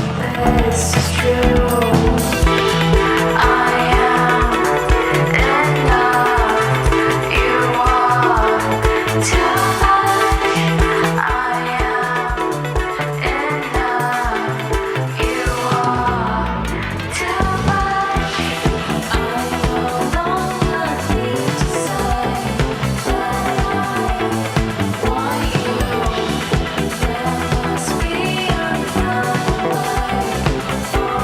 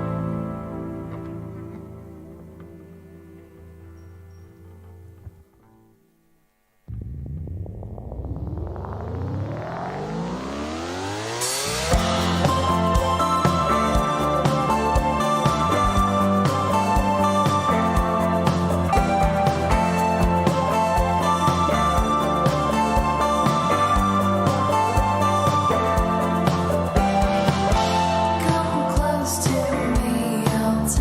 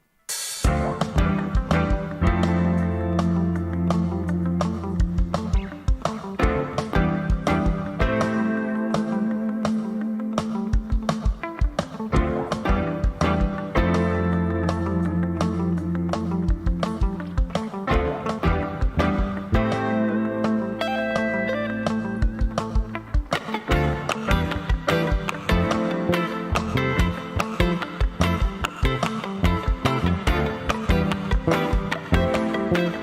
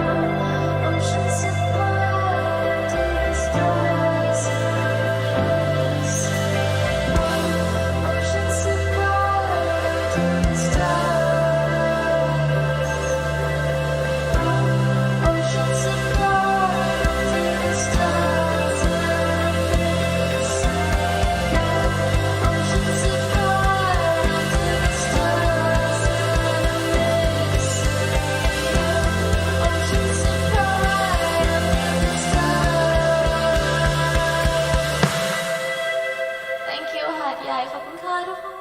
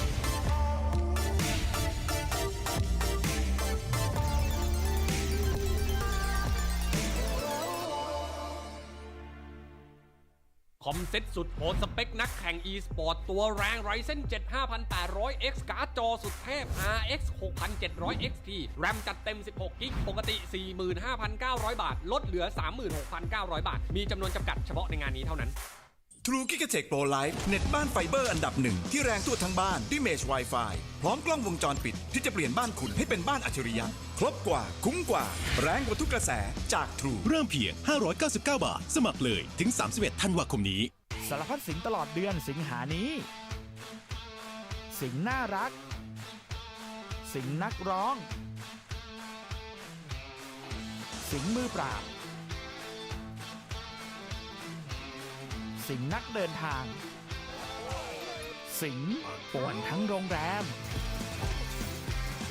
เติมเต็มความเป็นคุณให้สุขยิ่งกว่ากับคอนเทนต์กว่า 2,000 เรื่องผ่านแพ็กเกจ USD Plus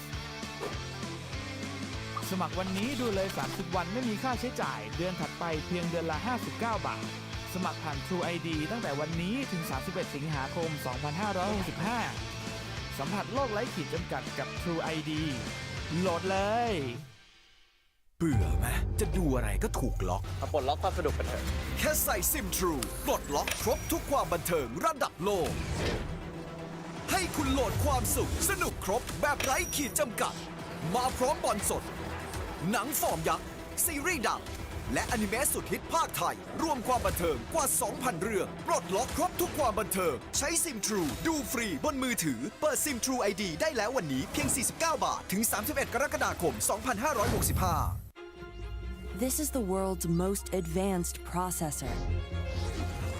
In entertainment, its rendering speeds render other processors obsolete.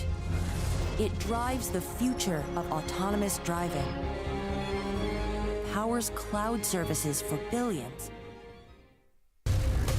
Yopaj gets the stun. That's a good way to start the BKB. Immediately rid of the side, Kuro getting brought down very rapidly, and out to the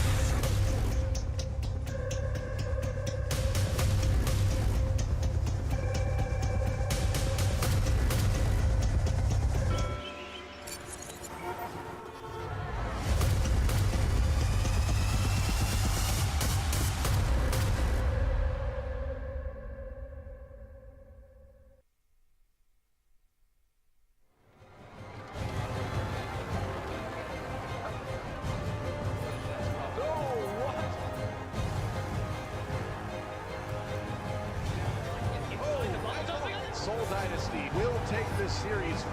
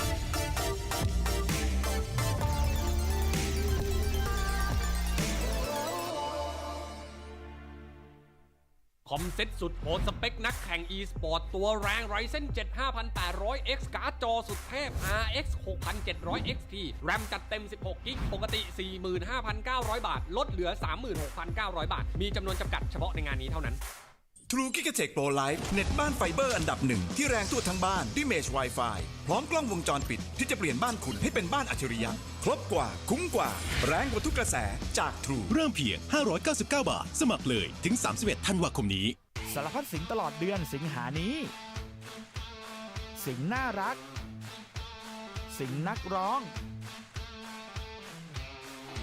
สิงมือปราบ สิงนักเดินทาง สิงป่วนทั้งโรงแรม เติมเต็มความเป็นคุณให้สุขยิ่งกว่ากับคอนเทนต์กว่า 2,000 เรื่องผ่านแพ็กเกจ USD Plus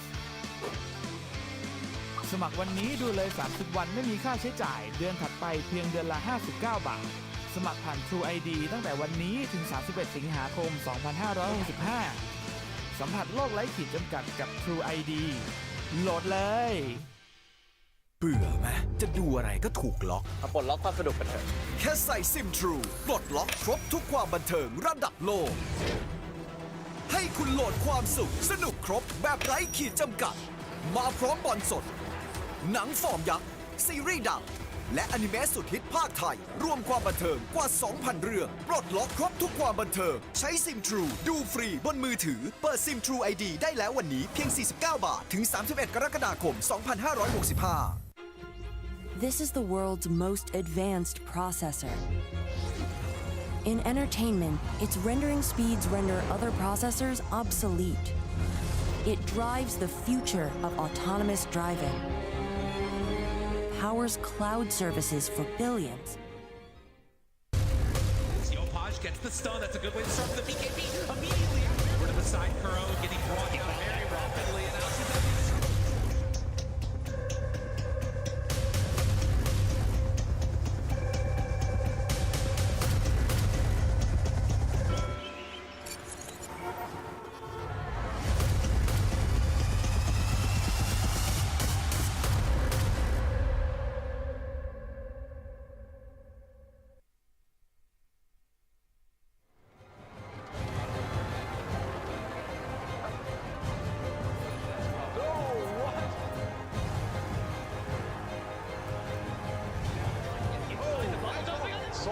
Dynasty will take this series.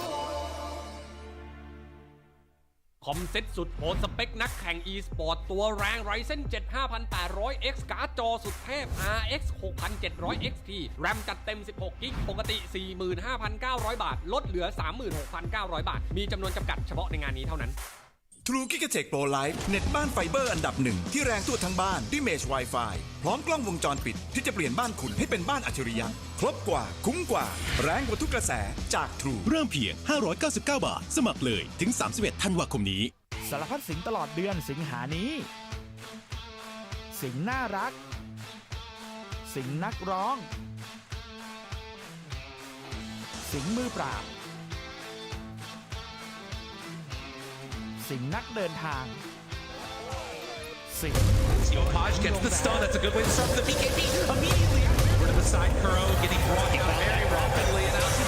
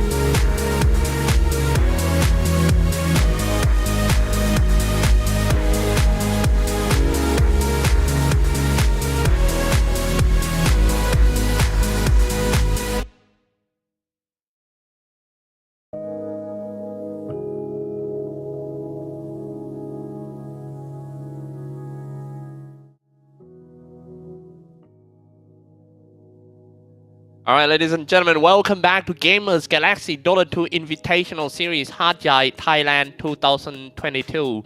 Well, you are here with me, Cyclops and Akimaru, as your next commentators. Hello there.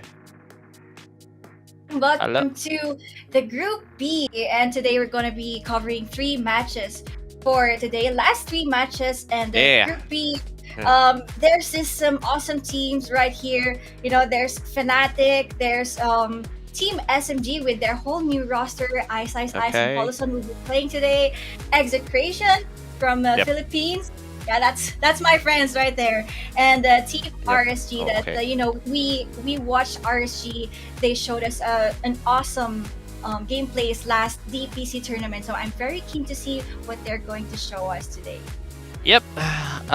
Well, this is going to be an intense match for sure. RSG got to deal with one of the top performer in the region. And well, Fnatic just got back from a major, I feel like they get a tons of experience from that. So it's going to be a very tough game for RSG. I think the most important thing is the first 10 minutes of the game, that they have to grip the game well for RSG, because many times I cast that game, they seem to have the problem in the laning phase. Oh man, so I can't wait to see if those problems were fixed already for RSG. Yeah, and for Fnatic, you know, they were very known with, you know, those comeback plays and, you know, those very awesome play styles with Jabs and DJ.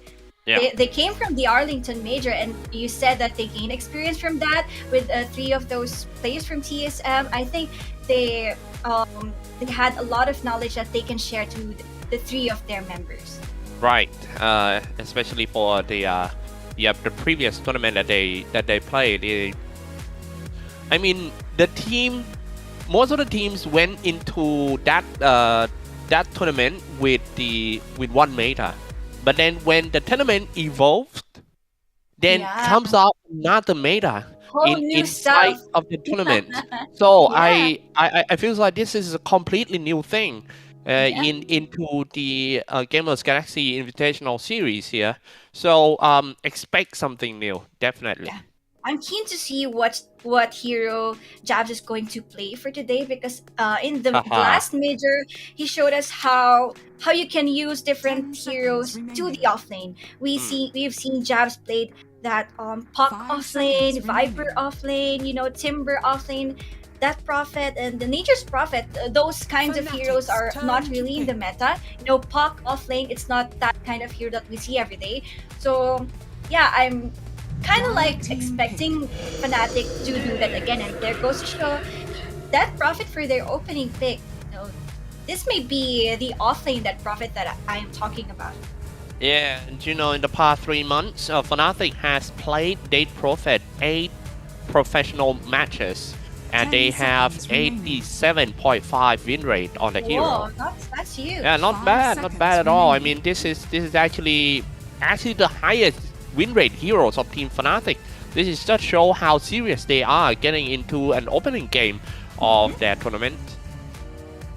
Okay, so maybe we're going to see some heroes that you know, played in the last major, some kind of Marcy, Dawnbreaker was banned, so, and also the Chen. This is the most highly contested supports in this meta, as well as the Keeper of the Light. You know, you can flex this hero that much. You can play it in the position 2 or in the position 5. So let's see if Marcy will be picked here for RSG. We've seen RSG picking out that hero in the last TPC. They used that in the offlane. So yeah, there you go. There's the Marcy pick. I believe this can be Xiaoyu's hero. Yeah, I agree with you on the Marcy. I mean, if you're not picking Marcy in the first 2 heroes, definitely Fnatic gonna pick it next, because it's the favorite heroes of DJ as well. In the other hand, RSG Marcy, they played 7 matches in the last 3 months, and their win rate is 71.43% win rate on the on the Marcy and then Puck. You are good with those stats, Cyclops. Yeah. Thank you. I copy from the internet. Yeah. You have to teach me how to do that, eh? And then the park. Well, you want some number with the park? Yeah, sure. Go ahead. Tell us. 10 matches. RSG played park in the last 3 months, and the win rate is at 60%. That's kind of low. 60% is not as good, but let's see. Exilern is their mid laner. He can really style on this hero, and yeah, watching them perform in their last tournament matches. We call this team the new kids in the block. I wasn't expecting that much in the last TPC, but they showed us awesome games. They were very dominating in some of their games and stuff. So let's see if they can beat Fnatic this time, because the last match that they faced together, Fnatic got the series with 2-1. So imagine they won one game against Fnatic. Not bad for RSG. Yeah, they won one game out of Fnatic. But the thing is, RSG at the moment are in a very shaky form, because in their past 5 matches, right, they only win one. 5 seconds. They only win one times, and it was long ago in the DPC. That means they on their losing streak in the past 4 matches. But hopefully, yeah, I mean, if they fix their own problem, like the long-time problem of the laning phase, then it should be better against Fnatic this one. Yeah, but Fnatic picking out the Tiny here, so we're not really sure where this Tiny goes. This can be carry, this can be position 4, or this can be mid lane. We've seen Armel playing the Tiny in the mid lane, and yeah, so Templar Assassin being on the ban, so they're kind of seeing that this can be carry Tiny. So Templar Assassin is still good, but RSG didn't let that happen. Yeah, we were talking about the Tiny yesterday, that this is one of the most versatile heroes in the game. He can be played in position 1 to 5. And picking it in the first phase is pretty good one for Team Fnatic. They didn't reveal anything at all. RSG still need to figure it out what's gonna be the last 3 heroes. I mean, if you ask me, I think there will be some surprise heroes at the 4th or 5th pick. 5 seconds remaining. 4th or 5th pick, so let's see what's we're just waiting for the ban for RSG here. Alright, it looks like the ganking potential of RSG is very high, especially if you put that puck in the middle lane, get a fast level, started to roam left and right to combine with Mars. They can go very aggressive with this type of first three picks for RSG, but with this Phoenix pick, they have to wait for the egg to fully engage on team fights. But I think Marcy and Puck is enough to get some pickoffs in the early game. I agree. Couldn't agree more. And they just, empower that team fight with the Phoenix. I like that one. But you just need to see in the lane. I mean, Phoenix is quite strong in the lane as well, but if sometimes Phoenix just mispositioning, then it could be easy kill for the opponent. Fnatic's turn to pick. Safe pick. So this can be position for Tiny for Fnatic. Yeah. I mean, Juggernaut is really on point. Against all those spells, Dream Coil. He can actually dodge when Marcy jumps in right in front of him. He can actually 5 seconds remaining. Prevent all those possible pickup from the Juggernaut. So very safe pick for Fnatic. And the Dazzle pick, I really like this position 5 pick for Fnatic. Dazzle is also one of the highly contested heroes for this meta. Okay, yeah, true. Yeah, agree. but I think RSG have some answers for this Dazzle. They have the Puck, they have the Marcy. So the first goal for RSG is to take down this Dazzle first. Yeah, I mean, I I can't tell you how happy I am to see these heroes online in this match, because it's actually the heroes that I played a lot, and every time I play these heroes, always gets countered by Axe. So in one game, I mean, if I want to play Dazzle, I have to ban Axe first. But in this case, yes, I think they're gonna deal it with the Chronosphere. You know, they have so much team fight for Team RSG that Chronosphere and the Phoenix Egg threat is too much for Team Fnatic. But what can they do is to just be aggressive on the early to mid-game team fights. And you know, pushing is not a problem for Fnatic. They have the death threat. When Exorcism is up, they can just group up together and, you know, take down those tier 1 towers. And then when the Exorcism expires, they can just go back to farm. You know, classic. Classic. Yeah. 5 seconds remaining. But I'm afraid things won't be that easy for Team RSG because Fnatic will definitely defend all their towers with life and death. Oh my. And also you gotta deal with that Dazzle too. And also the Dead Prophet.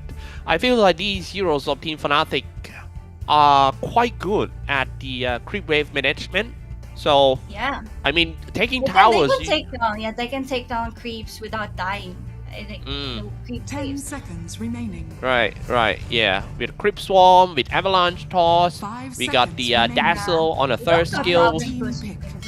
Okay, this completes the draft for Fnatic. Compares one of the heroes that can lane well against the Puck, and you know, gives additional armors when the team fight starts. So I'm keen to see what RSG can answer to this one. We're just waiting for something like supporter off lane, I believe.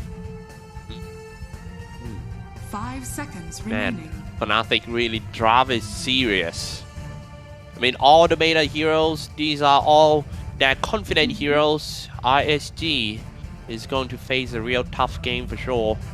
I mean, if the first 10 minutes or the landing phase of RSG is not looking good, man, it is so hard to just turn things around in the middle game.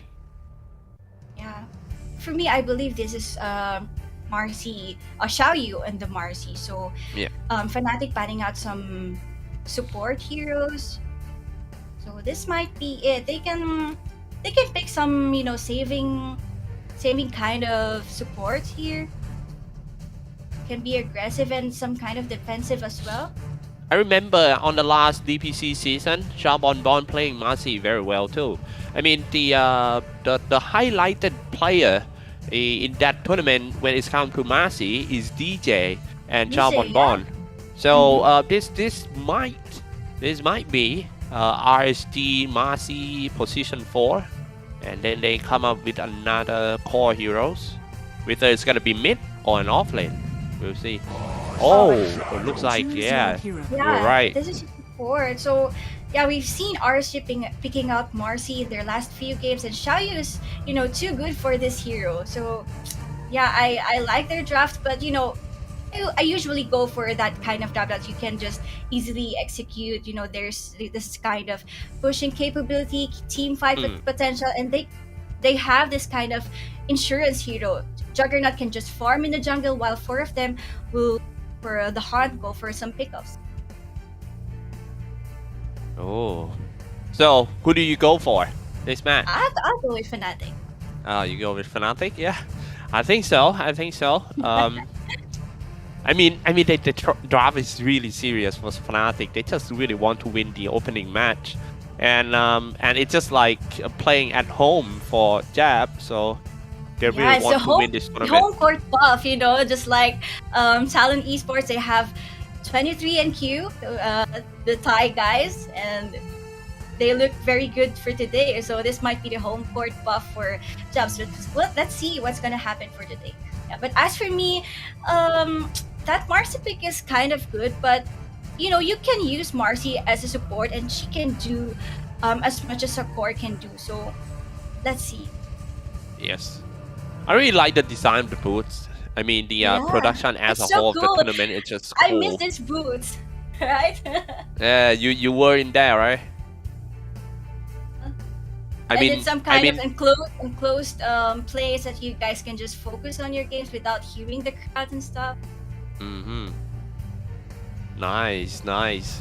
I wish I could be a pro player one day and get into these moods. I mean, what's the feeling like? You know, the crowd cheering outside, and it's really focused inside and intense. Yeah, Man, I that's awesome. remember last year, Talons were able to play like pro players. You know, there were some kind of show match and stuff. You know, we'll get there one day. We'll get there. All right, ladies and gentlemen, we are in the first game of after the performance from Kiki. This is Fnatic versus Team RSG. Yeah, And this is a best of one match, so there could be like some cheesy play styles for this one, and I'm keen to see what Team RSG is going to show us today. all right. Am I right? Is 30 Xiaoyu going to play the seconds to Marcy? battle. Yeah, I think so. Yeah, I think so. Wait, let me recheck for that. Oh, I think it's Oh, yeah, starting. right. Lively now. Your admiral is on board. Okay. This is gonna be. If you take a look at the heroes lineup, you know that it's gonna be quite passive in the first 5 minutes of the game, and then after that, things will just happening non-stop. Definitely, ladies and gentlemen, it might be the first fight. The battle Might be the first Okay. fight then. Yeah, they're up to some team fights, early team fights here at the bounty rooms. So 2 or not 4? Is it 4 bounties for RSG? Am I seeing this right? Yeah, that's a lot of bounty. Nice. Oh no, that's Nice not start. that's a mistake from Team Fnatic. Well, miscommunication it seems, but Yeah. well, we'll see. That was because Fnatic goes for that early group up. They might want to get some first blood and stuff, but you know RSG was scattered all over the map. So Yeah. All right. Let's take a look at these advantage from the start. We just get them along the way. Okay. Alright. Now on top, this lane seems to be quite okay for Team Quite Fnatic. even. While Yeah, quite MK is getting harassed a lot from the range. this is good. Like 1 versus 1 with the offlane and the carry player. So this is good for Fnatic. The Tiny's not getting some XP, so we can expect Jabs to get the level 6 early on, but the Slave Fury on the bottom lane. Oh, that's a lot of damage taken by Chao Yu. Just one spin. So you need to be careful because his Dazzle is going to, coming out from the bush with the first spells. Easy. On the Poison Touch. Actually, the one of my harassment favorite from the spells. Dazzle. Yeah, harassment from the Dazzle is so good on the bottom lane. But Team RC can go for a safer place.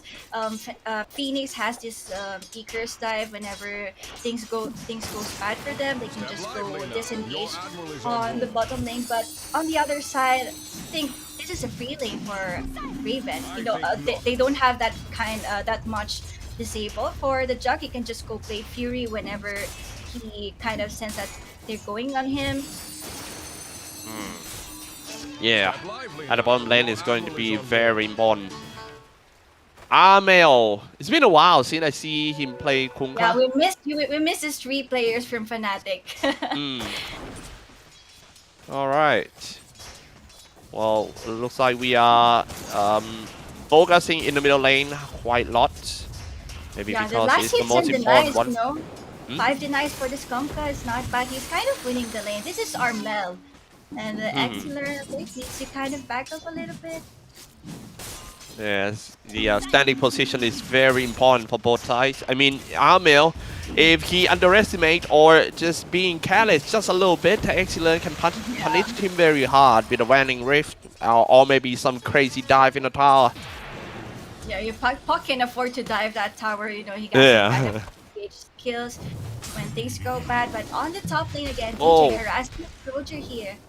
All right, such a hard duty for all the support to just control the forest in the side of the lane. Here we go. 3.5 minutes part, still no first blood. As I mentioned earlier, I think this is going to be a very passive early games. You know, just get them cores farmed up and stuff. They don't have kind of engagement in the top lane. You know, what Shadow Demon can do is just go can disrupt the hero, and then what comes next? I think they need one more hero to get a kind of a kill on the top lane. All right. So I mean, who do you think? Oh wait, the first blood happening at the bottom lane, and it's actually DJ strike on Roger.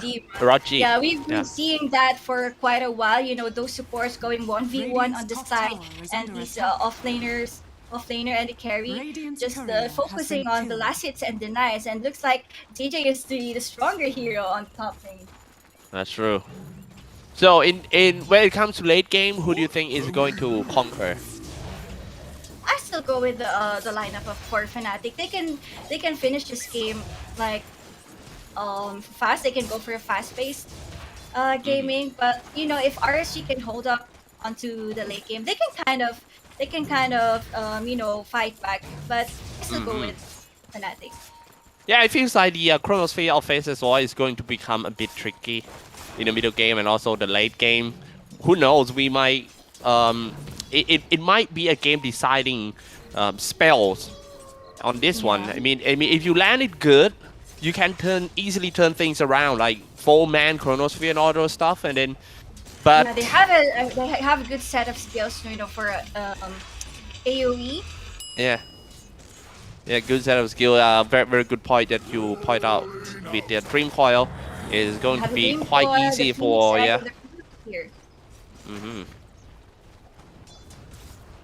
Oh, a bit low KPM this game. Fnatic DJ trying to strike. He just came out from the forest avalanche already, but Rutki doing such a great job now, saving his teammates.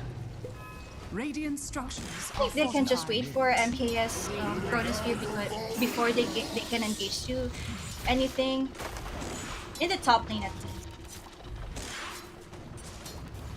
Leading on the last hit right now is Kunkka, having such a great time in the middle lane. Switch back to the bottom lane, Chao Yu chasing on Raven. Jumping on him, Raven, this is not looking good. Kill the healing ward first. It just cooled down the first kill for Raven, so we can just kind of disengage before everything goes bad for him on the bottom lane. Dazzle is not around, you know. But yeah, it's kind of even lane for Fnatic. Oh, something going on in the middle lane. Avalanche on the toss coming back from the top lane, and this is the first time sending the ghost ship in.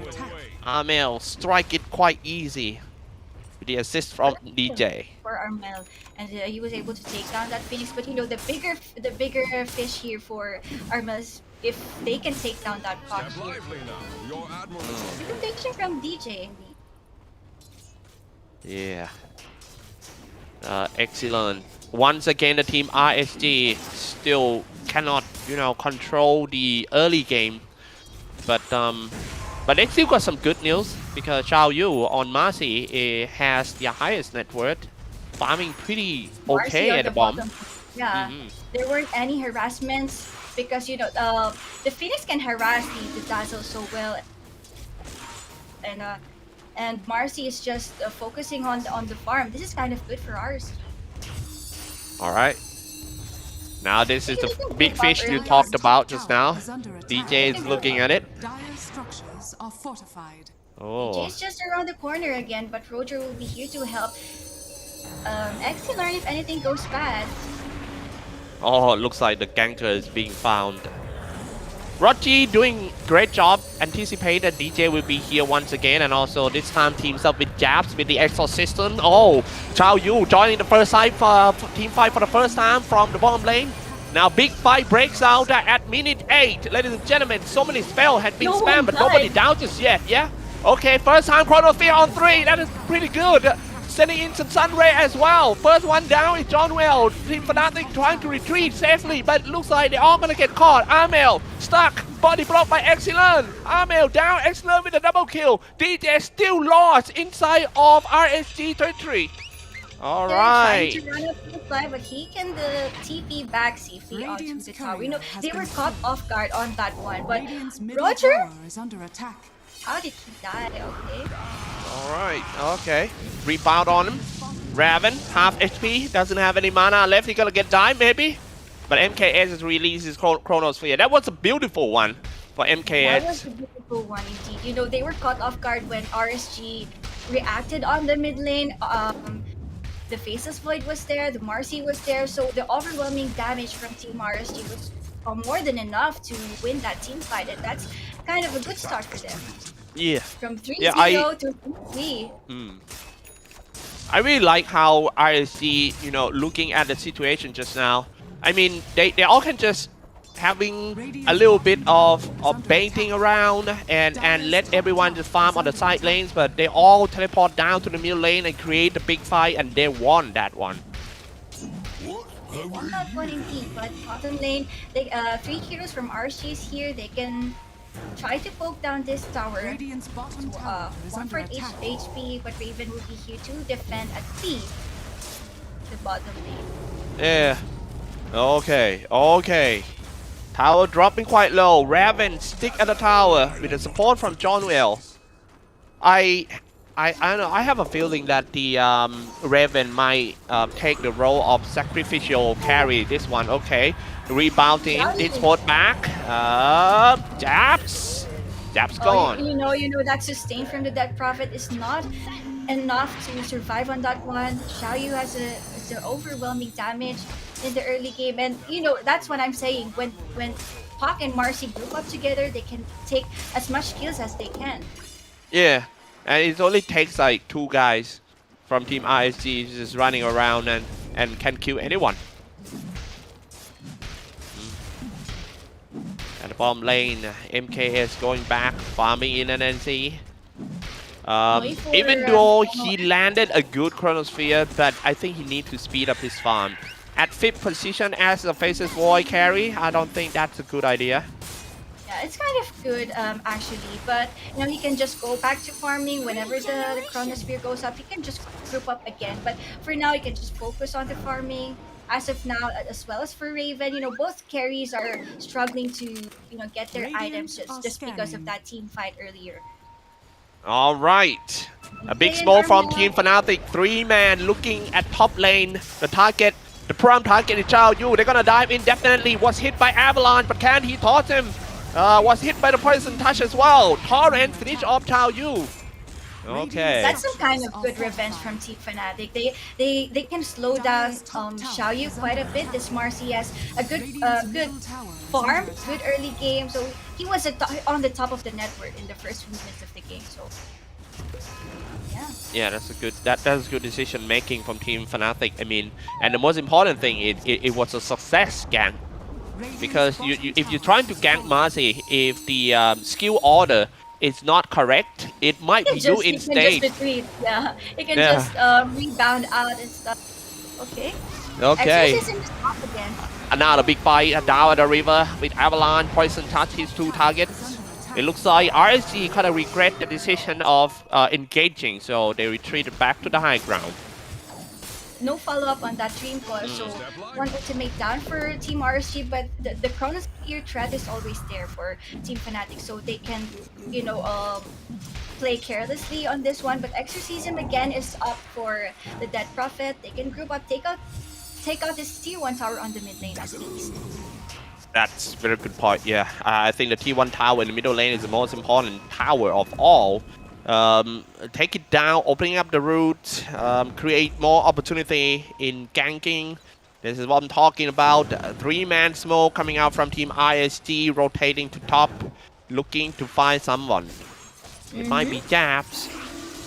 Yeah, they're revolving around Jabs for as of the moment, because they know that RSG can be quite greedy on this one. Like what they did earlier, they did initiate it on Jabs, but Okay, Demonic Purge, everything Exorcism, and all the sucking thing comes out. Man, Jab is super strong. Oh my, Xiao Yu trying his best to deal the damage, but from behind it was Tuck there. Surprisingly showing up on top. Nice initiation. You know, there goes for the tip to the Phoenix. The egg was there just in time. Oh my goodness, 3K ahead.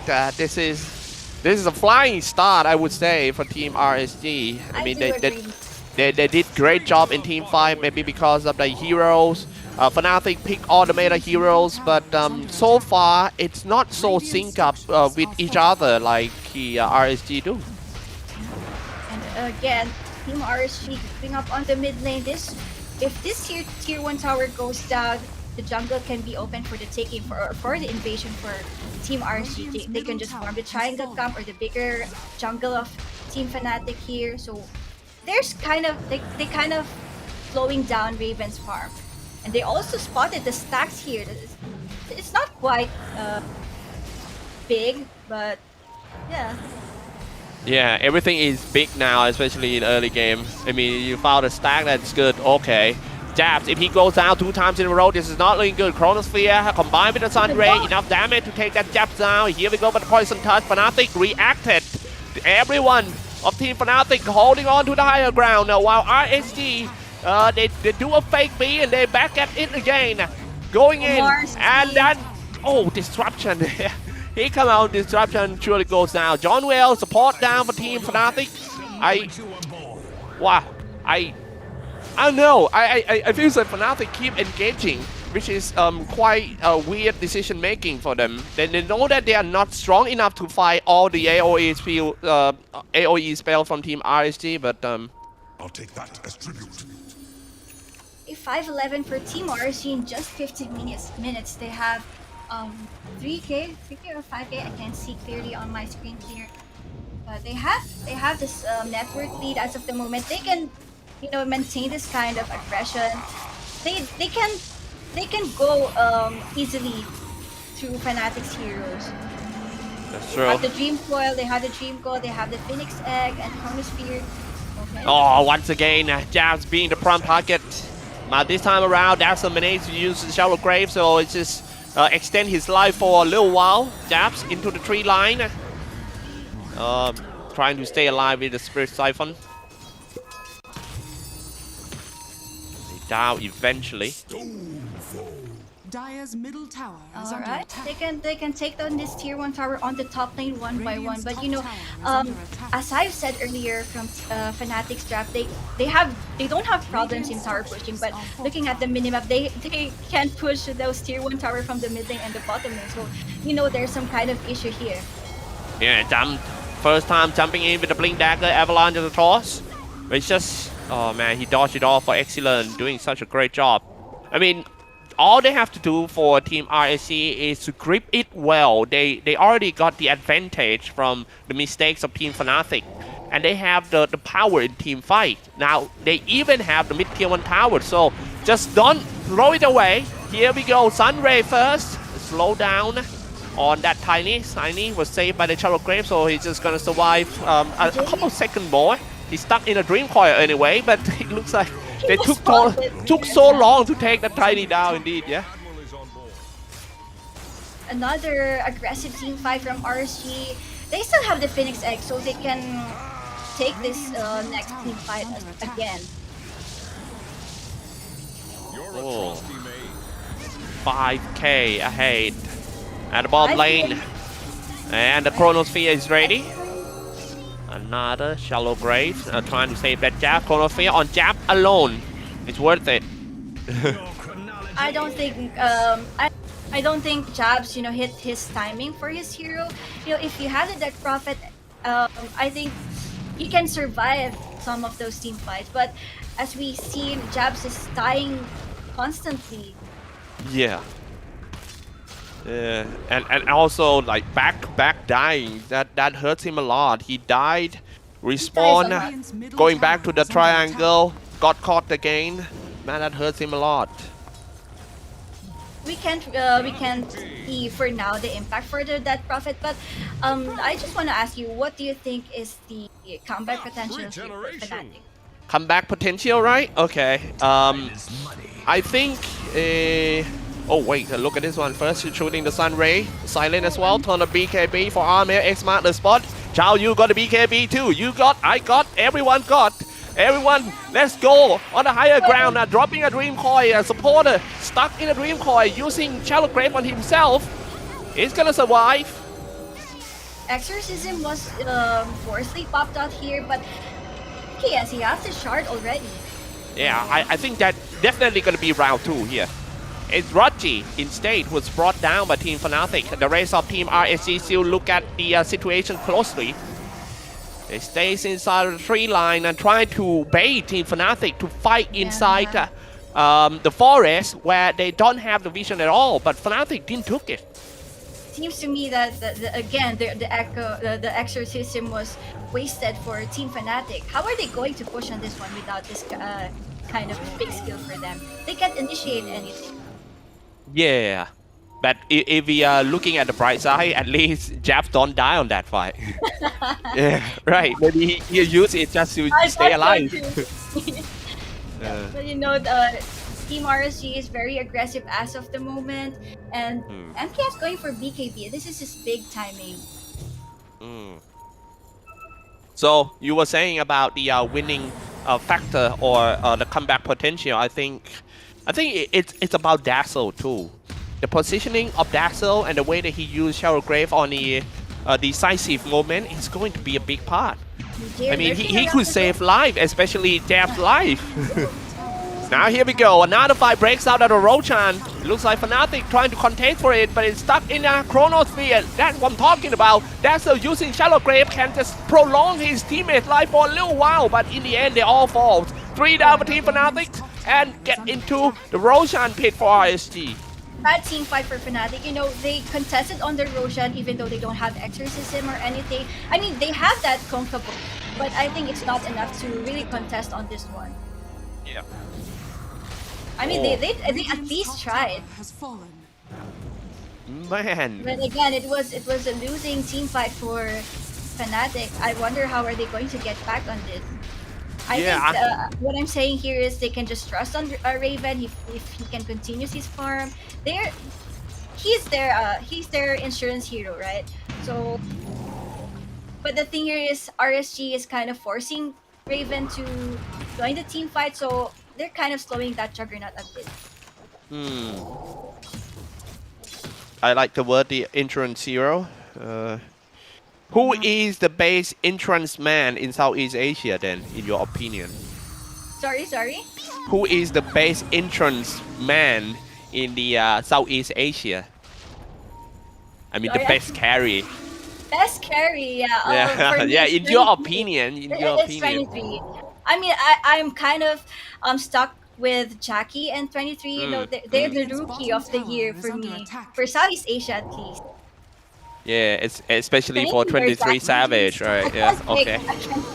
Oh, Avalanche on the toss, jumping into the MKS is chasing on the back line first while his teammate fighting on the front. His teammate fall already, but looks like the MKS still cannot find a target. This might be a little bit mistake by Team RSG and a potential comeback opportunity for Team Fnatic, dropping quite low already for Chao Yu, jumping away.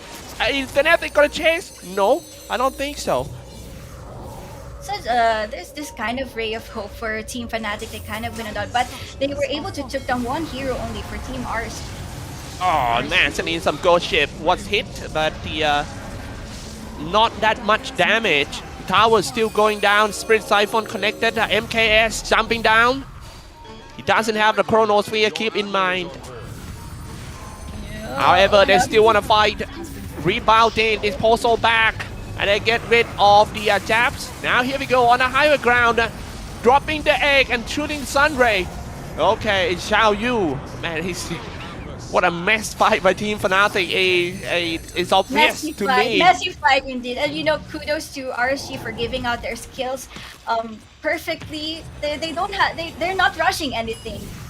They have the Chronosphere, they have the Dream Soul, they have the Phoenix Egg. So what more can you ask for RSG? And another successful team fight for them, and they can go straight up to the high ground. They have this Aegis advantage. They have one more room for error on this. So Jabs doesn't have the exorcism, so I wonder how Team Fnatic is going to defend their high Yeah. ground. I think a little bit, a small advantage of Team RSG getting into this space of one match is they got, jumping inside, disposal back. Oh no, that's not looking good. Jabs down right inside the base. DJ trying to defend with the avalanche. The tower, the mid tier 3 tower about to go down. Without tower, it will be hard for Team Fnatic. Jumping in once again, the Chronosphere on 2 and lock it all down. Can they take that Raven? John Will down first. Raven toe-to-toe fight with the Chronosphere. Oh man, Raven falls. Konga can't even tank up those skills from Team RSG. He's now low. He's going down. And unstoppable streak for Xiaoyu. Again, this is his best hero in the TPC. Xiaoyu in the Marcy. Yeah, right. And the barracks left unprotected. This is going to be the first set of barracks for Team RSG. Best of 1, ladies and gentlemen. Anything could happen in the match. I was saying about, the small advantage of Team RSG is they get to study Fnatic in the major. But RSG last match was 24 days ago. they haven't shown anything, so it's kind of hard to to predict anything against ours. I think they're still playing the same as we've seen on the GPC. Nothing has changed quite a lot in their playstyle, All right, we'll see. 8 to 25 games, so almost 20k ahead for Team RSG. I believe that win prop should be more than 90% for RSG at the moment. But I think the winning factor here for RSG is that their heroes are so mobile. Raven can't engage on anything. We haven't seen any Omni Slash for Raven because he can't position himself so well. There goes the pop. The next thing you know, he's right at your face. Yeah, that's a very good point that you brought it up. I kind of agree with you with the hero mobility disadvantage for Team Fnatic, and the positioning is very, very important. Okay, now look at this one. Exorcism wasted it again. And Team RSG looking to push on top. They waste no time. Yeah, the exorcism is the key to defend their high ground. So I wonder what Fnatic can do on this one. Phoenix X forced, but Jabs again. Oh, Jabs. Yeah, he was saved by the Shadow Grave, but he died eventually. They were in too deep. Avalanche and the Toss will throw the support inside the base, sending in some good. MKS, Chronosphere on 2. Can it just finish? No, not enough damage. It's gonna be him and his teammate instead who are about to go down right there. MKS already leave the scene, leaving Rodji behind, so he died inside. I think RSG can kind of chill on this one, but they won't. They fall onto Raven and he's down again, so they don't have any buybacks left. Only Konka has buyback as of now, so wow. I mean, if RSG winning this match or best of 1 is going to boost their morale a lot. Against actually the strongest team in the group.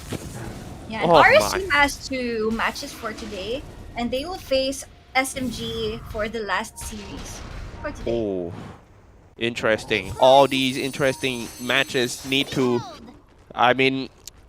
We need to thank you to Cinex, MSI, Secret Lab, and True for making this event possible to get us to see these wonderful games. Going back to the game, it's 27 minutes, and there's this huge goal lead for Team RSG. And this might be the end game for Fnatic. They don't have any skills that can somehow turn the game around, but let's see. They don't have those big skills, those very flashy skills for them. Yeah, get what you mean. Some skill like Ravage and all those. Those skills that can actually turn the game around, but yeah. Done well. Look at this one. Everyone that has the BKB pop his own up. Oh no. It's gonna be quite hard if they don't have Jabs in the team fight, so they'll just keep dying one by one. Triple kill already for Chao Yu. What a good game for Chao Yu. I mean, the way that he fighting himself in a perfect position to just engage, to just rebound in this postal the target Those back to his team. initiations from him, yeah. I mean, if I am the teammates of Team RSG, all I have to do is sit at the table and enjoy the dinner.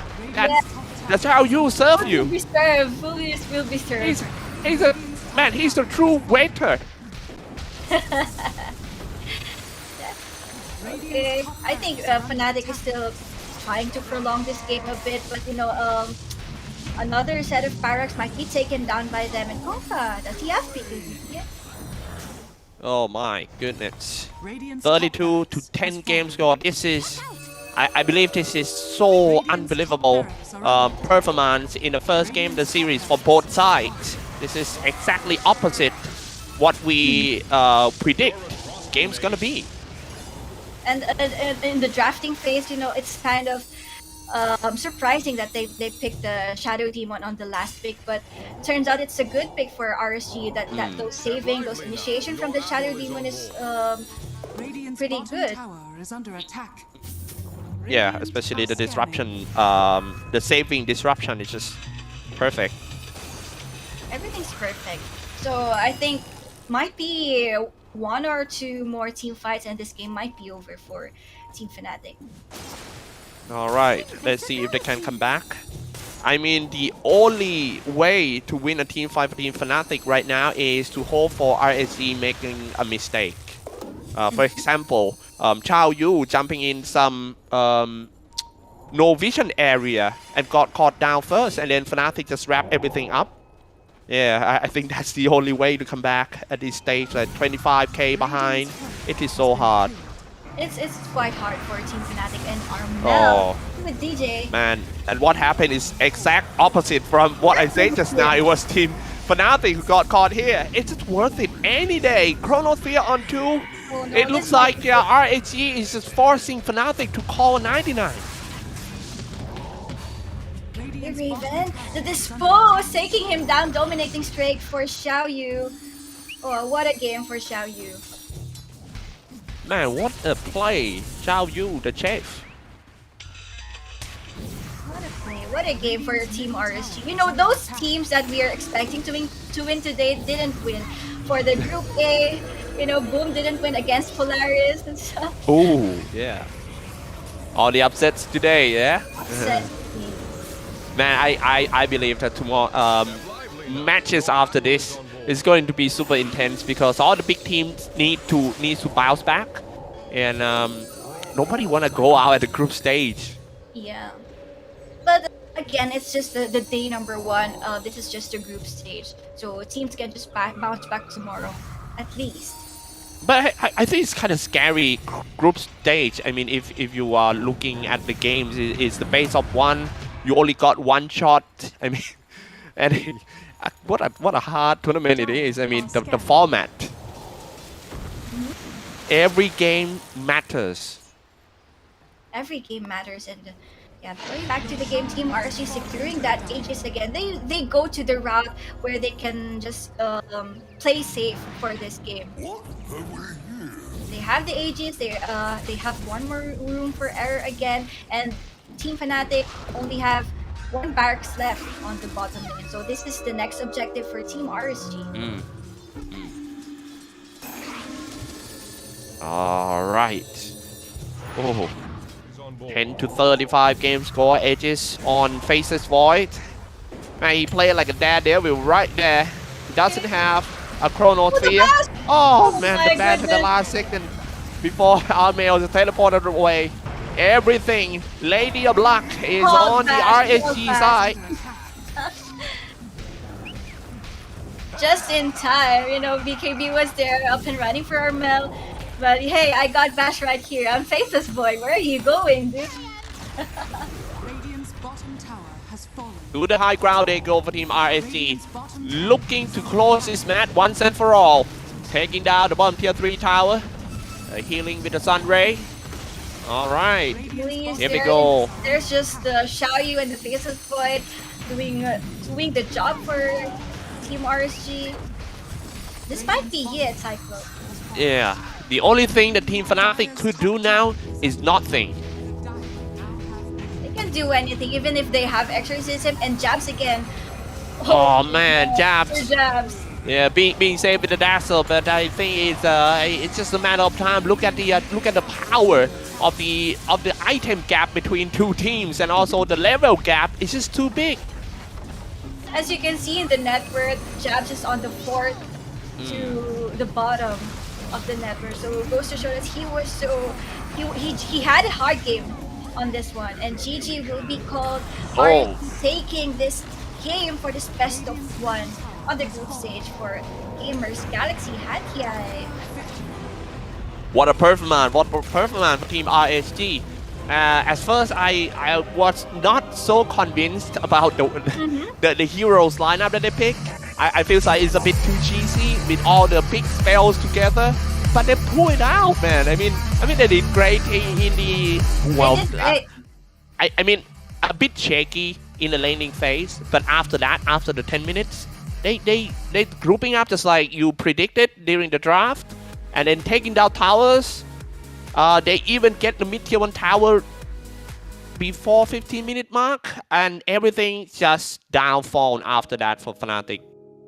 For me, I think Team Fnatic didn't hit their timing for their heroes. You know, if you have a Death Prophet on your team, you can expect like some kind of early group up, but on that mid lane clash, I think that's the turning point for this game, where they were caught off guard by Team RSG. No, they didn't know that the Faceless Void was there, the Marcy was there. They thought it was just some kind of like 3 versus 3 mid and 2 supports on the mid lane. Yeah. But yeah, they were surprised. Everybody was there for Team RSG, and that's the turning point for RSG, and everything comes for them so good, and Team RSG winning this game number 1. They still have one more series to go for today.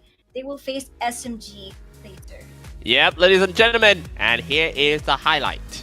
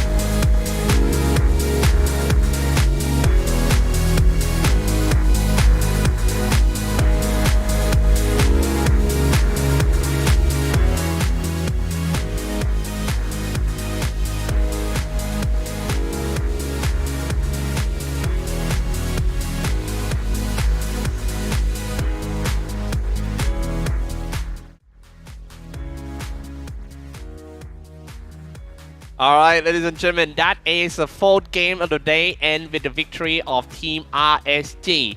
Well, we still have two more matches left, and the match MVP of the previous match is Li Xiao Xiaoyu. Yu. Yeah, I do agree. You know, he had a good start, a good laning stage against that Juggernaut and Dazzle. Imagine winning against the Juggernaut and Dazzle is a huge, early game boost for this hero. And that early rotation coming from him, he grew up so well with the puck, and yeah, they secured the early game, and everything was good for Team RSG. Yep. What a play, what a performance. Definitely going to be a morale boost for them. Guys, we still have 2 more matches left. Next one is going to be Execration versus SMG. But before we go into that, let's take a break first. See you.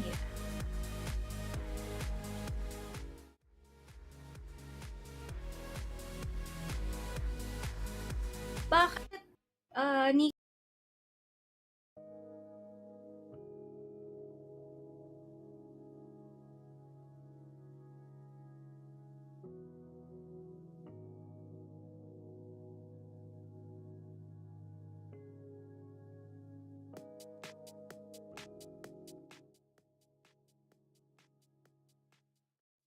ข้างผมเรียบร้อยแล้วแต่ว่านี่ครับน้องอิงเตรียมสัมภาษณ์ได้เลยครับจัดไป ได้ ครับ เลยค่ะ Okay, let's have a short talk after the victory. Now we are with RSG team. So first, can you introduce yourself a little bit to all the fans here? I'm Xiao Yu. Okay. Yeah. Hi, I'm Excellent. Okay. So after you come here for this tournament, you've been in Thailand for a while, right? How did you feel about Thailand? I feel pretty good, and the food here is very nice, and it's really a good place. That's nice. So you like the food, right? Yeah.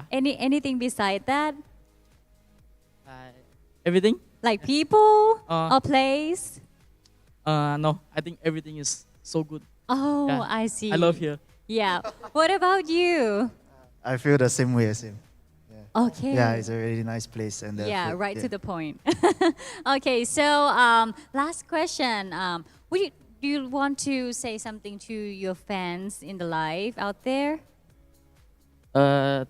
Thank you for supporting us, and hope we will getting better and better. All right. We will try our best to play our best. Yes. Okay, so cross your finger for this team. Thank you so much. ค่ะก็ทีมนี้ก็บอกว่าจริงๆเขาชอบอาหารที่นี่มากนะคะแล้วนอกจากอาหารเนี่ยจริงๆเรื่องของผู้คนแล้วก็สถานที่ของประเทศไทยก็สวยงามมากๆนะคะส่วนสิ่งที่เขาทิ้งท้ายไว้ก็คือทิ้งท้ายว่าเขาขอบคุณมากสำหรับซัพพอร์ตทั้งหลายที่แฟนๆมีให้เขาแล้วก็เดี๋ยวเขาจะทำให้ดีที่สุดนะคะสั้นๆโอเคในช่วงนี้ก็หมดแล้วสำหรับสัมภาษณ์ของเรานะคะเดี๋ยวเราไปพักกันสักครู่นะคะส่วนในห้องส่งเดี๋ยวเรามีเกมให้เล่นเราเจอกันค่ะไปกันเลยครับ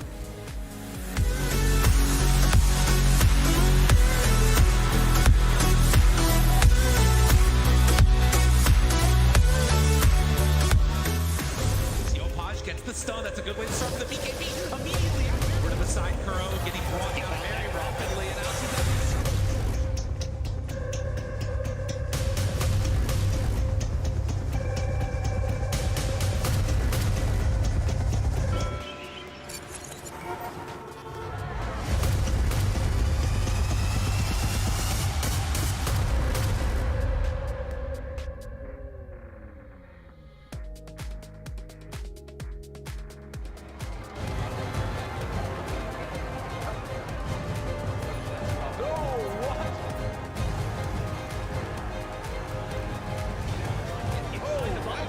Seoul Dynasty will take this series.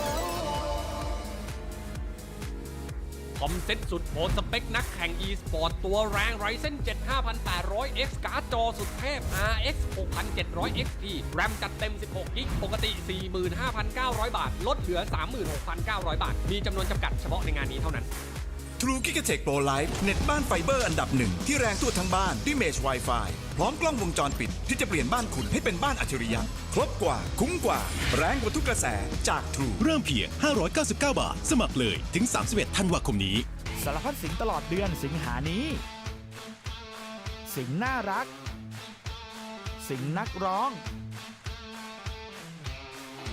สิงมือปราบ สิงนักเดินทาง สิงป่วนทั้งโรงแรม เติมเต็มความเป็นคุณให้สุขยิ่งกว่ากับคอนเทนต์กว่า 2,000 เรื่องผ่านแพ็กเกจ USD Plus สมัครวันนี้ดูเลย30 วันไม่มีค่าใช้จ่ายเดือนถัดไปเพียงเดือนละ59 บาท สมัครผ่าน True ID ตั้งแต่วันนี้ถึง31 สิงหาคม 2565 สัมผัสโลกไร้ขีดจำกัดกับ True ID โหลดเลยเบื่อไหมจะดูอะไรก็ถูกล็อก ปลดล็อกความสนุกกันเถอะ แค่ใส่ซิม True ปลดล็อกครบทุกความบันเทิงระดับโลก ให้คุณโหลดความสุขสนุกครบแบบไร้ขีดจำกัด มาพร้อมบอลสด หนังฟอร์มยักษ์ซีรีส์ดังและอนิเมะสุดฮิตภาคไทย รวมความบันเทิงกว่า 2,000 เรื่องปลดล็อกครบทุกความบันเทิงใช้ซิม True ดูฟรีบนมือถือเปิดซิม True ID ได้แล้ววันนี้เพียง 49 บาทถึง 31 กรกฎาคม 2565 This is the world's most advanced processor. In entertainment, its rendering speeds render other processors obsolete. It drives the future of autonomous driving, powers cloud services for billions. Yopaj gets the stun. That's a good way to start for the BKB. Immediately over to the side, Kuro getting brought down very rapidly, and out to the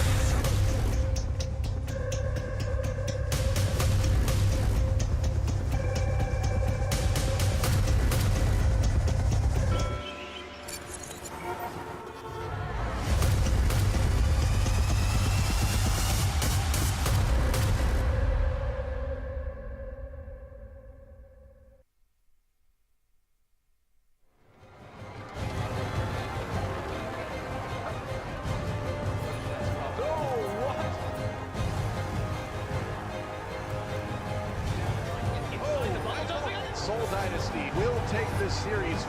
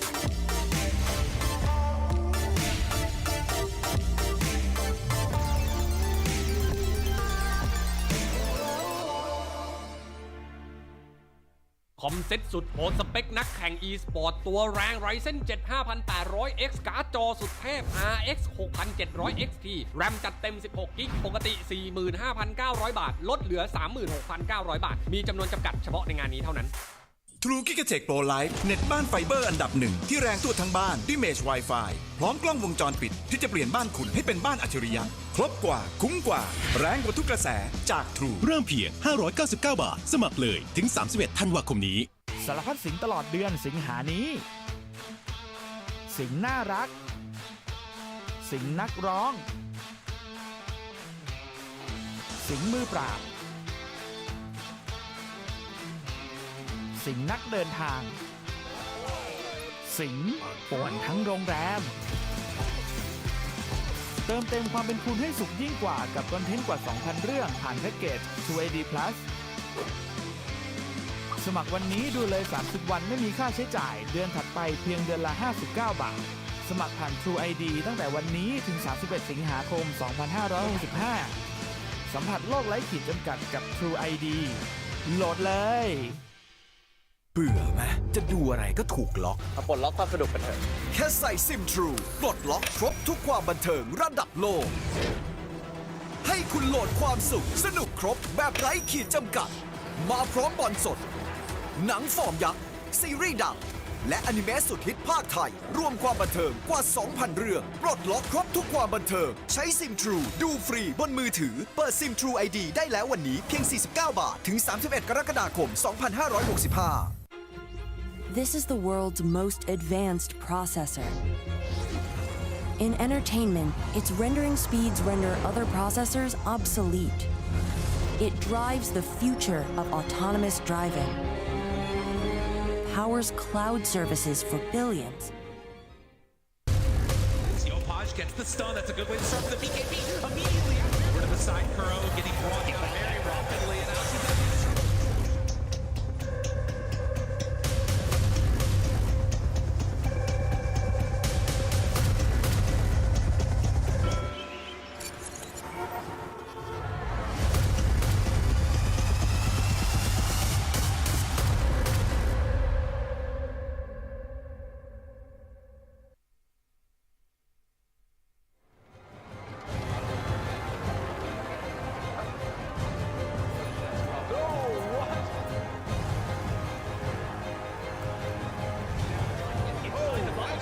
Seoul Dynasty will take this series.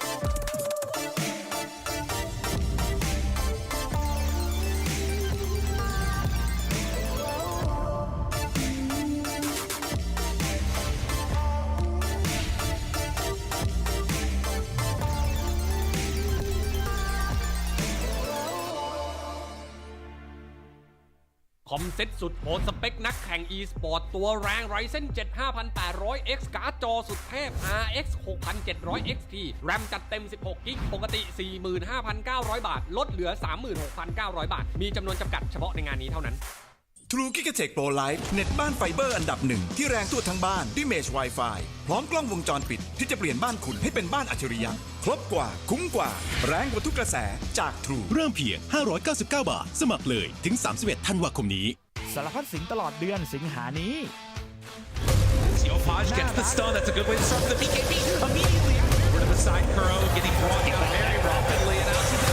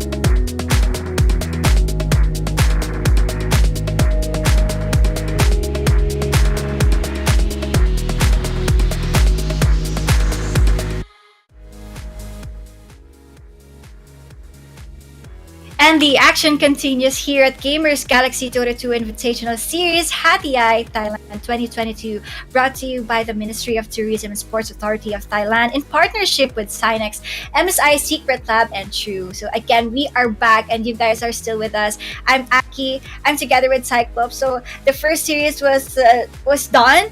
So did you manage to get a grip on what happened in that game number one, Fnatic versus RSG? Oh yeah, Cyclops.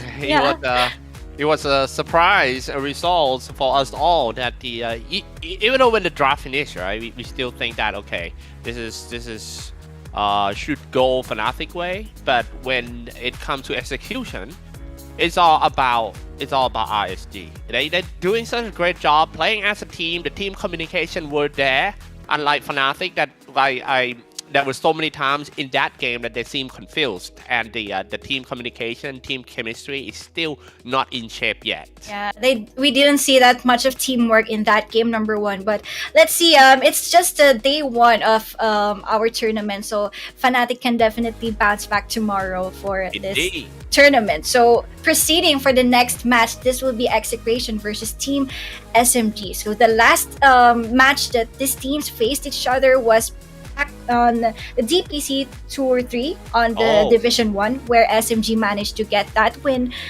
over Team Execration. So are you kind of expecting something different here, or are you just kind of rooting for Team SMG here? I mean, when it's come to these two teams fighting each other, it's a 50-50 match. Anything could happen, you know. It's all about some small details in the game that can you play it super detailed or not. And also the discipline is going to play a big part, because these two teams, I used to guess their games where I feels like sometimes they are into the entertainment a little bit, and then the things fall apart. So I would love to see more disciplines, especially from the SMG side. And for me, I'm expecting quite much from Team SMG, as they have these new players adding on their roster. It's Ice from EG back to Southeast Asia, joining Team SMG together with Polaris. So this might be a different kind of SMG that we're going to see today. Indeed. Ice adding up some excitement to the team. You know, sometimes I also feel that the SMG are playing pretty much the same pattern in throughout the DPC, but in coming of Ice is going to add more hero pool definitely, and also unpredictable plays from the player is going to I'm pretty sure it's going to lead the team to toward a better team. Yeah, and I'm keen to see what Ice is going, how he will direct this team, because we all know that Ice is a very smart player. As you can see, he's just closing his eyes. He's just chilling right there. Yeah, it's good to have our own. Sleeping again. I mean, our own OG player back to the region again. He was born here. You know, he was famous. I mean, made his way up to the professional player here in Southeast Asia. Then go out to China, chip out to Europe. Now finally, he is back at it again. Yeah. So opening here for Team SMG Dawnbreaker. This is, most teams ban Dawnbreaker on their first phase. This hero can do so much. Either the Marcy or Dawnbreaker will be banned on the first phase. But Team SMG managed to secure this hero. So a lot of awesome plays will be shown here with this Dawnbreaker. This is a very flashy hero. A very stylish hero. Yeah. I like it. Do you like playing the Dawnbreaker yourself? Yeah, but not as good as these players. Yeah. I'm just a noob. I'm just a 2K scrub. Just kidding. There was one night. It was around like 11 p.m. and then I told myself, okay, I am gonna close the night with a Dawnbreaker. Alright. Yeah, and I wish, okay, it's going to be a good night because I'm going to win my last game of the day with the Dawnbreaker.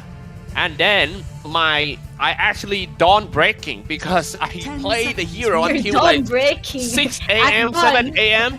because I keep losing like 5 or 6 games in a row. It's actually Dawnbreaking to me. Yeah, it's literally Dawnbreaking here.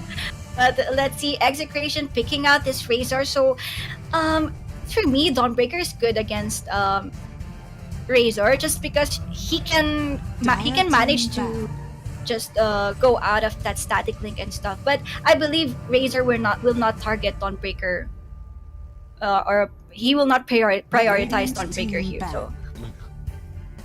Wow, techies. But techies here. You said earlier that You think I should not be trolling on this one, but it seems to me that it's kind of trolling. This is the first time after a long time that I've seen Tekkis in a pro 10 match. seconds remaining. I actually admit, I have to admit that I forgot all the skills name of the heroes already because I haven't cast him for so long.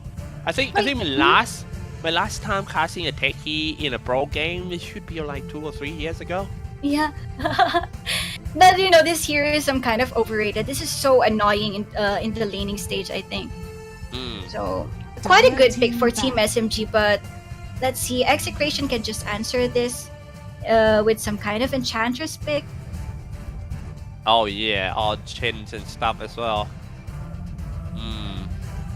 I mean, if SMG winning this one with style, guys in the MMR is going to spam the hero like hell. 5 seconds remaining.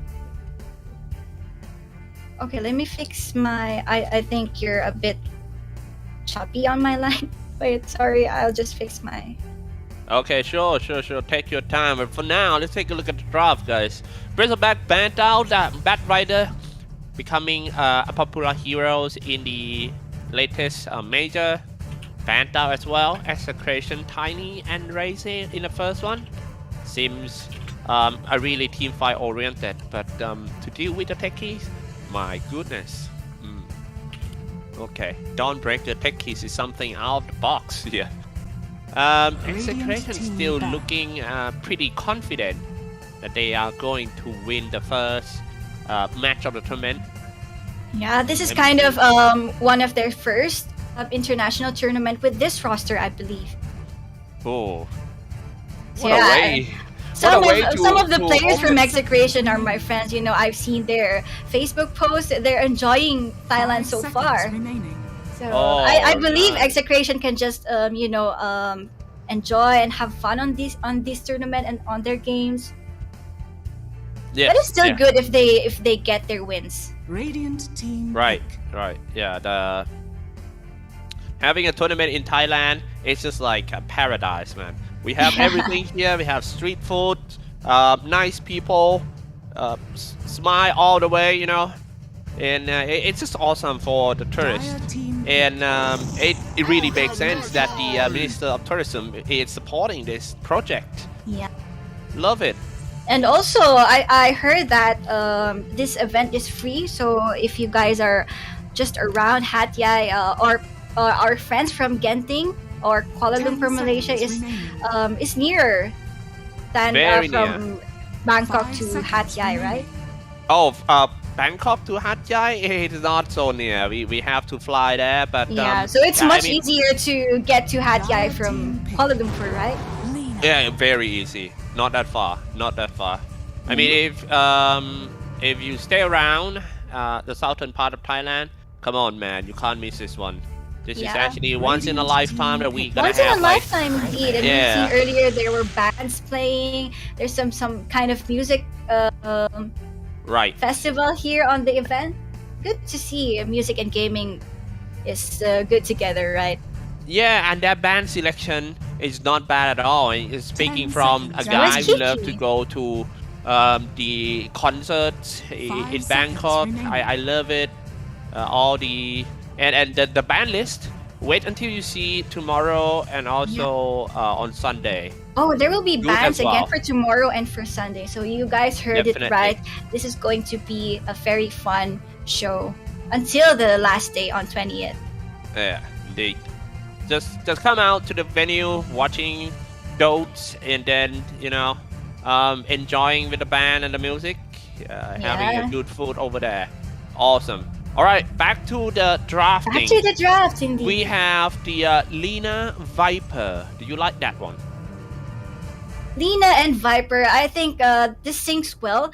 If I like Viper together with the Marcy pick, but Marcy was banned here for Team SMG. They banned it themselves, and they managed and they picked the Dawnbreaker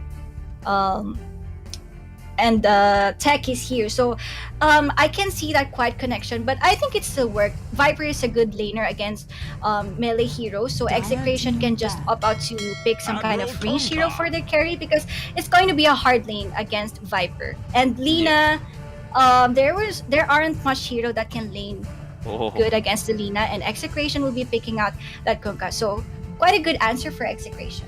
One thing I noticed about Execration lineup in the first 4 heroes is they're trying to fight it with HP. You take a look at all these 4 heroes, you see it gonna took a lot of bombs for kill a guy in Execration in one go. So they're trying to fight it with HP. And yeah, it's good that that they're strength heroes. Yeah, it's good that they're strength heroes. You know, they can survive that magical damage from the techies. But as the game progresses, you know, the map control from Team SMG will be huge. That's the advantage of having a techies on your team. You can just invade the enemy jungle. You can let your carry farm on their jungle as well. So that's the good side of having the techies, I believe. Yeah, and having a techie, especially in the best of 1 match, it's just awesome because the enemy didn't predict it at all, and best of 1 match, it's so hard to anything could happen. It's just perfect. I mean, I'm saying it's just perfect for some surprising heroes and tactics.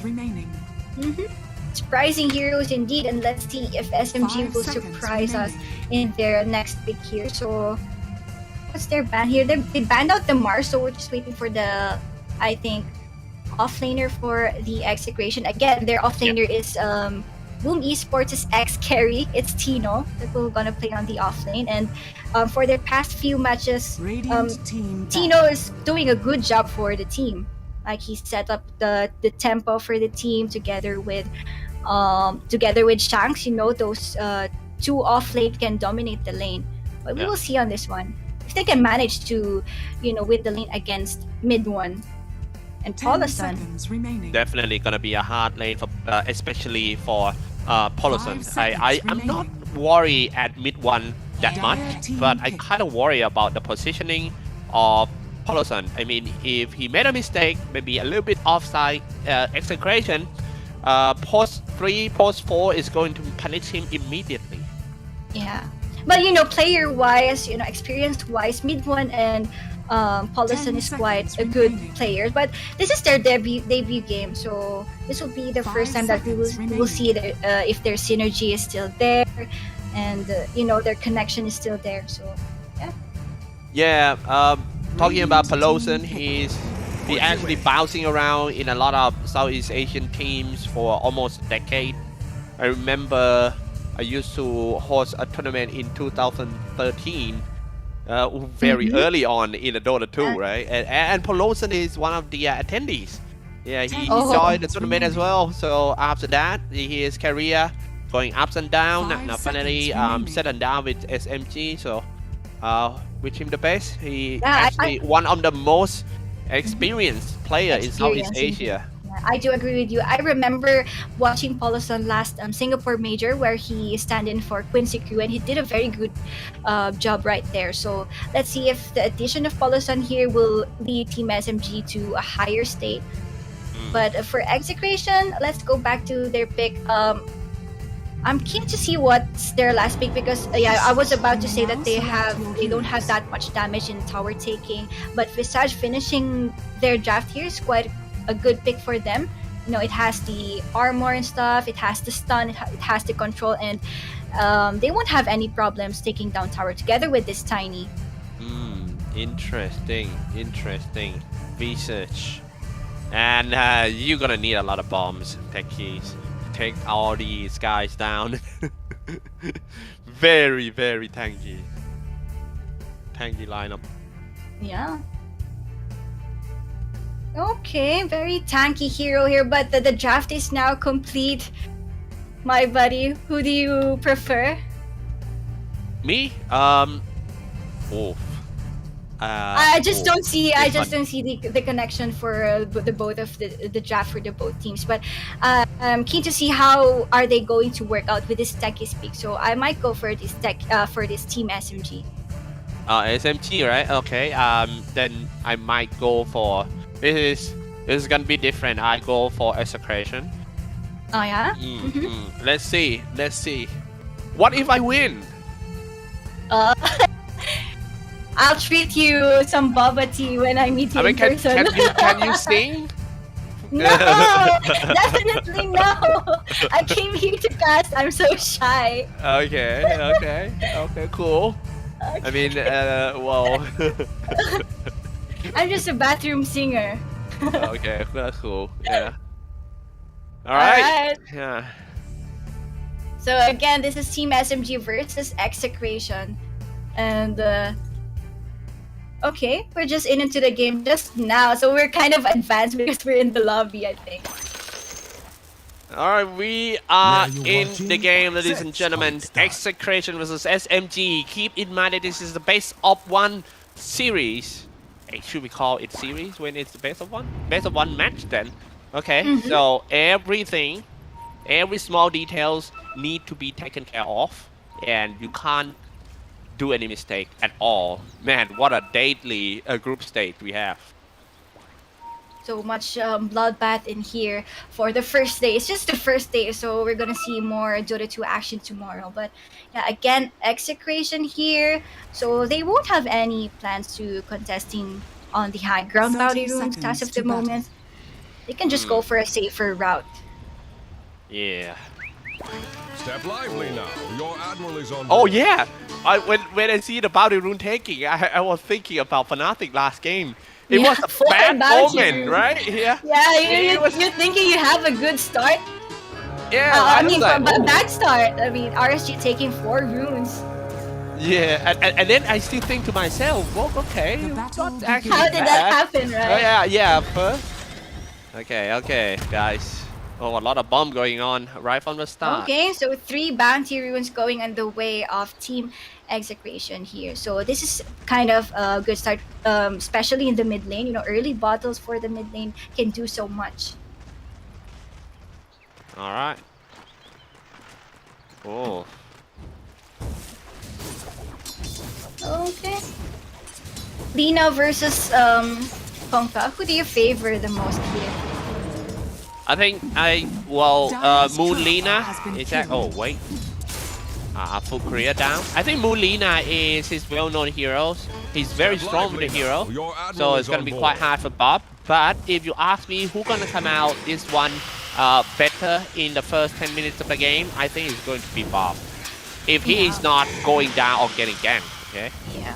It's up to the rotations of their supports, right? Right. Okay, but on the top lane, all of a sudden, it's gonna be a position 5 Viper. It's interesting.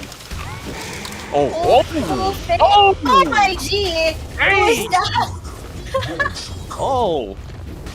I mean, he underestimated the damage of Team Execration right there. Right. He just got thrown up some trees right in his face. Yeah, and that was a very good first job. Very good first blood for Team how did he Execration. miscalculated that? I mean, he I don't know supposed to know too.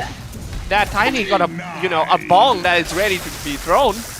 Yeah, he kind of underestimated the Team Execration on the top lane as for me. Okay, that first blood goes to Execration. So I can't wait to see how Techie is going to perform on this one. He can throw some sticky bomb at the enemy. Okay, so where's I want to look at the Techie's lane on the bottom lane because this is Razor. You know, you can jump right in, and there's the Augur Magi. You know, he has to stun and the harassment. So Afu needs to be careful on this one, but he jumps right in there. Oh. 1-0. Do you think we're gonna have like a passive early game like the previous one? No, I don't think so. I don't think so too. Avalanche is the toss. Mid one was forced to get into the tree line, running away from Chang's. Chang is his standing position is very aggressive. And Paulson, being so aggressive on the top lane, I think he can do as much as Shanks can do on the early stages of the game, because Shanks, being the tiny, can rotate around the map, can help out on the other lanes, while Paulson can just stay here, leeching out some XPs to mid one. And he also taking damage for his carries too. Very nice the way that he babysit the carry. I also remember seeing Ice playing Dawnbreaker, and it wasn't that bad before, but here, second time around, Paulson will be taken down by Shanks. Oh no. Swashbuckle, nice, strike it back by Team SMG, mid one, a carry. Got the kill back. Yeah, good trade at least for Team SMG, but Viper, you can't rely that much on this position 5 Viper, right? So if he keeps on dying on the early stages of the game, like mid one can just carry himself here. But oh wait, now being thrown back into the lane by that tank. Might just come up with avalanche. He's kind of like feeding in the lane, so Paulson can just kind of like stack in the jungle area, so he will stop dying. Oh, and it's going to be a walk-up chain for him, man. Yeah. Oh, walking back to the lane with Viper is so painful. Look at that. Ogre Magi almost goes down.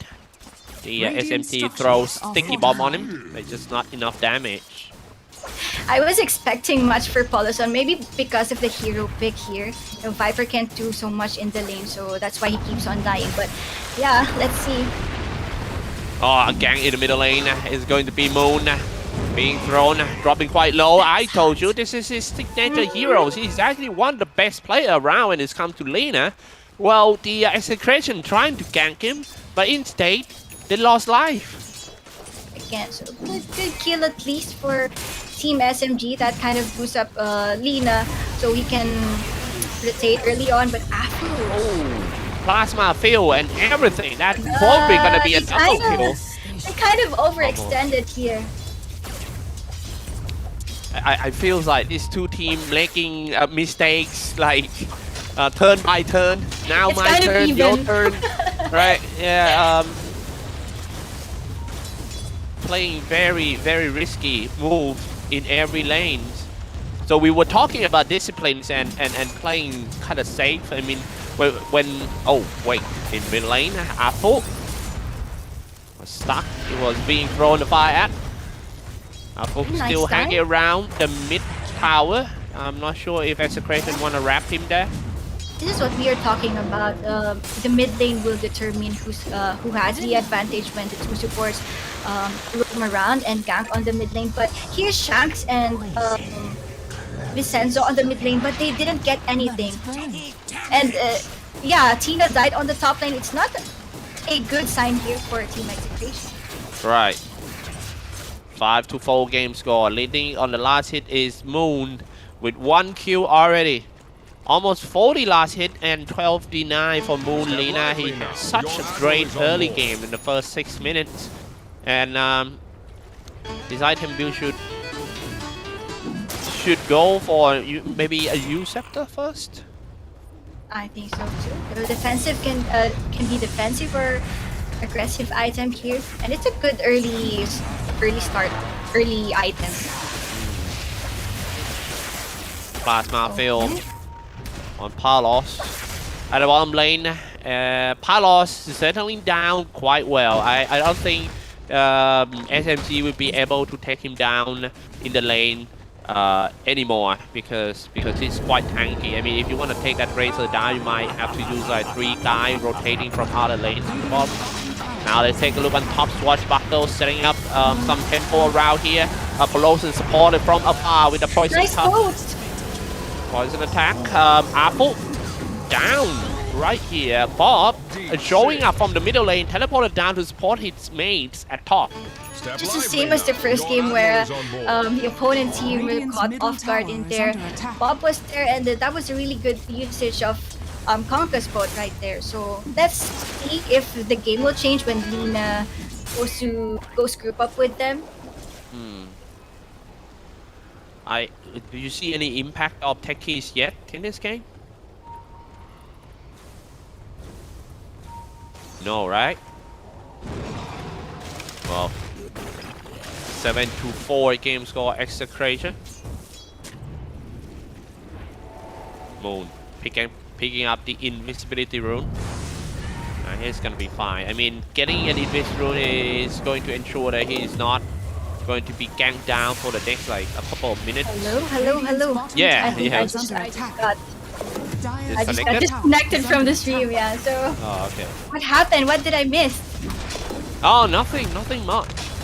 Right now, the SMG wrapping around at the bottom lane, trying to take the bottom tier 1 tower first to open up. We haven't seen that Solar Guardian from Ice. So this is their timing. Actually, they can just Ice can just show up other lanes and can react on the team fight using that Solar Guardian. But on the top lane, Team Execration is looking like working out on that tier 1 tower, and Polaris going down again. Bottom tower has fallen. Polaris seems to be the victim in the first 10 minutes of the game, but I mean, you can't be over happy killing Polaris because it's support wiper, like you say. Then I mean, the fact that he start the game off quite poor, so he's gonna keep dying like you predict. Now here we go. Let's take a look at this fight. Swashbuckler half HP, but it's not that easy to take that Ogre Giant down. But they get him anyway. Hello, you still there? But I think nice reactions here for Team SMG. They don't want Execration to continue that aggression towards them. But looking at the net worth, there's just 1k, less than 1k gold lead. So I'm keen to see what this Pangolier carry can do. You know, it's a different kind of trap for Team SMG. I agree. 8-5. I think the key thing in the first 15 minutes of the game is the mid-tier 1 tower of each side. I mean, if one team can take the mid-tier 1 tower down, that should be like a hard thing for the one who lost. Yes. Because especially if SMG get it first, because the route gonna open, so it's gonna be more freely movement for above the techies, and that's what's dangerous. You know what I'm expecting for this techies to do is to plant those bombs in the jungle of the enemy team, but he can't do it of the moment because he keeps on dying, and the reaction from Team Execration is quite fast, so he can't do it as much for this game. But do you think if they take a good carry for this one, the story will be different? Yes, the first time using Rolling Thunder ended success. Now back to the bottom lane, fight after fight. Polaris once again being connected and falls. Link. Here we go. It looks like something big gonna happen on top. We have two players of SMG here. We still only have Visage, but Tiny moving in. Not that far away. They might just pull it off with some avalanche. But as for me, I'm thinking the story will be different if Team SMG goes for a safer hero for their carry. Pangolier is not that reliable hero going on the carry position. Alright, top. Let's see. Aiming for... I just jinxed what I said. I just jinxed it. However, they strike it back in the middle. Chance taking off that move. Ice diving in. 11-7 game score, ladies and gentlemen. And it looks like it's gonna be the first fight, big fight for the first time in this one. Vincenzo running out of mana, standing in front of everyone, dying for his teammate, absorbing all the damage. Yeah, it seems to me that Team Execration can, continue that good early game. They can still push this tier 1 tower on the mid lane. They're trying, but they keep on dying. Right.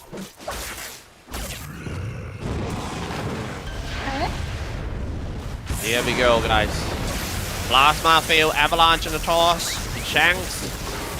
Moon, is he gonna go down for the first time? Yes, he is. Yes, he will. Oh no. This can be it for Team Execration, but Uncle will die. Yeah, Rolling Thunder setting up everything, aiming for that range. Swashbuckles in. Palos dropping quite low, but he's still there though. Double kill already. A toss save Palos and a kill at the same time. Trip for team for Palos. It's the first time that this Razor showed up to the team fight, and it really goes well with him. He has that what do you call this item again? I forgot. He has his Falcon Blade, and he's going for early BKB, I think. This can be the great timing for Team Execration. The time when he gets that BKB, they can just go aggressive, they can just run and gun. Team SMG, you know, this Pangolier is still farming. He's quite behind. My goodness. 15 to 9 game score, 2K ahead. Palos is getting stronger and stronger on the way to BKB. Once he has it, he's gonna be safe from all the strong spell from Team SMG, and definitely Execration will force FNG to the big team fight around that BKB cooldown. Execration invade They will inside still all try. of They the, won't stop here, I think. And they really want to take down this tier 1 tower so bad. So I think they have a good vision. They do know where SMG's location right now. So I think they can just push this tier 1 tower. This is a big timing for them. The two jungle will open up for them for taking. and especially Chang's with the Blink Dagger already. So SMG positioning needs to be perfect. If not, one of them gonna be thrown into the Execration whole crew. Here we go, Visage doing his job, pushing top with the gargoyles. But I think we haven't seen Ice join the team fight, so that could be a different story for Team SMG. We haven't seen their maximum potential for this kind of lineup, so yeah. What is he waiting for? What do you think? Some kind of like items. I think Shard is also good for Dawnbreaker, I believe. Radiant's bottom tower is under attack. Alright, but looks like Execration wastes no time. They attack on the top tier 2 tower. It's just like sending invitation letter to the big team fight to Team SMG. Apple accept that invitation, and they're going into the big fight with a Rolling Thunder to get rid of that Tino first, and it seems to be good for Team SMG. The rest of Team Execration retreated. And they go instantly for a smoke here, so I think the situation was kind of going to their favor right now. Or SMG? Or Execration? The loss is so big right now. He has BKB already up and running, so Team Execration can just defend this tier 1 tower on the mid lane if ever Team SMG goes for it. Radiant are scanning. 15 to 10 game score. This is kind of not what I think that we're gonna have a passive early game, but we have 25 kills in just 15 minutes. This is awesome, and I want them to keep it coming. That's what I want. Execration grouping up to the middle lane and try to take down the mid tower. They really focusing on this tower. Only around 30% HP left. Let's see how they're gonna start the fight with sending in an illusion first, I think. Yeah, Team SMG has a good vision on the mid lane, so they do know what they're gonna do next. SMG. Oh, holding on their formation. They start with a swashbuckle, and this is the first time a Solar Guardian through the middle of the fight for Ice. All the spells. Hammer has been swung. Turn on the BKB. Bob fighting on the front low. X mark the spot to get rid of the tech keys. And still hanging around for that Bob. 9-second BKB. Yeah, it's just so awkward for Team SMG. They have a good vision right there, but they were surprised. And Midone was the first hero to fall down for them. It's their carry, so there's not much damage for Team SMG during that team fight.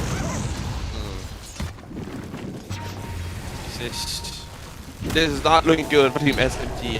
I mean, we haven't seen any impact of tech keys yet. As well as the Pangolier.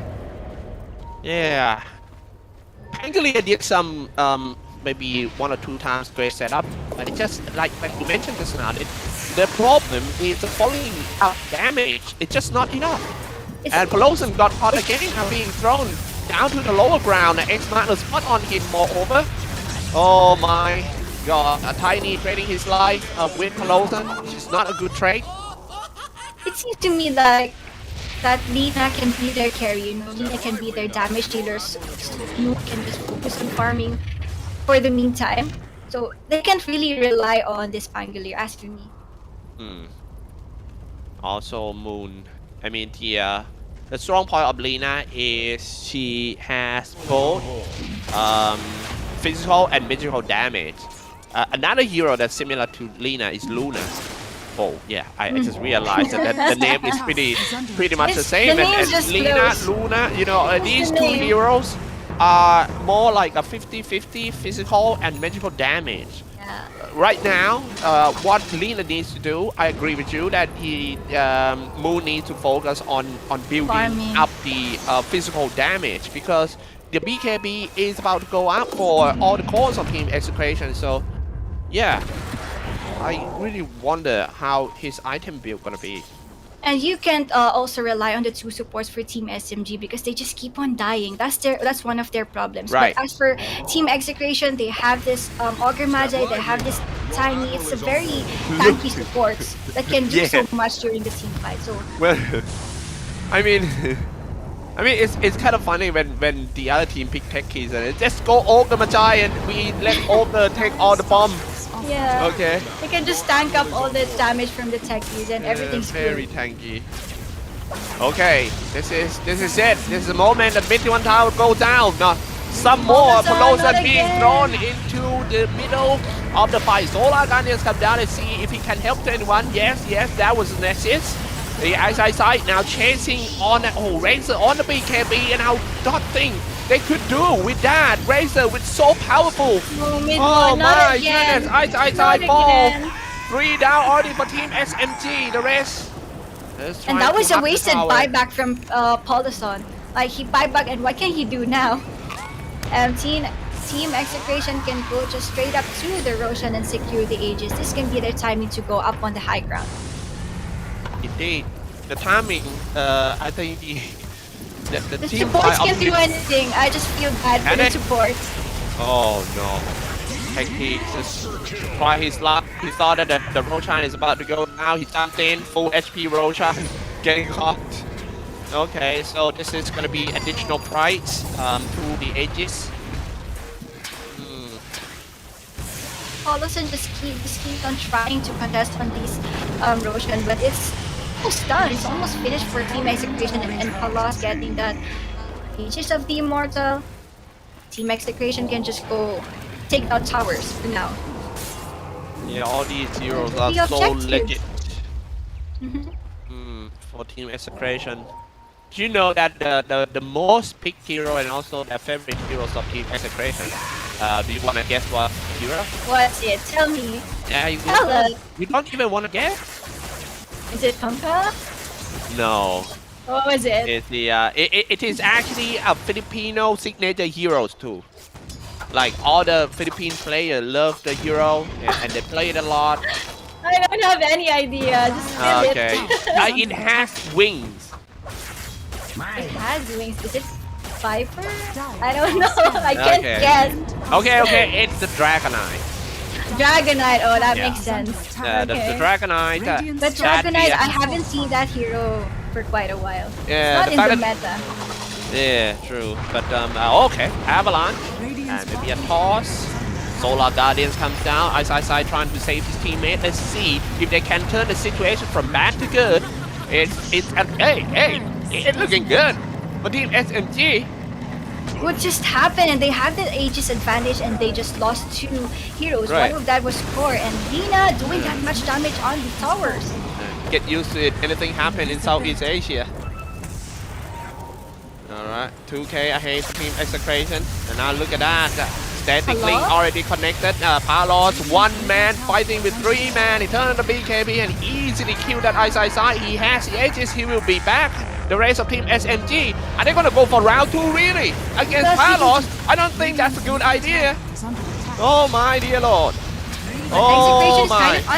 Talon is going to whip everyone with the damage that he stole from everyone. But hey, Moon is back to the scene. I can't even predict who is going to win this team fight. It's just going around in circles That's for crazy. the both teams.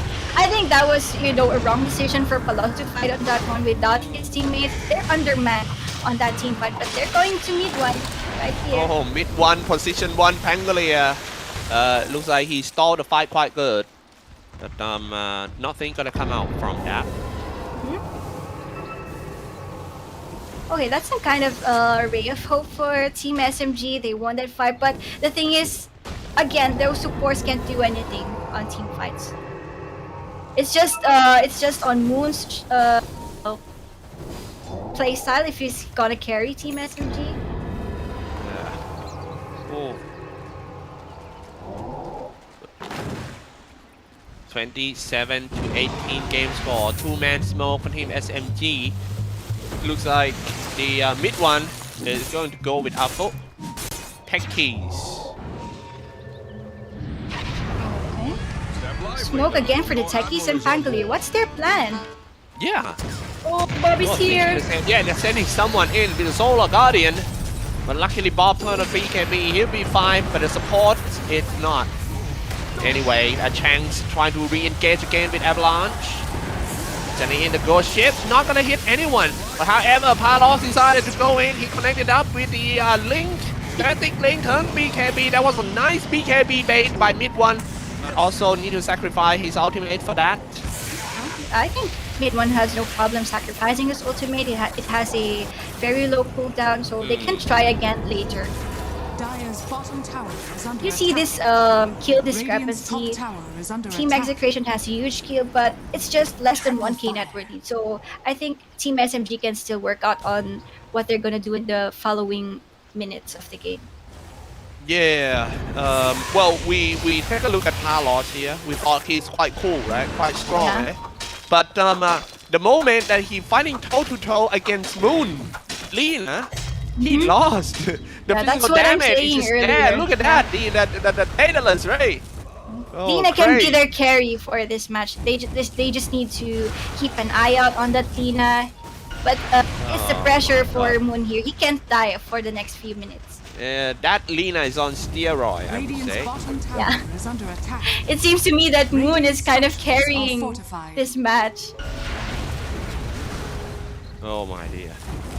Alright, I mean, if the game going like this, it's going to switch to SMG because I believe that Lina is stronger than Razor. Now Lina needs to run for his life with the BKB on. First one down is Moon. He's go down first, no more damage. Killer for SMG. The rest of them need to retreat. Execration on the hunt. Oh my. Why do I feel like I'm jinxing everything? I just mentioned Moon that he can't die on the next few minutes, and he just literally died right there. Yeah. Maybe try one more. I'm I wanna sorry. See if I'm maybe sorry. try one more. Try more. You know. All right. 29 to 19 game score. We almost got like 50 kills in 25 minutes in. What game we have? This is bloodbath. Too much kills, but Team Execration here winning that team fight is the huge boost on their advantage here. But the problem here is their tower taking. They're still not getting the tier 1 tower on the bottom lane, but I think they can still go for the mid lane tower for now, or they can just wait for the next Roshan to be safe. And that's the item update, ladies and gentlemen. Oh. Okay, item wise, still looking pretty okay for Execration, but they did have the momentum to win the game and roll over SMG, but right now, man, it's so hard to. It's so hard. Yeah, I do agree with you, going but to come out with this alive. yeah, you know, the good side for Team SMG's draft is they have a good high ground hold. They have that Viper, they have That's the very good point. Techies, they have the Lina and the Pangolier. You know, they can just take down those incoming creep wave from their towers. So let's see how Execration can go to their high ground. But to be safe, they can just wait for the next Aegis. Ooh. Alright. Full man smoke trying to catch somebody. And they got that Ogre Magi. Swashbuckle team up with another spells. It would be enough to take that Ogre Magi down, is it? Yes, Okamajai down, but I think they invest too They much gave on it. everything. Now Yeah, here they we gave go. everything. It's a trade. Moon on the BKB status being chased by the gargoyle. Now he's dead. Oh, no. Carlos with a double kill. He's gonna go back to the lane, taking down the mid-tier 2 tower, maybe advance to tier 3. Dire's middle tower is under attack. I think they just tunneled vision onto that Ogre Magi. They gave everything, and there goes that Razor with the BKB up and running. So Yeah. they didn't have anything to give I mean, after that. I mean, you throw everything at the Okamajai, which is so hard to bring him down. He stalled for so long, and then the rest of Team Execration comes in, clean everyone, and now SMG are about to lose that first set of frags. So Barack Obama under attack. My goodness. Here we go, the Rolling Thunder trying to hold on. But I don't think that would say. I mean, if he goes down too, probably gonna be the second set of frags, so you need to think carefully. Looks like Execration wastes no time. Forward to the top lane. Taking down the top tier 3 tower. And that goes the Barack on Polosan. Polosan being saved by his teammate. Ice landing from the stars, swinging his hammer around. I don't have damage. He could do. He needs to just run away from that Razor. Oh man, this is the moving Tesla coil. Aku, he's still trying to do something. But yeah, he will be taken down here. Too much damage from Team Execration, and this might be the end game for the Radiant team here. Seems to me that the underdogs are winning today, Cyclones. I mean, 5 minutes ago, I still talking to you that, hey, I still don't know who's gonna come out of this game alive, and in the span of 5 minutes, the game is over. Yeah, it might be over indeed. For me personally, I just didn't like that Pangolin pick for Team SMG. Oh, dear. Eyes. So they still have buyback, but you know they can't do so much. Just overwhelming control and damage from Team Execration. Wow, I didn't even know that they're gonna end this way. I mean, yeah, Techies not so impact. Polosan, well, cannot controlling the lane in the early phase.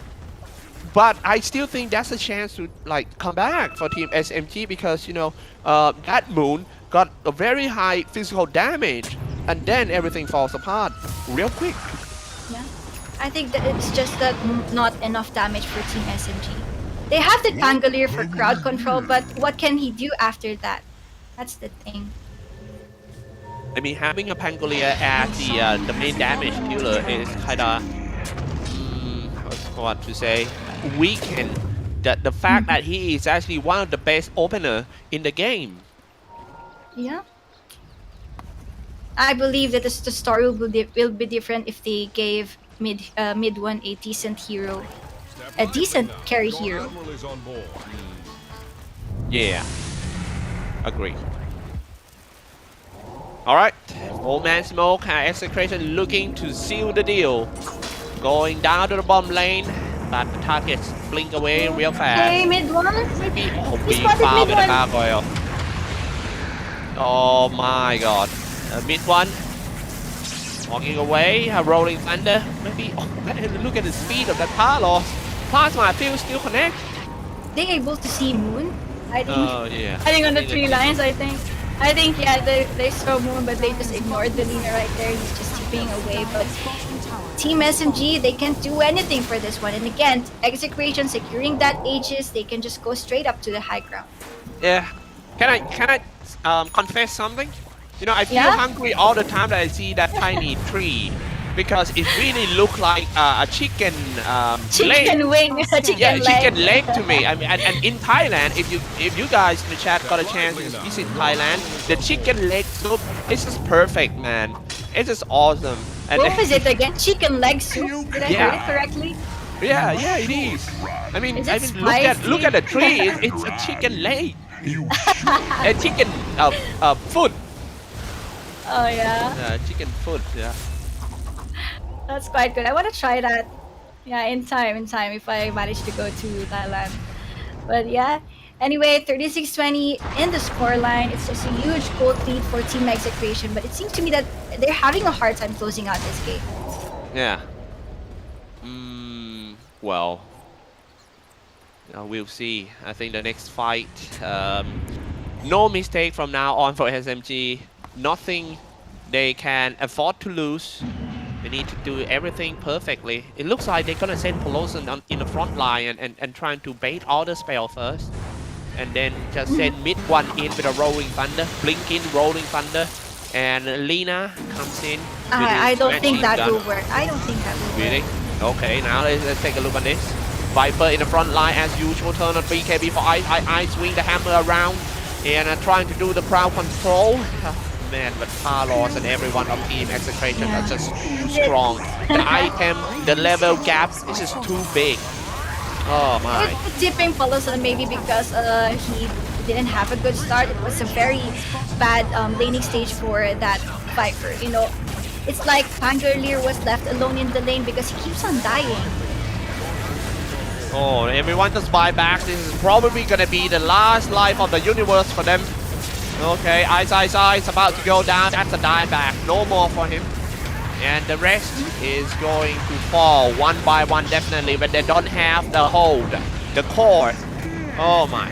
Mid one, Rolling Thunder, rolling around. And he will be back at the fountain. I'm not sure if he And can. GG will be called for this one. Team Execration styling their draft here against Team SMG. You know, not a very good debut for Team SMG. We're expecting so much for this team, for Ice being the new addition together with Poloson, but it seems to me that it's a draft issue for Team SMG.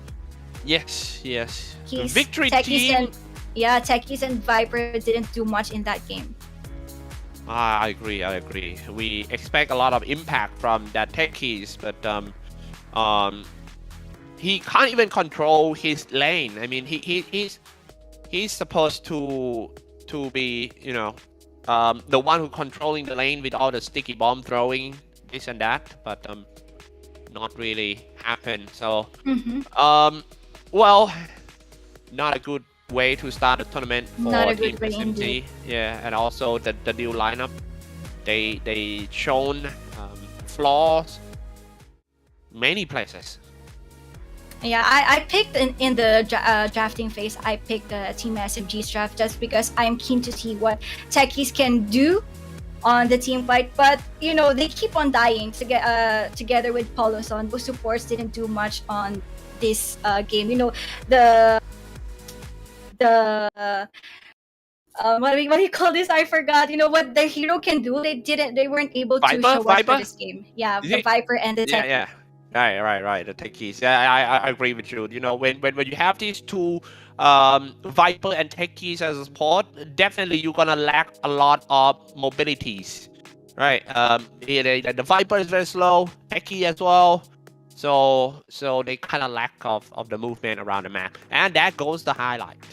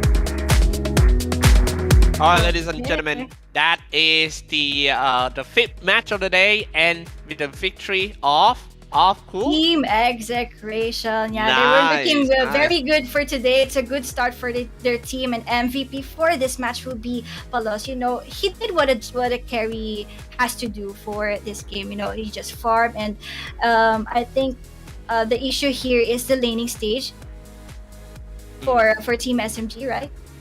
Yeah, indeed. The laning stage was shambles, I will say. Well, top and bottom, I think Moon doing okay playing against on the mid lane, yeah, at least, on mid lane, yeah. But top and bottom, the support hero selection of them are just not match in the match. So I think they get punished very hard way in the opening game. That was a bad debut for Team SMG, but still they have one more series to go. They will be facing Team RSG for their next series. So let's see if Team SMG can bounce back kind of a bit for this one. Come on, it's ice. Show us some good quality of game. So for now, we're going for a short break. You guys just stay tuned and enjoy the winner's interview.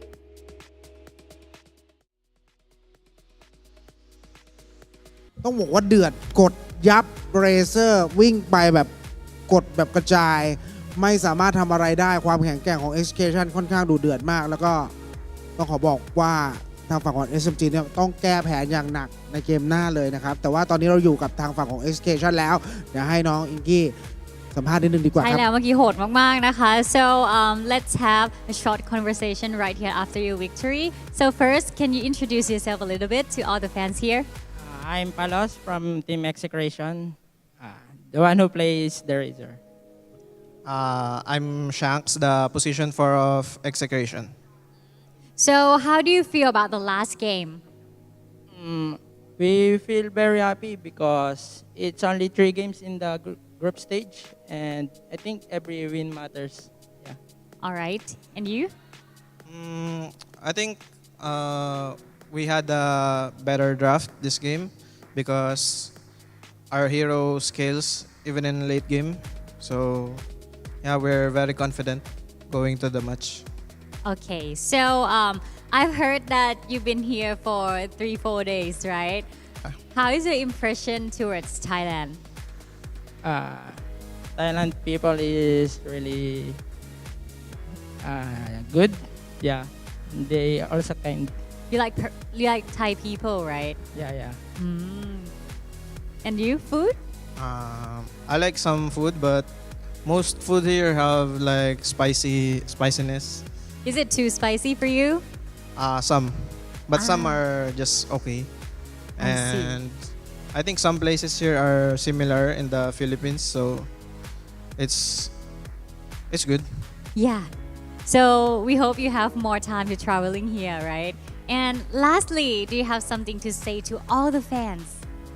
Thank you for supporting the Execration and just keep supporting us even if we lose. Keep supporting us and thanks for watching always on our games. ค่ะก็เมื่อสักครู่ได้พูดคุยกับผู้เข้าแข่งขันจากทีม Execration ไปเล็กน้อยนะคะเขาก็บอกว่าใน last game เนี่ยรู้สึกยังไงบ้างเขาบอกว่าจริงๆในเกมที่มันแข่งขันเก็บคะแนนอยู่แบบนี้ค่ะทุก victory มันมีความหมายทั้งหมดนะคะแล้วส่วนอีกท่านนึงบอกว่ากราฟของทีมเนี่ยค่อนข้างอยู่ในขาขึ้นทำผลงานได้ดีมากขึ้นเรื่อยๆนะคะนอกจากนี้ถามเขาว่าชอบอะไรเกี่ยวกับประเทศไทยนะเขาบอกว่าชอบคนที่นี่นะคะมีคนที่บอกว่าอาหารเผ็ดไปนิดนึงนะอาจจะไม่ค่อยกินเผ็ดเท่าไหร่นะคะสุดท้ายก็คือฝากทุกคนนะคะเป็นกำลังใจให้กับทีม Execration ต่อไปด้วยค่ะใช่ก็ฝากเชียร์กันด้วยแล้วก็เห็นผลงานแล้วก็เป็นทีมที่น่าเชียร์เหลือเกินใช่เป็นทีมที่น่าเชียร์เดือดมากนะใช่เล่นได้aggressiveมากแล้วก็เล่นได้ค่อนข้างดุเดือดมากแต่ว่าอย่าลืมนะช่วงต่อไปบนเวทีนะครับเดี๋ยวเราพักเบรกกันสักครู่แต่ว่าบนเวทีเนี่ยเดี๋ยวมีแจกของรางวัลใหญ่จากซินเน็กด้วยครับใช่แล้วเดี๋ยวพบกันในช่วงหน้าค่ะ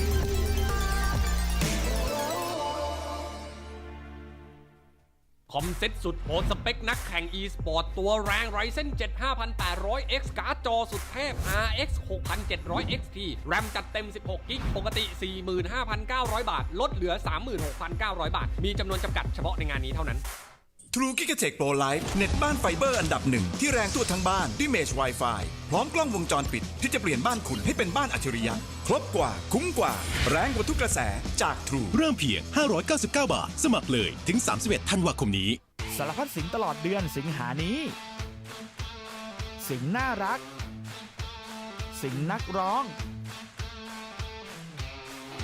สิงมือปราบ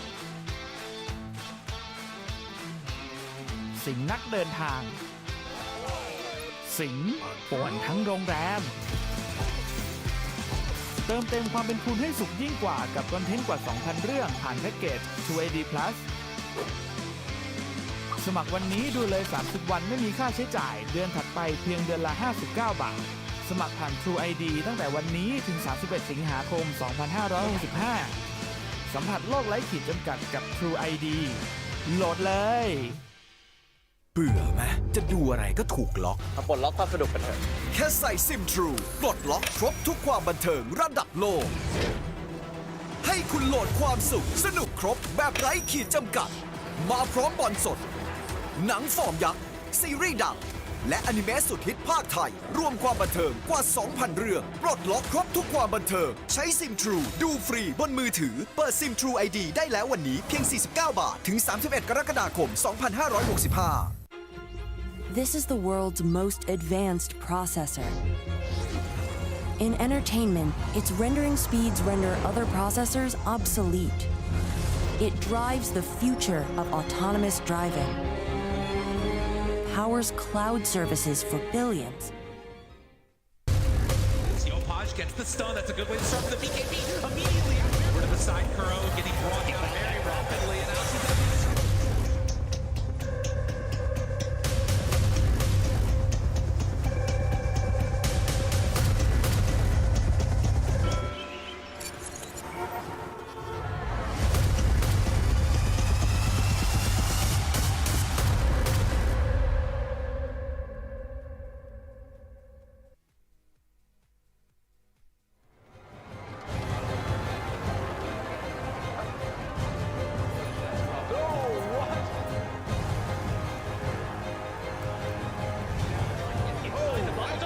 Seoul Dynasty will take this series.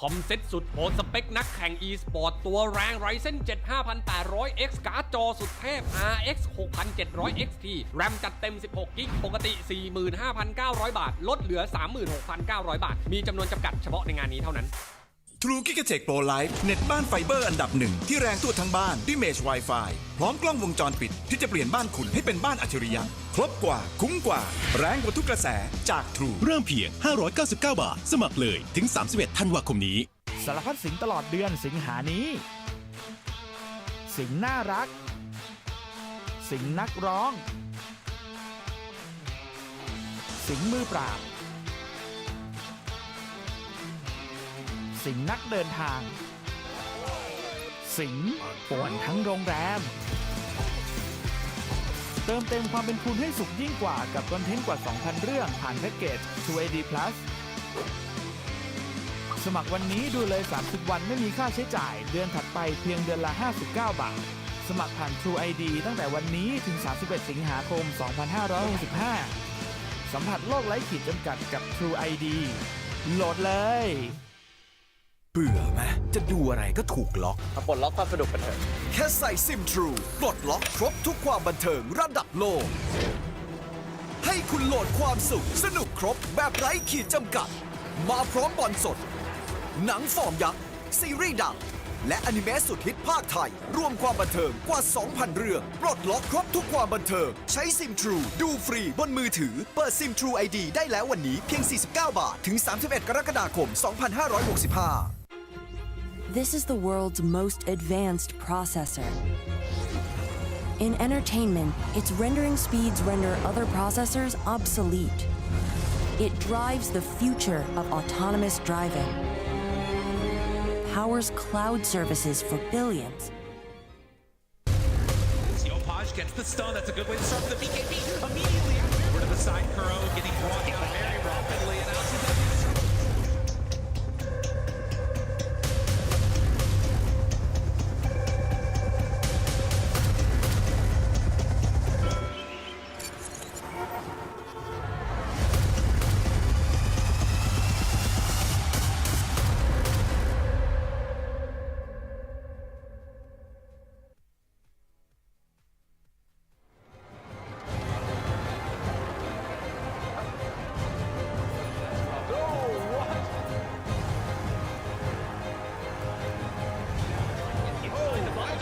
Seoul Dynasty will take this series.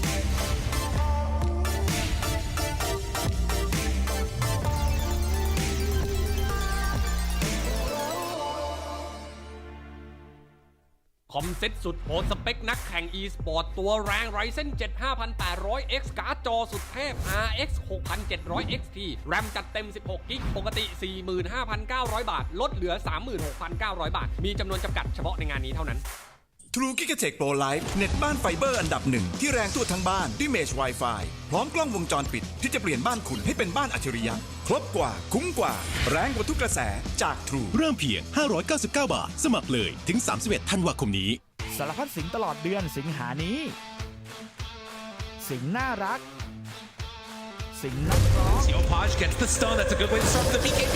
Immediately over to the side. Kuro getting brought down very rapidly. And out to the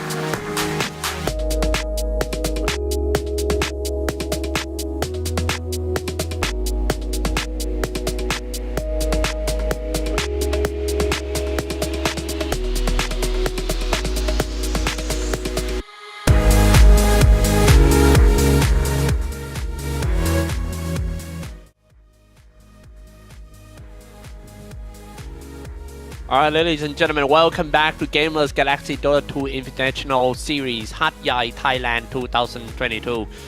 We are at the last game of the day. You're here with me, Cyclops and Akimaru as your commentator. Alright, hello, what we got? welcome. What we got? Yeah. Welcome everybody, this is the last game and this will be interesting. SMG versus Team RSG.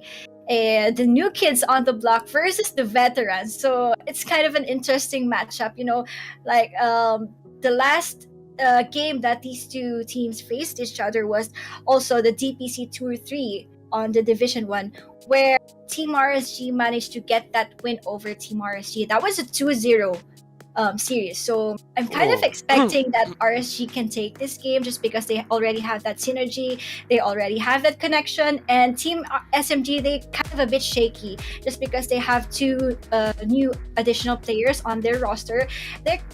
As for me, I think that they kind of like having to know each other's play styles again.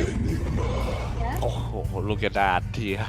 Opening the two with the Timbersaw and also the Black Hole. Yeah, a different approach. Team SMG has a different approach for this game. Just because Marcy has been banned, Dawnbreaker has been denied from them, and this is a very interesting winning picks. Like Enigma is there.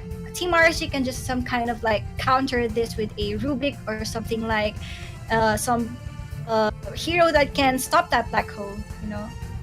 Yes, and I have a feeling that maybe after that loss, there was a team talk in Team NSG, right?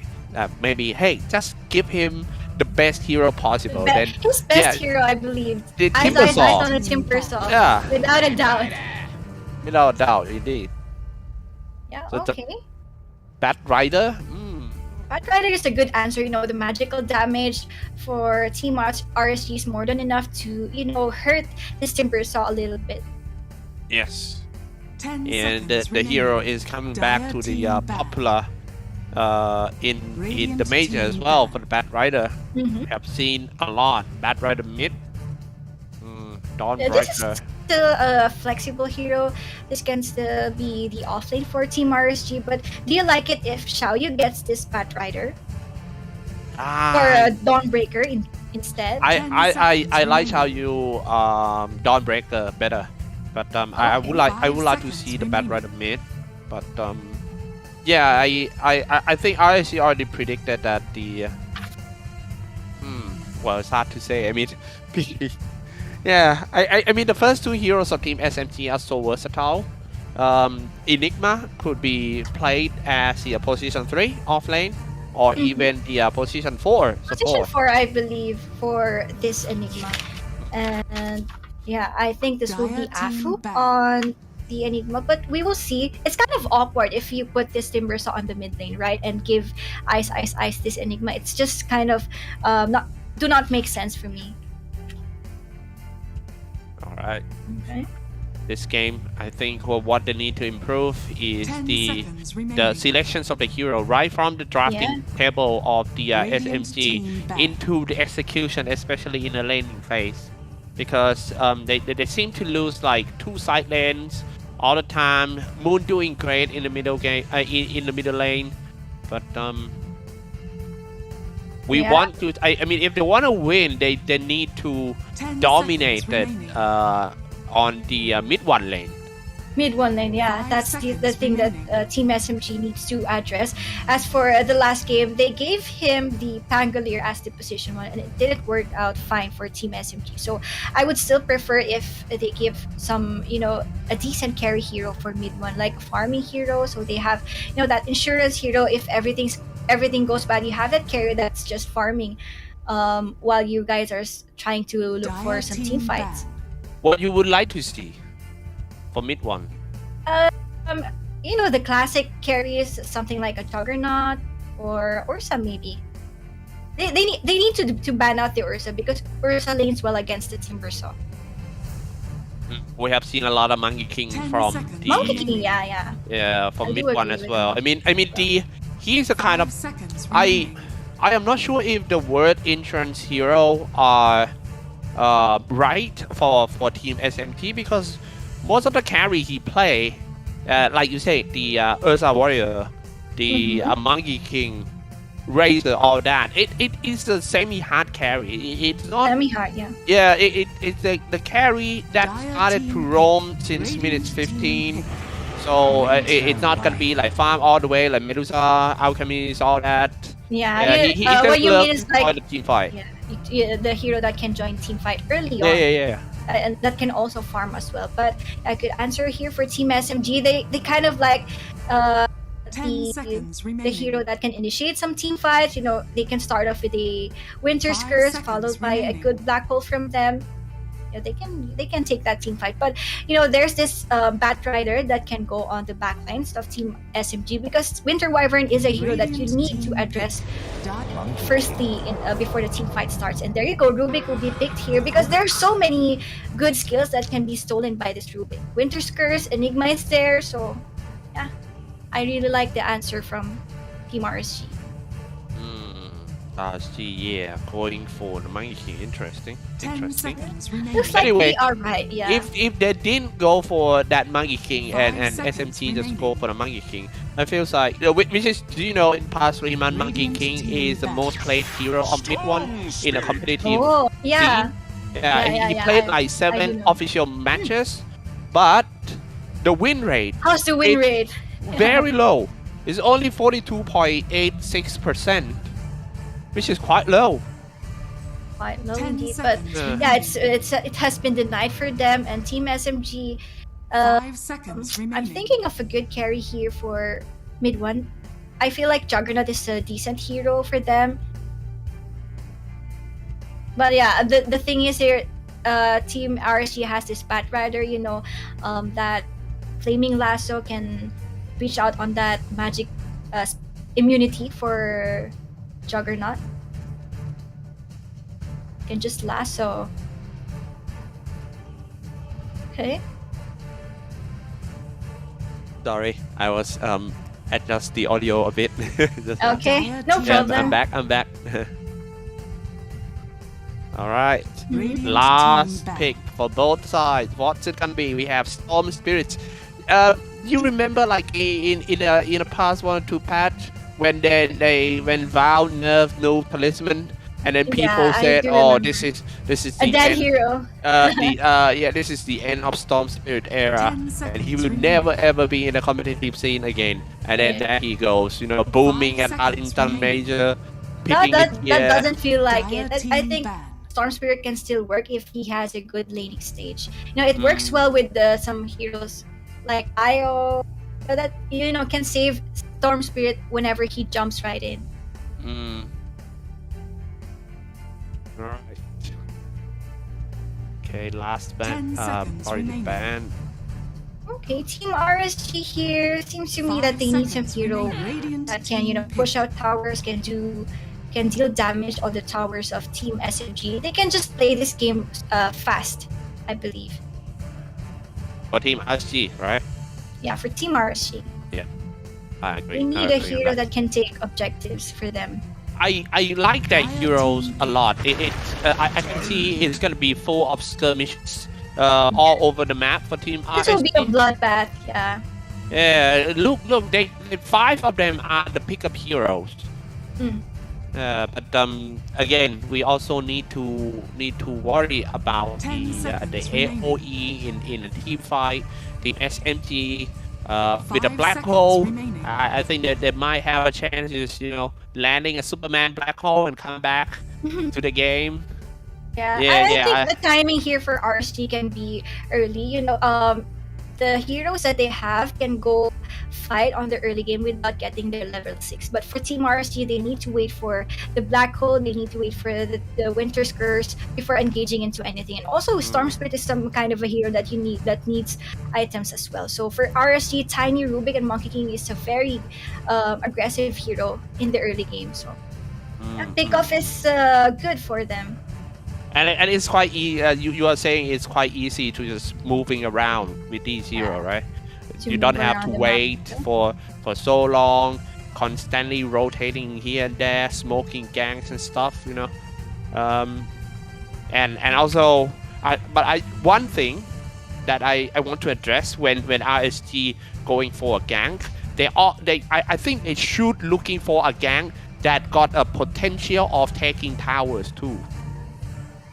Yeah. Because I mean, we have seen so many games that a team gank around, got some kill in the woods and all that. But they then can take towers. Yeah. Yeah. And I all think- those I ganks think are just Tiny- wasted. Yeah, Tiny can do that, I believe. If this is a core Tiny. Only if. But for Team SMG, they also have the same issues. They have the Enigma for the tower pushing, but, that's just not enough, as for me. What hero do you think in mind? I'm thinking of some heroes here. Heroes or something that can deal with the spells. Indeed, they have a lot of lockdowns. They can. Oh, Oh wow, Lynx, this is interesting. a new Yeah, hero, yeah. Yeah, we have seen many interesting heroes from SMG today. We have Techies, we have Clean. We have Viper on the position 5. Though some teams are picking Viper for position 5, but it's just depends on the laning stage. But for the last game, Polaris keeps on dying, so I think that Viper didn't work out well for them. But let's see, Team SMG picking out the Clinks for their last pick. What do you think for that? Does Team SMG has enough answer for this Clinks pick? Well, it's going to affect the how RSG playing the game for sure, because the SMG have the Storm Spirits and Clings it's going to force RSG to sticking up as a group. Yeah, to stick up like together. sticking up 5 But the thing is, RSG, when staying as a group of 5, may not be stronger than they splitting out 2 or 3 guys and gank all over the map. So I feel like it's actually affect ISG's psychological way to change the play style. Yeah, you know, just to be safe. But I think their draft works out well if they go unaggressive on the early game, like you group up together, the Tiny, the Bat Rider, Monkey King, and Rubik as well. Those are some strong heroes to gank in the whole map. But let's see. I think they have enough answer. They have enough lockdown towards these links. They have the lift from the Rubik. They have that flaming lasso. They have so much control. So yeah, I mean, picking a also storm. for the Storm Spirit, right? Yeah. Oh, wow. We were talking about lockdown. So early. Oh my G. We were talking about. Quick one. Yeah. A quick one. We were talking about lockdowns. Come on, man. I mean, and then 5 lockdown. Oh God.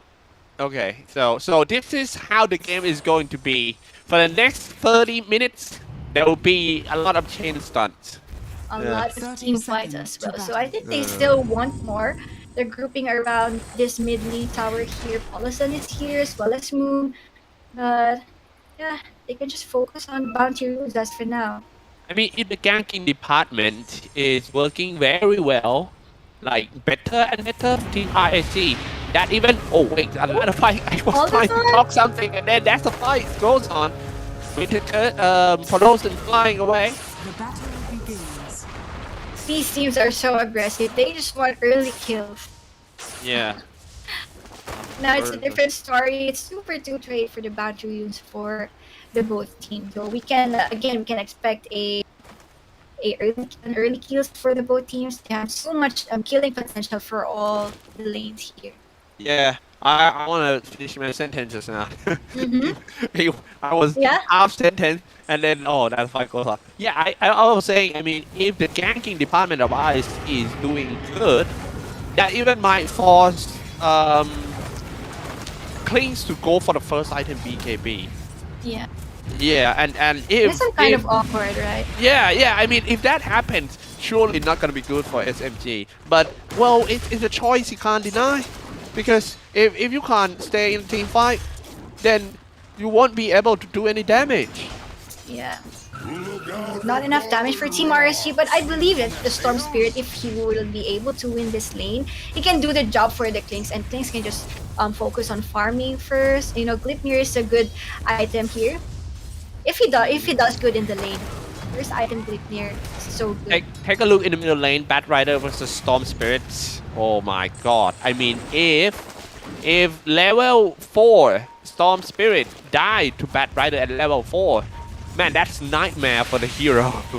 Yeah. Yeah, or even at so level aggressive 3 in the lane, you know, before Storm Spirit reaches out the level 6, he can just harass this hero, but the time when he reaches the level 6, I think he can't do so much against this hero. You can just zip out, zip in. He needs a help here from the supports just to take down the storm. So this is the timing for Learn to, you know, win the lane against. Yeah, another thing need to be considered of it. Oh, okay. Just try to freeze himself for a while. Yeah. Yeah. Getting a little bit. Oh, just to delay. Okay, cool. I think he will be able to survive. He can just TP back. Cool. Seems cool. Yeah. Wow, I forgot what I want to say. Yeah. Go for it. Sometimes happens. Yeah. I mean. He didn't even need to. Oh TP back to the lane. He just walked straight up right there. I recall. Okay. Oh, I forgot again. Come on. What's happening? What's happening to you? I got it just now, but then oh god. Okay, cool. Never mind. Yeah. Then it will come back. Radiant's middle tower is under attack. I think the warding game in this game is going to be very important. All the sentries and obstacle wards. Yeah, I mean the visions and stuff. I would love to see some unusual spot of ward placing from Team SMG because that's what I'm talking about. Level 4! Level 4, that's what I'm talking about! Come on, man! We're gonna go down! It's the That was an outplay. Yeah. That was Okay, definitely an outplay. He was right under the tower and Stormstreet managed to get the kill. That's what you were saying, but it's the other way around. Yep, 1-2-1 game score. Mid one. Now trying to strike on the Rubik Chao Bonbon. Radiant structures are fortified. The way that he positioned himself in the lane is quite nice. But hey, Execration came back in the middle lane and takes the revenge. A revenge from Execration taking down Moon, maybe. Oh, that was a solo kill, right? Yeah. Hey, look, he diving in again. Look, Aww. level 3. Execration level 5. Double kill. Double kill it is. Right. What's happening to Team SMG? Not a good start indeed. And on the top lane, mid one will be taken down as well. So they saw that the Winter Wyvern wasn't around the corner, so that was their go time. And they have so much control. Again, this is the issue for Team SMG. How are they going to address the overwhelming stuns, overwhelming lockdowns from Team RSG? Yeah, this is a bad scenario for Team SMG to deal with the Bad Rider mid. Alright, 4.5 minutes, lost 2 kills already. Even though the first time they managed to kill that Bad Rider first, but I mean, lost after that, lose life to the Bad Rider. Oh my God, yeah, can't imagine. And now it was a he's double. 6. Yeah. It was a double kill for that Bat Rider. And for mid one, I think he can't just die in the lane just right here because this is the timing of a click. It's not a farming hero, you know, it needs something like a maelstrom and stuff to farm. So he can just get his gold in terms of hero kills on the lane and stuff. Yeah. So, do you still think that the RSG is going to win this one? I believe so. If this mid lane Bat Rider can, you know, continue the aggression that he's showing us. Did you lost to me on the previous game? Yeah. Right. Okay. So you owe me a sing, huh? No. Please don't make me sing. Okay. I'm just a bathroom cool. singer. Right. Okay. I'll just treat you a boba when I get to Thailand. Okay. Okay. Cool. Can. Yeah. Makes sense. But yeah, there's some issues here that needs to be fixed for, I think, Team RSG. I think Team SMG. But do you think in the late game wise, who do you prefer? Late game wise, right? I think it's still RSG. Yeah. I think it's RSG. Yeah. So both teams has the same timing, as I see it. Yeah. Can you explain about the timing a bit? Like, if the Monkey King doesn't do well in the lane, he needs some time to farm as well as the things. You know, these two heroes, this is what you were talking about, a carry hero that can, you know, join up the team fight early on. But I think the timing will be up to the carries here. So whoever gets the good lane first and can join up the early team fights can, you know, finish the game early. And for the late game, I will still go for the Monkey King. Yeah, and one thing that I kind of worry about SMG is this Bat Rider gonna get a very fast Blink Dagger, and that is going to affect and that is going to affect the way they play the game as well for Team SMG. So you cannot be too exposed. So you cannot take risky too far away from your tower to just farm, because whenever you don't have visions on the Bat Rider, that he could be kind anywhere. Of scary. Yeah, imagine, next thing you know, Bad Rider is already out Firefly and dragging you in the woods. Oh, and then that's it. Yeah. So let's see here. And for the two supports of Team RSG, they have a very aggressive support that can invade their jungle without even dying. So this is very awkward for Team SMG because they will just be forced to farm on that triangle lane if ever Team RSG invade this bigger jungle. Yeah. the defending observer ward is also crucial for Team SMG. The position of the ward that they place needs to be perfect because one thing that I didn't mention but I noticed on the previous game is so many observer wards of Team SMG being destroyed by their opponent. So there were several times that map is completely dark. Yeah, vision gaming will be the key here for Team SMG. And also, they have this Enigma. You know, Enigma is not really that strong in the early game without getting that level 6, right? And this is a support Enigma. So he needs to farm in the jungle in the early stages of the game. And if ever Batrider gets his early blink dagger, this is very scary. He can just, consistently kill this Enigma. It's a very Yeah. vulnerable hero.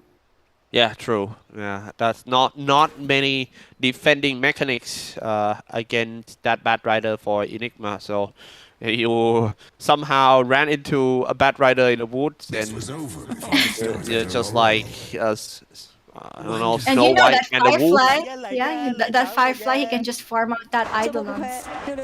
Yeah, easy. Yeah, they all have that, those farming potential for that Eidolons. They have the Tiny, they have the Rubik. So I don't think the Enigma's Eidolons will last long. They can just farm it. Okay, Alright. let me check. Let me check what's going on. I What's think it's the happening? sport issues. Really? Let me ask the staff. Okay, I think it's also in the mainstream. It's still on pause. We're just waiting for the teams to fix their technical issues. So have you ever been to Thailand? I haven't been to Thailand. I've been, but I just stayed in the airport. That was just a connecting flight. I wasn't able to get out and explore. So did you manage to get any food at the airport? Yeah, Thai I food? just tried the tom yum. Oh, That's you the like only it? Thai food that I tried. Yeah, I loved it. Now, how about you? What food can you recommend to people who want to travel to Thailand? Okay, some interesting fact about if you guys in the chat or you like soup, we in Thailand have the base soup in Asia. I mean, the tom yum soup is actually the best at the what's it? The third best soup in Asia, but the best one, number one soup is something called What was that? cow soy. Yeah, cow What? soy, Cow soy. soup. Come on, man. You know you gotta try all the Thai food. If you got a chance to go Thailand one day, then you need to try all the street foods, right? And then after you having a food, you go to massage. When the sun goes down, you goes out to party. It's Yeah, I awesome heard place to of be. I heard of Songkran festival. Is that Yeah. Songkran, yeah, Songkran festival is just like 5 days of the crazy partying. Yeah, just people going partying. out and shooting water gun. The reason that they shooting, and play water. It's a shooting- water festival, right? Yeah, water festival is because it was hosted in April, and that is actually the hottest month. Yeah, in Thailand. So if you look everywhere, the weather is hot, the people is super hot. It's just awesome. I'm looking forward to try that. But anyway, I think we're gonna get back in the game for. Oh, finally! Oh, not yet. Oh, not yet. Moon was Okay. Moon was asking them if they're ready already. Okay, cool. So, well, that's a chit chat before when okay, cool. Let's get back to the game, guys. What is the other stuff that we can do in HatYai? Have you ever been in HatYai? You told me that you still have to ride the plane just to get to HatYai. It's so I far never away been from to you. HatYai. Yeah. I wish I could go to HatYai, but yeah. I wish one also day I I could also go. I also saw that people are trying the crocodile meat. What? Really? In Thailand. You're not familiar nice with that? Nice lot. But yeah. Anyway, let's get back to the game here. It's 4-2 on the scoreboard, but it seems to me that RSG is winning their lanes. Yeah. All right. 4-2 game score. RSG looking pretty good so far in the first 5 minutes of the game, and leading on the last hit is the Timbersaw. Well, Invitational is doing good on the bottom lane. Like, this is the redemption game for Team Ice because it didn't do very well in their last match. They played the Dawnbreaker and it didn't do as much, but doing well. I'm jinxing it again. Yeah, doing well. Then suddenly the bad rider shows up. But this time it was a failed gank, and he wasted a lot of time on that. He needs to, and somehow Storm Spirit strike it back on the carries. Oh my. Oh, from killing to be killed. RSG. Yeah. We just said that Team RSG are doing very well in their lanes, but in that trade of the Monkey King's life, they can just take down this tier 1 tower on the top lane. All of a sudden here, running out for his life. Shall you? I just love the way that he's swinging the hammer. I like the hero very much. For the Dawnbreaker, the animations and stuff, excellent. Strike powerful. Down the top lane, the bottom river. Here we go. We are sticking around here. Top Roger, Roddy, moving in to the woods, and now found the weapon over there. He frees himself, trying to stay alive for a while. And Storm Spirit moving in, trying to save his teammates. Yeah, he gets some kill back after the loss. They TP back. They just TP back because they saw Moon is here to help out the lane, but that was a nice pick up. It's just a support for support play, but looking here on the bottom lane, it seems like MMS is not doing very good. He just hit level 6 just now. KS, second place in the last hit on the 9. Second look top, Central Hammer. And Stamina, yes, but he survived. He actually survived. Wow, and it's going to be really at stake to throw his life away in front of the bad rider. 7-4, game score. Mid one gonna be the next. Sentry has been placed. One hit away. Mid one fall. Talon got it. Oh my goodness, that was so greedy from Moon. He really wants to kill that Dawnbreaker so bad, and in return they were able to take down that Storm together with that Kling. So it's a huge win for Team RSG, 2 cores in their favor. Wow, that's a big mistake by Team SMG made in front of the bad rider, especially. That's gonna give him a lot of experience. Bad rider, after a mistake at the bottom lane, the failure of the gang, and now he's right back on top and looking fine. Meanwhile, Ice dominating the lane with his Timbersaw, and now reaching the tower, dealing the damage. MKS looking to stop is that. alone. Yeah, I think that some supports can repeat here on the bottom Whoa, lane. whoa! Jumping here and there. Yeah. MKS, oh no, man, falling out of the tree, and the long stun comes out. Moon. Ooh, I mean, it's well, playing a Monkey King and deal with the Storm Spirits. Yeah, they have enough answer for that Monkey King. Timbersaw can just cut out those trees, and Storm Spirit as well. So that Monkey King needs to be safe in terms of positioning himself. Yeah. It can happen again. Yeah. Okay. Now inside the tree line, trying to find someone behind the tower, but actually got away. I think the Storm Spirit is the reason why we have Songkran Festival. He makes the world hotter by cutting all those trees. Here we go with the Solar Guardian. To the top, telekinesis back. Polosan still looking pretty healthy. It would not be that easy to take the guy down. But once I say it, he goes down. It will be just one Starbreaker from the Dawnbreaker takes him down. So yeah, bottom lane, they need to address this issue, or Team SMG can just take this tier 1 tower free. Yeah, There's Roger to react. How are they gonna kill that side Timbersaw? Now they're jumping down, already smack. But hey, Batrider Firefly, good job. Yeah, kill it with fire. Top lane, it's smooth. Xiao Yu dropping quite low. Yeah, good for him. This time he was able to pick off that Dawnbreaker. Yeah, he kind of feel bad about it for the first time, you know. Almost cost him a game. Okay, but then it's looking good for Team SMG. You know that top lane is the only issue for them. Oh, like look what they they can just found. let. Look what they found. Okay, they found a nice set of stacks right here. I think SMG need to do what it takes to defend these stacks.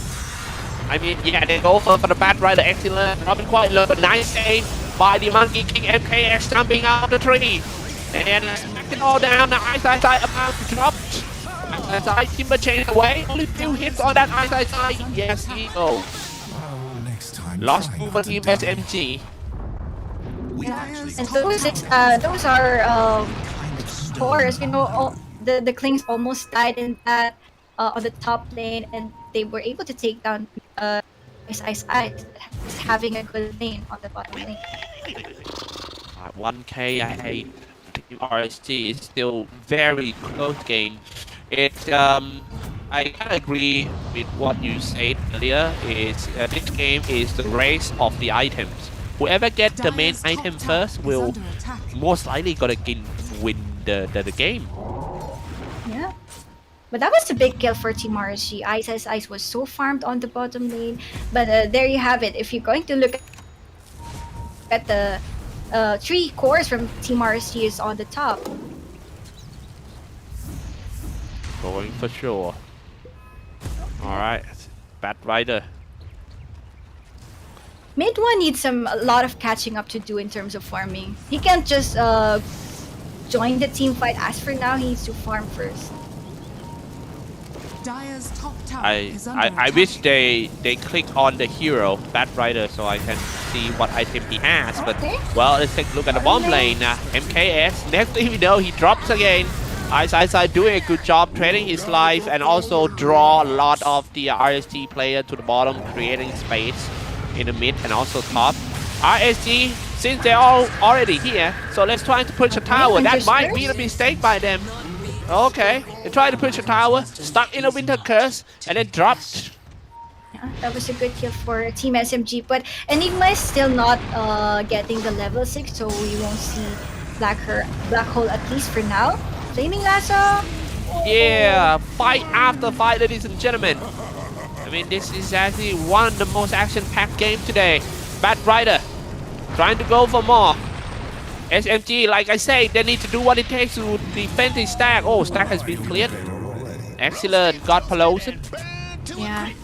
They reacted when they saw Team RSG roaming around the tri-camp, knowing that they have those huge stacks over there. But yeah, while that was happening, mid 1 is just farming. But you know, if you're going to look at the net worth, he's not going up.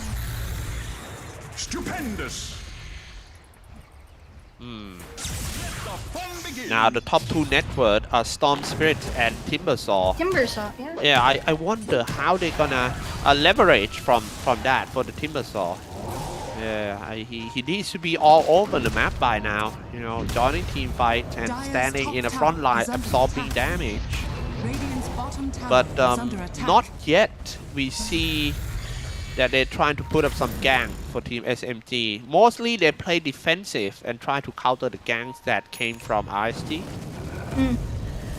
But yeah, they already have that black hole, so we can expect some kind of a group up from Team SMG and just kind of use that black hole on the bottom lane. Looks like it's gonna happen anytime soon. Yeah.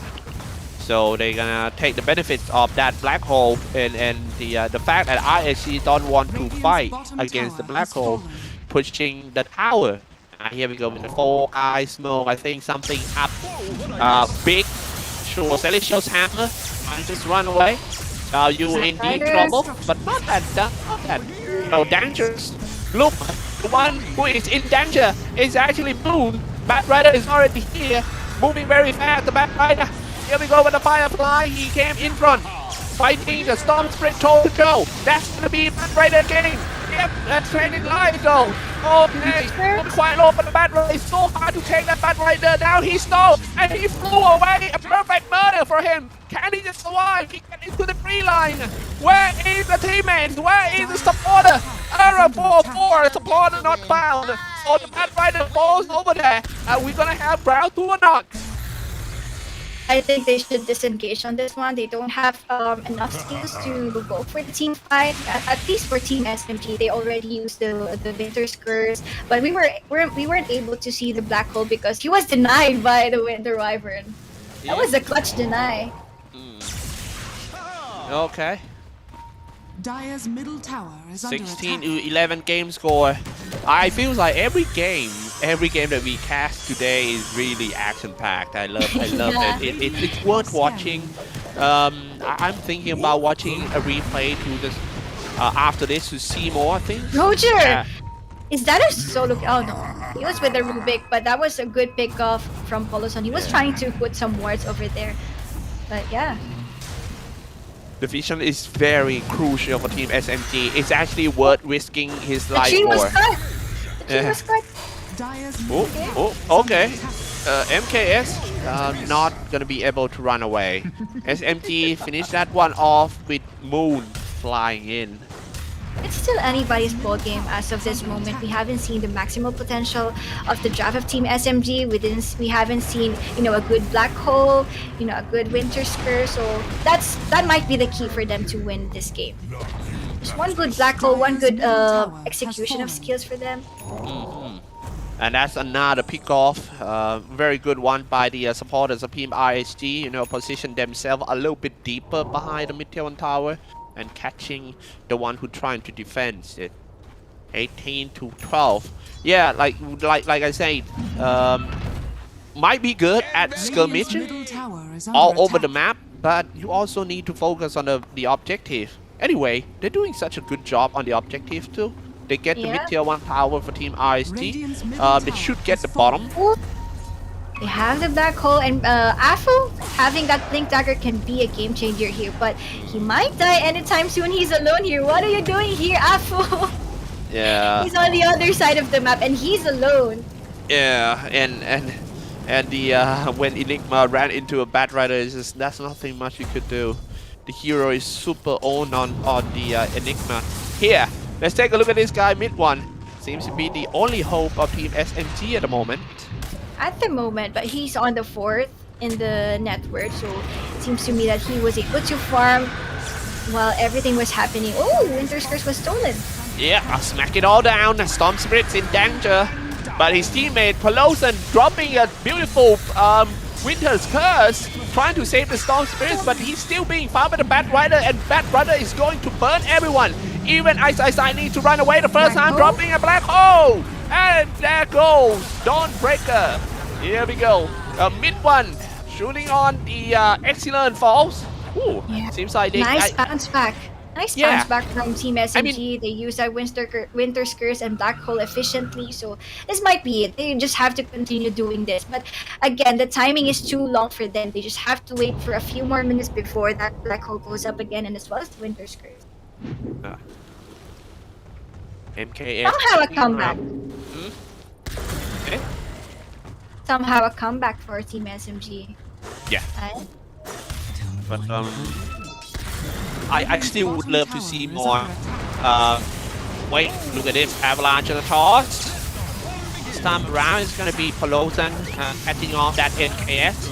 And mid one is getting stronger. Looks like they have the answer to the Bat Rider equation. Yeah, not just the Bat Rider, it's also the Monkey King. They have the Monkey King core, but MKS is having a very hard time positioning himself just because whenever Moon zips in, the trees are getting cut as well as the Timber. So that was a long duration of stun if the tree is getting cut. I mean, if they have, if they have a good formation before they get into the fight, have a good layer of it. The HatYai gonna be the first layer to deal with the front line, and then the mid one just move in, sneaky, move in and attacking on the Bat Rider. Only few hits only, you know, like 4 or 5 hit, Bat Rider die. Okay, it's the other way around, at least for now. 3K Gold for Team SMG, so they have to maintain this kind of aggression that they're showing us. Winter's Curse is up and running again, so they can go up and group up again. Bat Rider now have 10 armor in total with 1.5k HP. That definitely not enough to stand the damage from mid one. I would love to see what mid one have right now in his pocket, the item. Bottom tower is under attack.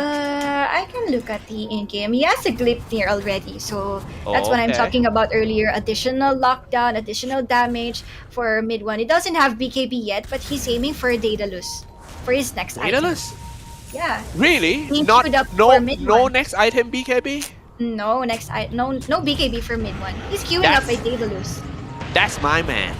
All right, going for the Gleipnir and trying to aim for the Bat Rider first, flying in for the Storm Spirit, deal with the front line. Now Roger doing a good job stopping that Storm and also dealing damage. A Storm at the same time forcing him to just get away from the fight scene. Winter Curse being dropped, that's gonna be enough to kill. Charbon was hit by his own teammate, and also mid one just wrapping around. Looks like they already in shape for Team SMG. It was 4 down for Team RSG. Mid one is doing it. Like, you know, this is the insurance hero that I was talking about. While your teammates are busy looking for team fights, there goes mid one farming on the jungle. Team RSC weren't able to slow him down, but on the top side, it's MKS again. They also use the black hole. Oh Alright. my god, he actually traded his life with the support. Not a good trade at all. We can't call it a team fight. It's a team wipe. You can actually call it a team wipe in game. No way. They can go for Roshan for the next few minutes and, you know, knock up on that high ground towers. They can definitely go for Roshan this time. Oh, HatYai being a target, but he would be fine. Without the Bat Rider, it would be hard to do anything to him. Now here we go. Polaris frees himself. He surely goes down, but the question is the rest. What about the rest? Mid one doesn't have being mana. found and drag it back. Oh no, mid one, 4Q streak ended. Looks It like doesn't the have comeback. mana. It doesn't have mana on that one, so there's no way to go for mid one. And they will do the pause again. Yeah, I think it should be a style problem. I think this game is just going around in circles. You know, they were Team SMG able to kill that Monkey King, as well as for RSG. They managed to take down that Kling. So both of the cores are, you know, getting a bit slowed down for now. Ooh. So I think BKB is really essential here for Klings. But he's Also still the going Bat for Rider. he's still going for Daedalus. What about the Bat Rider? Does he have a BKB or not? No. Still no BKB. Still no BKB indeed. Yeah, I mean, Bat Rider and the BKB is something inseparable.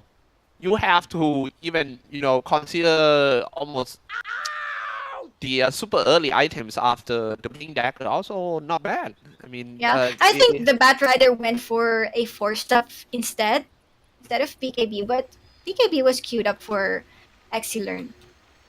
Do you think it's worth it to just, you know, just ditch the 4-star and go for the BKB first? I don't think so. BKB is essential here. There's too much lockdown, too much disables.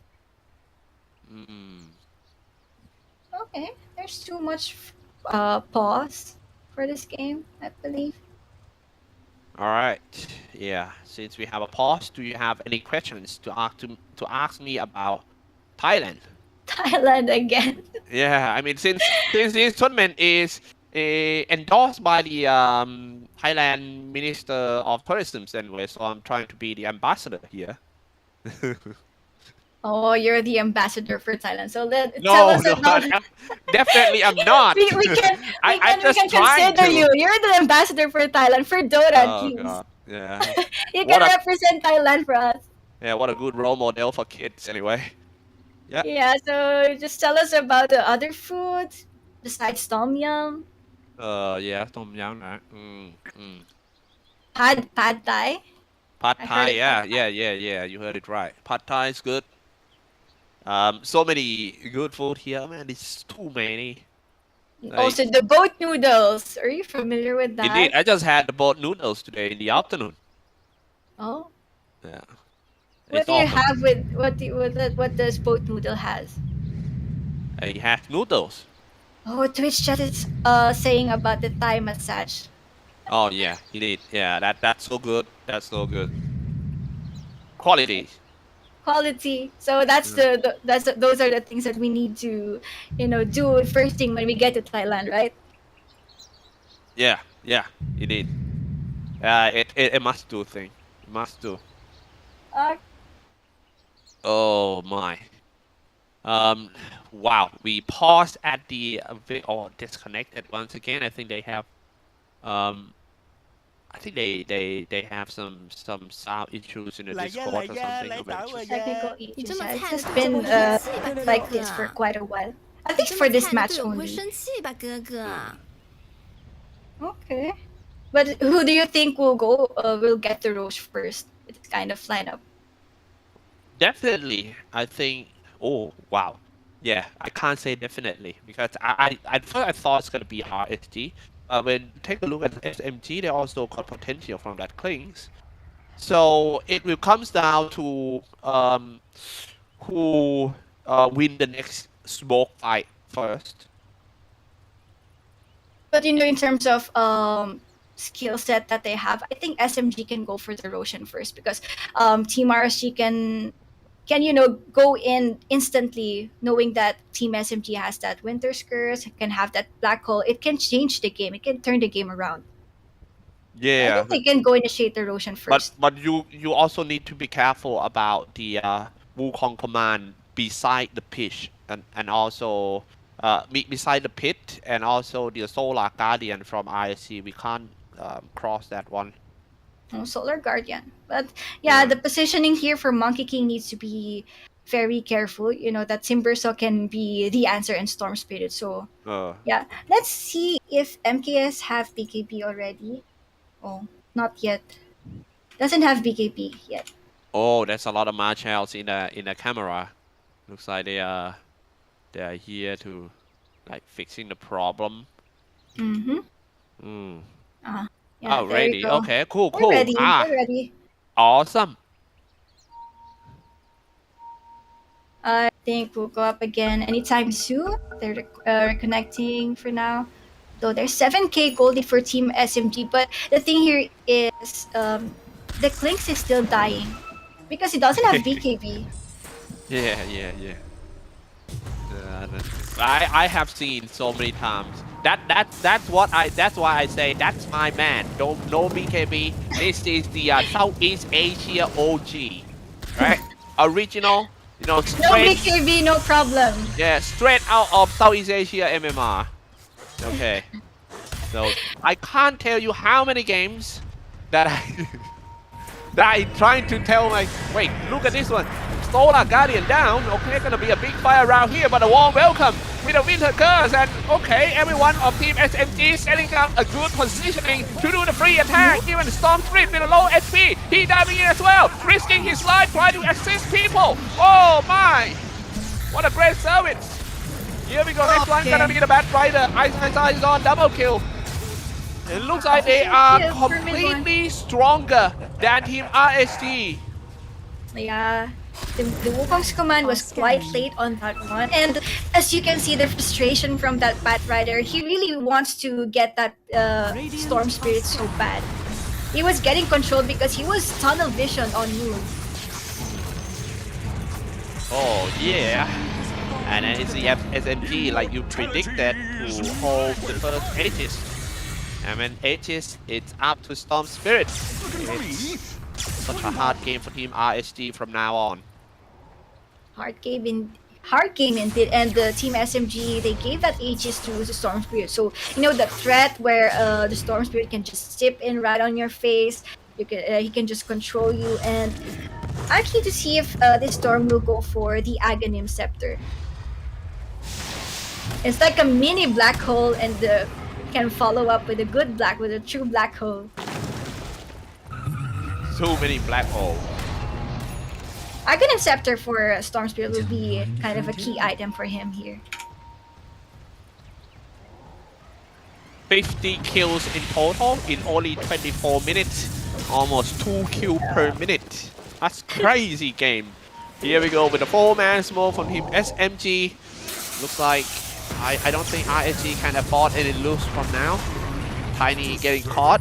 He trying to kill the observer wards, die at the spot. Yeah, they just keeps on dying and dying for Team RSG. They don't know what to do for now, but at least they have a good high ground defense. You know that we are saying earlier that they have the Rubik, they have the Tiny. They can just push out those creep waves. Yeah. Rubik definitely gonna be the first target in team fight, and also the high ground defense. SMG, if you wanna win the fight, you need to buy the backline first, but no problem for them. They have cleans. Okay, here we go. And Nigma, oh, that's a decent damage. That's a decent damage. That's a lot of damage from Xiao Yu, and that was a quick one, I believe. So even Xiao Yu going for the damage dealer build with the Desolator, man. Let's take a look on this one first. A Winter Curse, perfect, bravo. Oh my goodness. Here we go with the Wukong command. Here we go at the fighting at the top of the cliff. Okay, Moon kill. It's 2 down for Team RSG. No way they can buy back, so this is kinda risk. Kinda risky for Team RSG to defend that high ground, and knowing that Team SMG has the Aegis of the Immortal, they still have one room for error if ever they get to decide to go on that high ground. But they need to address this tier 1 tower on the top lane first. Radiant's top tower is under attack. And Lynx is going for Ayaskadi, I believe. Oh, not by BKB, dude. That's my man, once again. No BKB, no problem. Yeah, no problem. I mean, maybe he's very confident with his positioning. Now, the one who is not positioning, it might be good. I mean, he dropped some black hole, and then FKS falls. After that pickup from him, he went again with the revenge, and the kill that he got was so huge. That was the carry. Oh, Roger. I don't know what was he doing right there, but Roger here, oh no. Oh man, he was caught napping. Hello. Oh, no. Okay. Mid one. That's what we're talking about. Dealing with the things in the game is actually changed the way that you play. Now flying in for Moon. He lost his first life. Aegis reclaimed. Okay. They won't have that Aegis advantage for now, but I think they can take down towers. They have plates. Look at him. Look at him. The damage. 500 critical damage from the spells. Crazy. From Really surprised how this game's going, because I mentioned earlier that RSG was able to win against Team SMG in the last TPC Tour 3. So I think they do know what kind of playstyle SMG runs for now. So yeah. SMG. I think that their mission right now is to place as many aggressive obstacle wards as they can to shut down the area of Team RSG. I mean, if you wanna go out from the base for Team RSG, you might have to do a smoke. Yeah, this is some kind of redemption game for Team SMG if they were able to defeat Team RSG. They got everything under control now. They're looking good, like 15k ahead, but 15k ahead or 16k even, it's only 2 team fight away from a comeback for Team RSG. Now let who knows, they might start from this one because RSG 4-man smoke looking for a fight. All they need to do is to fight that Kling fast, lock him down with a flaming lasso and spam him out. Now look But at top. I think they also need to no. address Moon. Not just the Klings, it's also Moon, the Storm Spirit. Yeah. And that plan failed because one got caught on top. I mean, that without, was a core. That was a core. Without Solar Guardian, they won't be able to win a team fight for RSG. And that was a good clean kill by Moon and perfect timing as well in order to stop the aggression of Team RSG. Okay. So 2 minutes, is this 2 minutes to go for the next Roshan? They can just wait. They can just be patient with this game. You know, the discipline will be always the key to victory. 25-32. Alright, RSG is going. Okay, Avalanche and the toss. They already calculated the respawn time of the Solar Guardian. He will be in the scene real soon. Here we go with the Solar Guardian, but it's not going to be that easy to take that Ice down. He kept the chance away, trying to find another spot to fight. The first one fall is actually Polosan. Support down already, but actually trade with the Dawnbreaker. He just respawned. He go back to the graveyard once again. Next one gonna be Big One. Gonna be BKB for MKS. This is the power of the BKB. Big One with no BKB. There's nothing much he could do. And now his teammate being hunted down by the monkey. Alpha. Oh, Alpha on site. Yeah, they have a good vision here, but Eyesight's eyes won't let MKS go any other way. Great setup by Rubik Kinesis and also get smacked down. Eyesight running out of mana. The last team machine has been used. Flying in for Storm Spirit. Don't overextend for ISG. That's what I'm talking about. Now they're about to go down from hunting to being hunted. Oh my god. The tankiness of a Timber, so you know, I thought he was gonna get punished on that. You were able to survive that overwhelming control from RSG, and that was a good team fight for Team RSG, but they need to reset on this one because they were able to kill the Klings, so they need to wait for Klings to respond and go straight to the Roshan. Now, my friend, is it the time to talk about the BKB on Klings? Yes, I think so too. Oh my. It's not being brave anymore. But yeah, looking on the in-game, he went for that side of fights. He went for the Hex. So I think for mid one, he needs to play safely on this one. He can just reveal himself right then and there. Let's see. Oh my. Okay. I think for now it's really another post. Might. Another post again. These technical errors has been around for quite a while. Since earlier. I mean, in the LAN event, the most irritated thing is sound system.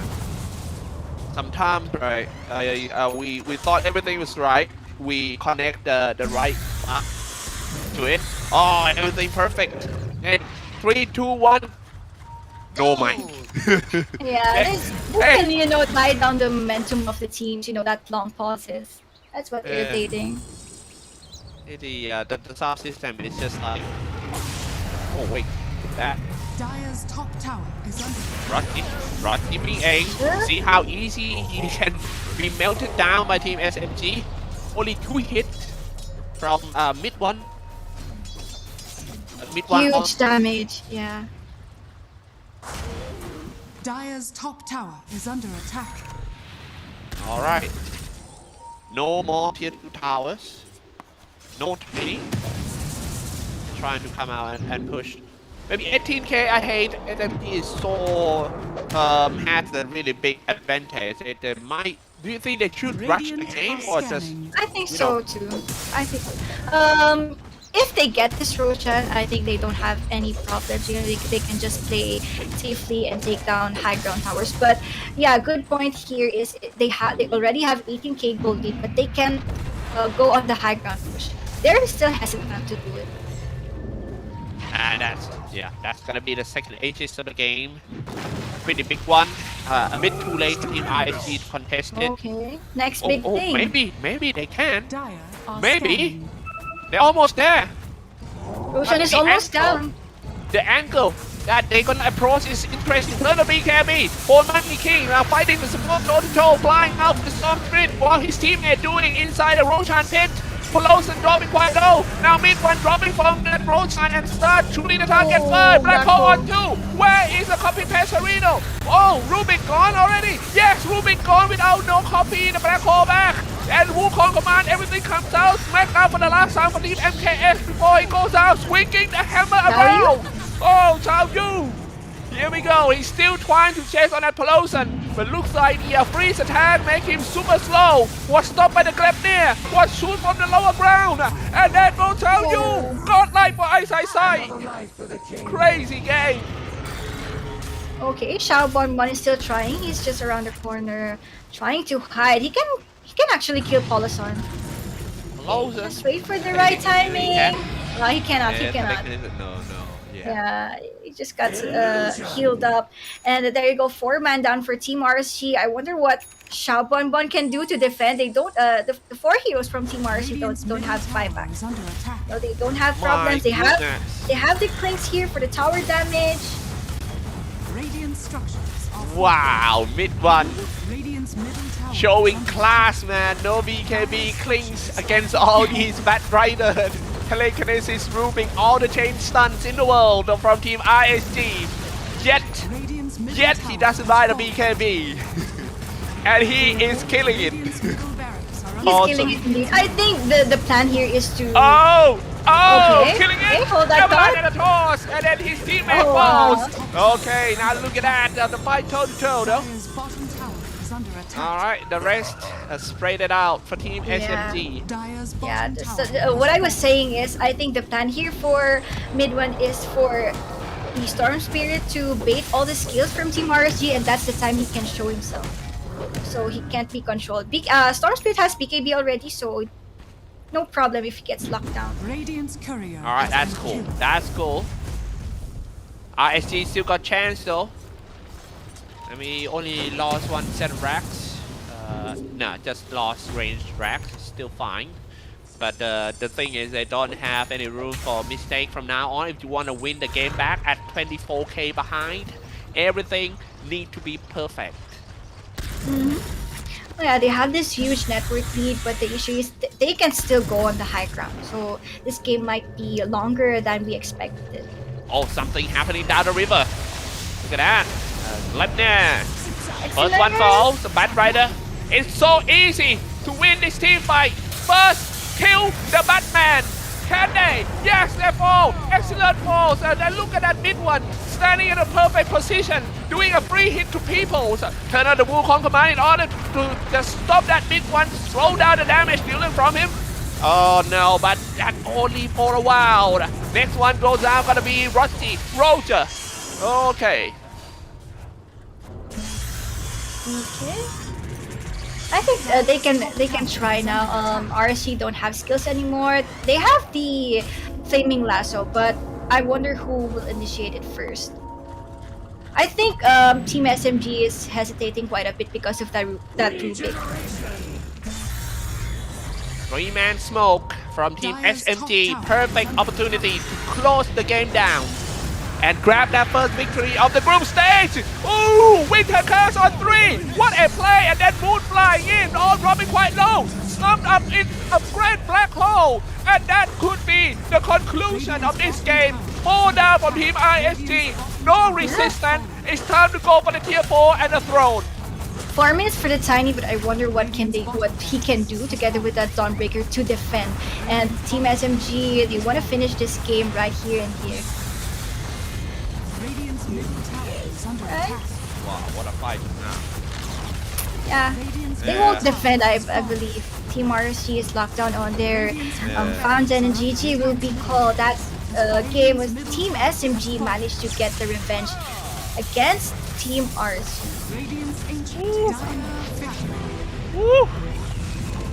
Man, we get to see a lot of beautiful combos. And all those winter curves from Peloton, especially the last one, is a real highlight. Yeah, I do agree with you. And Team SMG, they went with the patient gameplay here. They put their trust onto mid one that he will just stay on the jungle to farm more, and everything went well for them. As soon as the Storm Spirit gets the BKB, you know already what's going to happen. Yeah, that's true. Yeah, I mean, it's all about the. I think there's a lot going on in terms of mental in this game.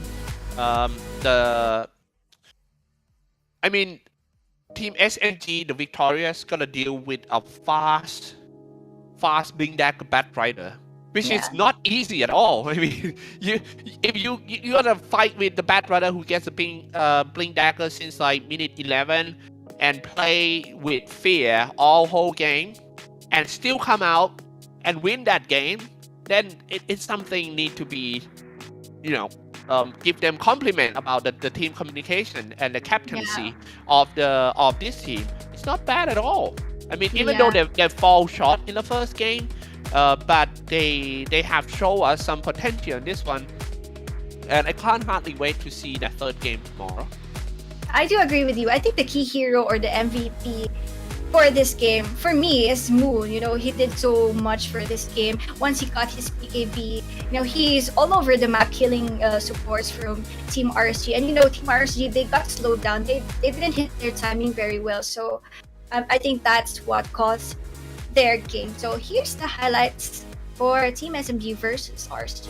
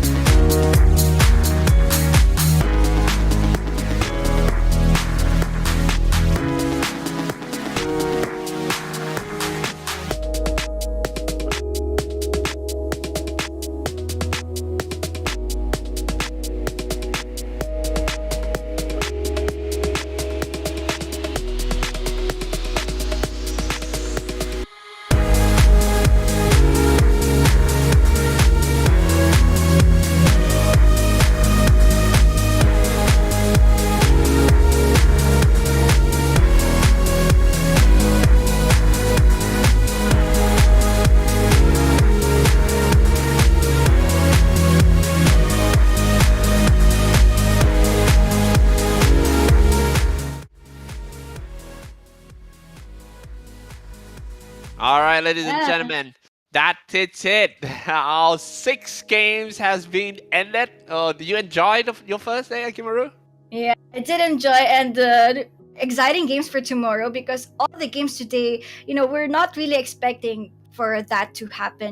Those underdogs team were managed to get that first points for their first day. So I think teams are hungry for revenge for tomorrow. Yeah. And just now, the MVP player. Did you surprise that the? What was it, Polaris? Yeah, it is Pelosi, and he's. Yeah, I mean, the way that he dropped his thing, is causing problem right from the start. The freezing, and also the winter curses. It's just so irritated, and especially the last winter curse that he dropped inside the base of his enemy. Oh, it's just awesome. No wonder why he gets the MVP today. Yeah, so, his initiation we're all on point. It's kind of their setup for the upcoming black hole and stuff. So yeah, kudos to Paulson for that good game and Team SMG getting their first point for today. Yeah. Congratulations. Okay, guys, that's it for today. And for us, me, Cyclops, and Akimaru, thank you so much, everyone, for tuning in. And we see you guys tomorrow then. We're gonna pass it on to the interview that you guys are waiting for. For today, me, Cyclops, and Akimaru. Yeah, have a good night, guys. See you.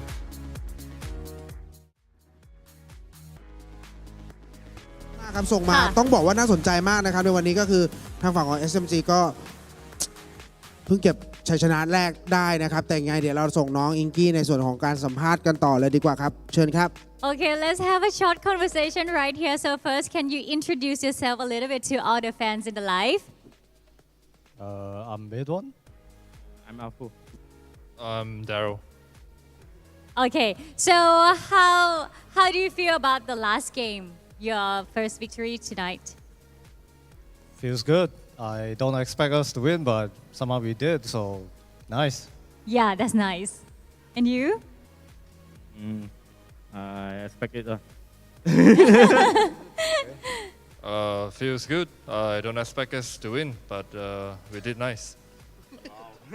I see. So, what is your plan for tomorrow group stage? Same thing. Go in, be yourself. Just play, have fun. You're in Thai, so have fun. Yeah. So have fun with all the games and tournament, right? Okay. Lastly, do you have anything to say to your fans in the live? I have nothing to say, but just feels great to be on the land for a long time. Yeah. Welcome. And you? I don't know. I'm gonna win this tournament. That's all. That's nice. And I've heard that you have a lot of Thai fans right here. Say hello to all of your friends right here. Sawadee-krap. Oh! Woo! Kopung-kap. That's nice. You learned some Thai, right? Okay, that's a good thing. ก็เขาบอกว่าจริงๆสนุกกับเกมที่แล้วนะคะตอนแรกไม่ได้คาดหวังว่าจะชนะแต่ว่ากลายเป็นว่าเขาได้ชัยชนะนี้มาแล้วก็พรุ่งนี้คิดว่าน่าจะทำได้ดีนะคะโอเคก็ต้องขอบคุณทางฝั่งของ SMG ด้วยนะครับแต่ว่าเดี๋ยวเราจะมีการรีแคปของวันนี้สักหน่อยหนึ่งโดยพี่เอสแล้วก็พี่เบิร์ดครับเรากลับไปหาพี่เอสพี่เบิร์ดเลยครับ